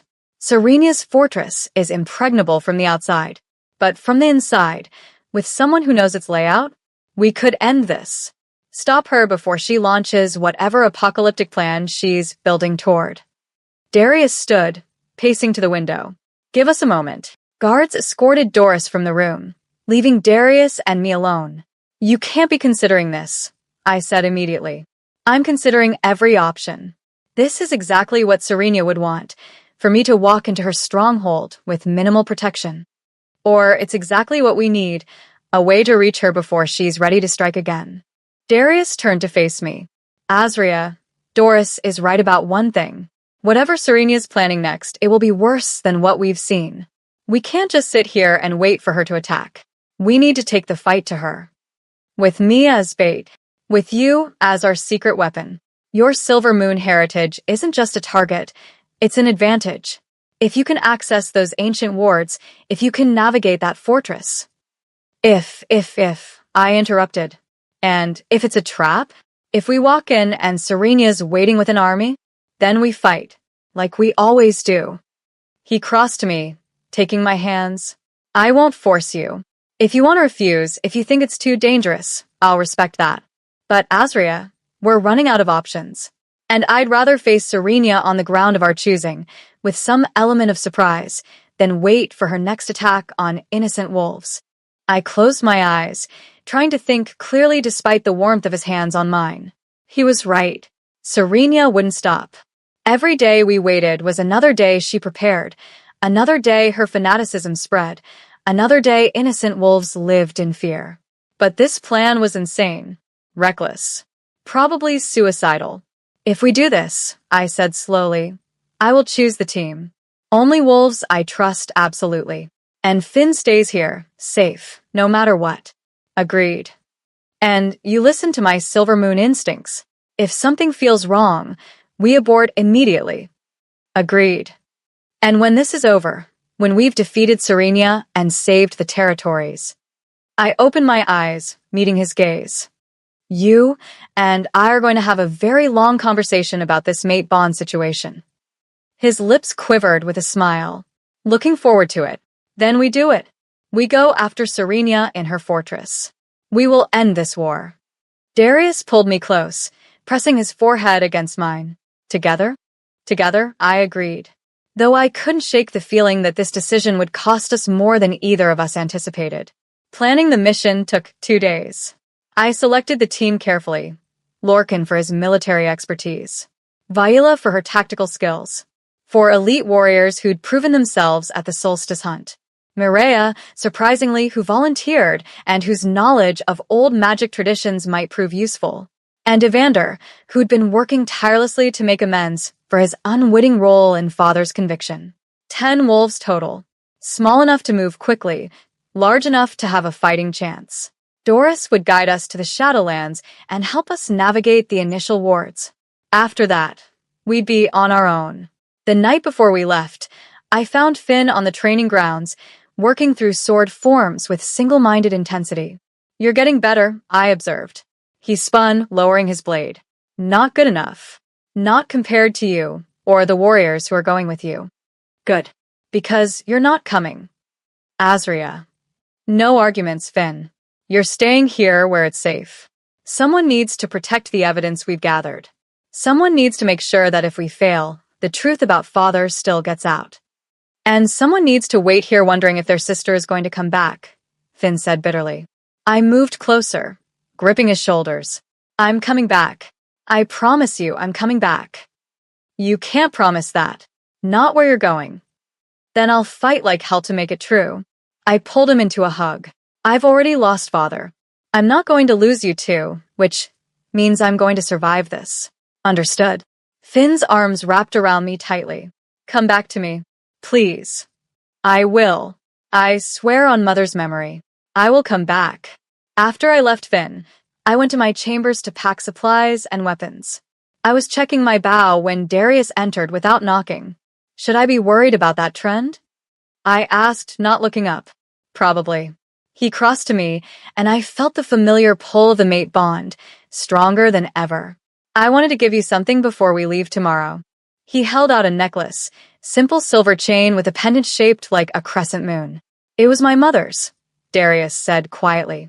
"She died when I was young, but I remember her telling me that this necklace had protected silver moon wolves for generations, that it carried blessings from the moon goddess herself." "Your mother was Silver Moon?" Distantly. The bloodline diluted over generations of intermarriage with Alpha King families. But yes, she carried the heritage. His eyes met mine. "I want you to have it. For protection. And as a reminder that you're not walking into danger alone." He fastened the necklace around my throat. The pendant settled against my skin, warm despite the metal. And I felt it, a subtle pulse of power, ancient and protective. "Thank you," I whispered. "Thank you for coming back alive." "I plan to. We have that conversation to finish, remember? About the mate bond? Among other things." Darius cupped my face in his hands. "Can I ask you something? If we survive this, when we survive this, would you consider accepting the bond? Formally? Making it official?" My breath caught. "You're asking me to be your mate? You're Luna? I'm asking if you consider it. I know it's complicated. I know I have no right to ask after what I did to your father. But Azria, I can't imagine facing the future without you beside me. Not as a conscripted servant or a political necessity, but as my equal, my partner, my chosen mate." Tears burned behind my eyes. "Ask me again when we get back. When we've defeated Serenia and saved the territories. When we're not standing in the shadow of death and uncertainty." "Is that a maybe?" "That's a ask me when we're not about to walk into an ancient cursed fortress to face a fanatical traitor." He smiled. "Fair enough." Then he kissed me, and for a moment, everything else fell away. The mission, the danger, the weight of 2 centuries of bloodshed and betrayal. There was just us. 2 wolves who'd found each other in the darkness. 2 hearts beating in sync. When we finally pulled apart, Darius pressed his forehead against mine. "Whatever happens tomorrow," he said softly, "know that you've made me a better king. A better wolf. Know that finding you was worth everything that led to it, even the mistakes and regrets."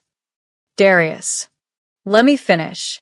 If something goes wrong, if Serenia manages to separate us or trap us or..." He swallowed hard. "If I don't make it back, I need you to promise me something." "Don't talk like that." Promise me you'll keep fighting. You'll protect the territories, implement the reforms, build the world your father dreamed of. Promise me you won't let grief or guilt stop you. Only if you promise me the same thing, I said fiercely. If I don't make it, you won't give up. You don't let Serenia win. You keep building, keep fighting, keep being the king this territory needs. Deal. We sealed the promise with another kiss, this one desperate and fierce, and tinged with the fear we were both trying not to acknowledge. Tomorrow, we'll face Serenia. Tomorrow, this will end. One way or another. Dawn came too quickly. Our small team assembled in the courtyard, 10 wolves armed for war, their faces grim but determined. The rest of the palace had turned out to see us off. Finn stood at the front of the crowd, his young face struggling to stay brave. I caught his eye and nodded. I'll come back. He nodded back. You better. Darius addressed the assembled wolves. Today, we end a conspiracy that has threatened our homes, our families, our way of life. We face an enemy who believes the only path forward is through destruction and chaos. We're going to prove her wrong. We're going to show that unity is stronger than division, that justice is more powerful than revenge, that the future matters more than the past. Howls rose from the crowd, defiant, determined, united. Mount up, Darius commanded. We ride for the Shadowlands. As I swung into my saddle, that silver moon pendant warmed against my chest. Protection. Blessing. Hope. We rode out through the palace gates into the uncertain dawn, toward ancient curses and modern betrayal, toward a fortress built on hatred and fanaticism, toward an enemy who'd already proven herself willing to destroy everything in pursuit of her vision. But we rode together, and that, I hoped, would be enough. Chapter 13. The Final Reckoning. The Shadowlands lived up to their name. Even in full daylight, the territory felt dark, as if the sun's rays couldn't quite penetrate the gloom that hung over the abandoned land. Trees grew twisted and gnarled, their branches reaching toward the sky like skeletal fingers. The ground was scorched and barren, nothing growing except thorny weeds that seemed to thrive on desolation. Cheerful place, Mireia muttered, her usual brightness dimmed by the oppressive atmosphere. The words are already affecting us, I said, feeling that the silver moon was tingling uncomfortably. The land itself is rejecting our presence. Doris rode at the front of our group, her posture tense. It gets worse the deeper we go. The outer wards are designed to cause discomfort and unease. The inner wards. She shook her head. Without the suppression ritual, they'd kill anyone who doesn't carry silver moon blood. How much further to the fortress? Darius asked. 2 hours, maybe 3. We'll need to stop at the wardstone to perform the suppression ritual before we can proceed. We rode in silence, each wolf lost in their own thoughts. I kept my hand on the pendant Darius had given me, drawing comfort from its warmth. Around us, the Shadowlands grew increasingly hostile. The air itself felt thick, difficult to breathe. Strange sounds echoed from the twisted forests, not quite animal, not quite wind, something in between that made my wolf whine nervously. There, Doris finally said, pointing ahead. A massive stone monolith rose from the barren ground, at least 20 feet tall, covered in carved symbols that glowed with faint silver light. The wardstone. We dismounted, forming a protective circle around the stone. The suppression ritual requires 3 elements, Doris explained, pulling items from her pack. Silver dust from the original wards, blood from a silver moon descendant, and a binding oath spoken in the old tongue. She looked at me. Lady Azria, I'll need a few drops of your blood. I extended my hand without hesitation. Doris made a small cut across my palm, collecting the blood in a silver bowl.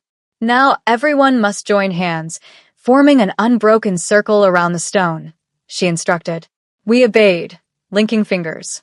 I stood between Darius and Vaila, their grip steady and reassuring. Doris began to chant in a language I didn't recognize, ancient, guttural, powerful. She poured the silver dust and my blood over the wardstone, and the symbols began to glow brighter. Then I felt it, a pulse of energy that swept out from the stone, washing over each of us in turn. The oppressive atmosphere lifted slightly. The air became easier to breathe. The suppression will last approximately 4 hours, Doris said. After that, the wards will reassert themselves. We'll need to complete our mission and return to this stone before the time expires, or... She didn't need to finish the sentence. Then we move quickly, Lorcan said. In and out. No unnecessary risks. We remounted and continued deeper into the Shadowlands. An hour later, we crested a ridge and saw it. Serenia's fortress. It had been built into the side of a mountain, using natural caves as a foundation and adding constructed elements that blended seamlessly with the stone. Towers rose from the rock face, their windows glowing with firelight. Walls reinforced with both modern materials and ancient magic surrounded the compound. It's bigger than I expected, Evander said quietly. She's been planning this for years, Doris replied, building her army, stockpiling resources, preparing for the day she'd overthrow the Alpha King and install herself as the new ruler of the Northern Territories. How many warriors does she have in there? Darius asked. Last I knew, approximately 80. But that was before the solstice hunt. She may have fewer now, or she may have recruited more. There's no way to know for certain. 80 against 10, Mireia said. I've faced worse odds. When? Viola asked. Never, actually. But there's a first time for everything. Despite the tension, several wolves smiled. The main entrance is heavily guarded, Doris continued. But there's a service entrance on the eastern side, a cave system that connects to the fortress's lower levels. It's less defended because most wolves can't navigate it without getting lost. But I can, I said, understanding. The silver moon blood will guide me through the caves. Exactly. Once inside, we need to reach the central chamber where Serenia keeps her command center. That's where she'll be, and that's where we end this. What about escape routes? Lorcan asked. If things go wrong, the same caves we enter through. There are also passages that lead to the mountain's northern face, but they're trapped and dangerous. Of course they are, Viola muttered. We spent the next hour studying the fortress from our vantage point, memorizing layouts, identifying potential threats, and planning contingencies. Finally, as the sun began its descent toward the horizon, Darius turned to address the team. Everyone understands the mission. We enter through the caves, reach the central chamber, and confront Serenia. We offer her one chance to surrender. If she refuses, we end this by whatever means necessary. His eyes moved to each wolf in turn. Some of you may not make it back. I won't lie about that. But know this, what we do today will determine the future of the Northern Territories. We either stop Serenia here, or we watch everything we've built collapse into chaos and bloodshed. For the territories, Lorcan said, raising his fist. For justice, Viola added. For the truth, I said, thinking of father. For the future, Darius finished. We began our descent toward the fortress. The cave entrance was exactly where Doris had indicated, a narrow opening in the mountainside, partially concealed by twisted vegetation. I led the way, that silver moon sense guiding me through passages that would have been impossible to navigate otherwise. The caves twisted and turned, sometimes opening into vast chambers, sometimes narrowing to spaces where we had to crawl single file. And everywhere, I felt the presence of ancient magic. Silver moon wards and protections that recognized my blood and allowed passage. How much further? Darius asked after what felt like hours of crawling through darkness. We're close, I said. I can feel the fortress above us. The words are the strongest here. We emerged into a larger chamber, and I saw crude stairs carved into the rock, leading upward. This is it, Doris whispered. Those stairs lead directly into the fortress's lower levels. We ascended carefully, weapons ready. At the top, a wooden door blocked our path. Lorcan tested it gently. Unlocked. Either Serenia's arrogant, or it's a trap. Both, probably, I said. Darius nodded to Lorcan, who pushed the door open. Beyond was a corridor lit by torches. Empty. Silent. Too empty. Too silent. She knows we're here, I breathed. She's been waiting. Then let's not disappoint her, Darius said. We moved through the fortress like ghosts, encountering no resistance. Every corridor was empty. Every chamber is vacant. It was unnerving. Finally, we reached a set of massive double doors carved with the same symbols I'd seen on the ward stone. The central chamber, Doris confirmed. Darius looked at me. Ready. I nodded, my hand on the pendant around my neck. He pushed the doors open. The chamber beyond was enormous, a natural cave that had been expanded and refined into something between the throne room and command center. Maps covered the walls. Weapons lined racks along the perimeter. And at the far end, seated on a throne of stone and bone, was Serenia. She looked exactly as I remembered, beautiful, dangerous, radiating power. Her violet eyes gleamed with dark amusement as we entered. Alpha King Darius, she said, her voice echoing through the chamber. And the little silver moon heir. How delightful. You've saved me the trouble of hunting you down. It's over, Serenia, Darius said. Your conspiracy is exposed. Your allies are captured or dead. Surrender now, and you'll face justice rather than execution. Justice. Serenia laughed. You mean the same justice you gave Marcus Thorn? The same justice that's kept the Northern Territories under Alpha King rule for 2 centuries while their rightful dynasty languished in obscurity. The Silver Moons fell because they were weak, Darius said, because they couldn't adapt to changing times. They fell because Balthazar betrayed them. Serenia surged to her feet, power crackling around her. He was invited as an ally and turned on them like a rabid dog. He slaughtered children, burned sacred places, destroyed centuries of knowledge and tradition. And you dare call that justice? I'm not Balthazar. I don't answer for his crimes. You wear his crown. You sit on his throne. You perpetuate his legacy. Serenia's eyes found mine. But you, Azria, you understand, don't you? You carry the blood of the true rulers. You know in your bones that the Silver Moon should reign. I know that killing innocent wolves makes you a monster, not a liberator, I said firmly. Whatever wrongs were done 200 years ago, murdering people now doesn't fix them. Then you're more blind than I thought. Serenia raised her hand, and suddenly the chamber was filled with warriors. They'd been hidden in shadows, behind pillars in alcoves. At least 50 rogues, all armed, all surrounding us. We'd walked into a trap after all. Did you really think I wouldn't prepare for your arrival? Serenia asked. Alpha Doris was kind enough to lead you exactly where I wanted you. Weren't you, Doris? My blood ran cold.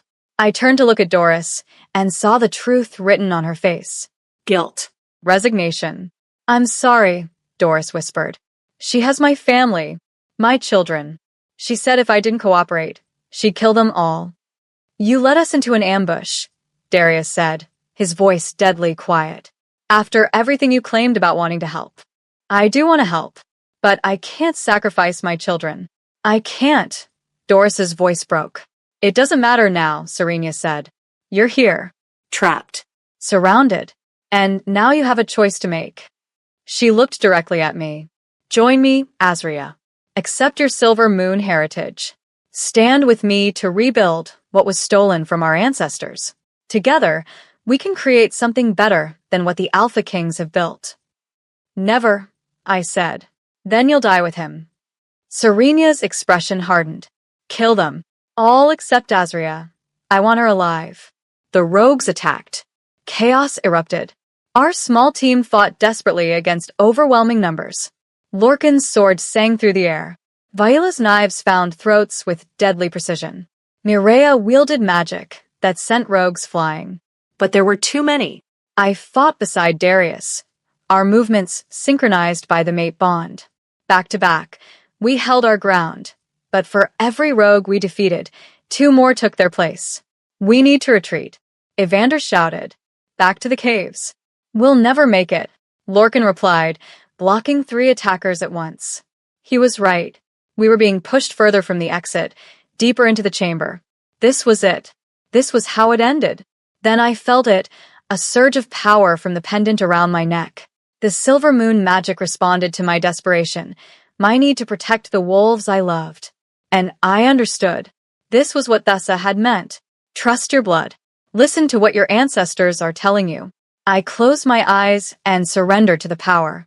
Silver light exploded from my body, washing over the entire chamber. Every wolf stopped mid-motion, frozen by the sheer force of ancient magic. When I opened my eyes, they glowed with silver light. "Enough," I said, and my voice carried the weight of 2 centuries of Silver Moon authority. "This ends now." The rogues nearest me stumbled backward, fear written across their faces. Even Serenia looked shocked. "You've awakened," she breathed. "Fully awakened. You're everything the prophecy promised." "Then listen to what I'm promising now," I said, that silver power flowing through my words. "Stand down. All of you. This war is pointless. This bloodshed is meaningless. The past is dead. The future is what we make it." I turned to face Serenia directly. "You wanted to restore the Silver Moon dynasty? Then let me show you what that actually means." I reached out with a power, not to harm, but to show, flooding Serenia's mind with visions of what the Silver Moons had truly been. Not warriors and conquerors. Healers. Teachers. Wolves who used their power to protect and nurture rather than dominate. Wolves who believed that true strength came from compassion. "This is what you've forgotten," I said. "This is what you've lost in your quest for revenge." The Silver Moons didn't rule through fear. They ruled through love, through bonds willingly given, not enforced. Serenia staggered, tears streaming down her face. I only wanted. You wanted what was stolen. I understand. But you can't build a future on graves." The silver light pulsed, and I felt it, the ancient magic of this place recognizing me, accepting me, waiting for my command. "The ward system you've been using to protect this fortress," I said. "It answers to Silver Moon blood. My blood." I raised my hand, and the wards responded. Not attacking, not defending, dissipating. The magic that had made this fortress impregnable melted away like morning mist. "Your stronghold is open," I told Serenia. "Your words are gone. If I wanted, I could call every wolf in the Northern Territories to descend on this place and tear it apart." "Then do it," Serenia said bitterly. "End this. Execute me like you did Marcus Thorne." No. I lowered my hand, the silver light fading. "I'm offering you the same choice I wish someone had offered the Silver Moons 200 years ago. Surrender. Stand trial. Face justice. But live. Adapt. Find a way forward that doesn't require destroying everything." Silence filled the chamber. Then, slowly, Serenia's rogues began lowering their weapons. One by one, they knelt. Not in defeat. In recognition. The Silver Moon heir had spoken. And the old magic in their blood recognized legitimate authority when they encountered it. Serenia stood alone. Her army surrendered around her. "You should kill me," she said quietly. "I framed Marcus Thorne. I killed Elder Thessa. I orchestrated attacks that cost dozens of lives. By any measure of justice, I deserve death." "Maybe," I agreed. "But I'm choosing mercy. Not because you deserve it, but because my father believed the cycle of violence had to end somewhere. Someone had to be brave enough to break the pattern." I looked at Darius. "Take her into custody. She'll face trial before the full council. Justice, not revenge." Darius moved forward, personally placing silver shackles on Serenia's wrists. "It's over," he said. "The conspiracy is over. The territories are safe." Serenia looked at me one final time. "You'll make a better leader than I ever could have. Than either of us could have. Because you understand what I forgot. That power without compassion is just tyranny wearing a different crown." "I hope I remember that," I said quietly. "Even when it's difficult. Even when revenge seems easier than justice." As the warriors began securing prisoners and clearing the fortress, I felt the silver power receding, returning to wherever it had slept for all these years. I was just Azria again. Tired. Overwhelmed. Trying not to collapse from exhaustion. Darius caught me as my knees buckled. "I've got you." "Is it really over?" I asked. "It's really over." Around us, wolves worked efficiently, securing prisoners, cataloging evidence, beginning the long process of dismantling everything Serenia had built. Doris approached hesitantly, her face streaked with tears. "Lady Azria, I know I don't deserve forgiveness. But thank you for not killing my children to punish my betrayal. Where are they? I asked. Hidden in the fortress's eastern wing. Serenia kept them there as leverage. Vaila, I called. Find Doris's family and make sure they're safe. Doris bowed deeply. I'll face whatever punishment the council deems appropriate. I won't run or hide from my crimes. Good, Darius said, because there will be consequences. But if your information helps us root out any remaining conspirators, it might mean the difference between execution and exile. After Doris left, I leaned against Darius, letting him support my weight. You are incredible, he murmured into my hair. That power, Azria, you literally stopped a battle with a word. You dismantled wards that had stood for decades. You made hardened warriors kneel through sheer presence. It was terrifying, I admitted. All that power, all that history, flowing through me. I could have destroyed everyone in this chamber. Could have torn the fortress apart. The temptation was there, to make them all pay for what they'd done. But you didn't. No. Because Father wouldn't have wanted that. Because revenge doesn't honor his memory, justice does. Darius tilted my chin up, his gold eyes intense. Earlier, I asked you a question. About accepting the mate bond. About being my Luna. You said to ask again when we defeated Serenia and saved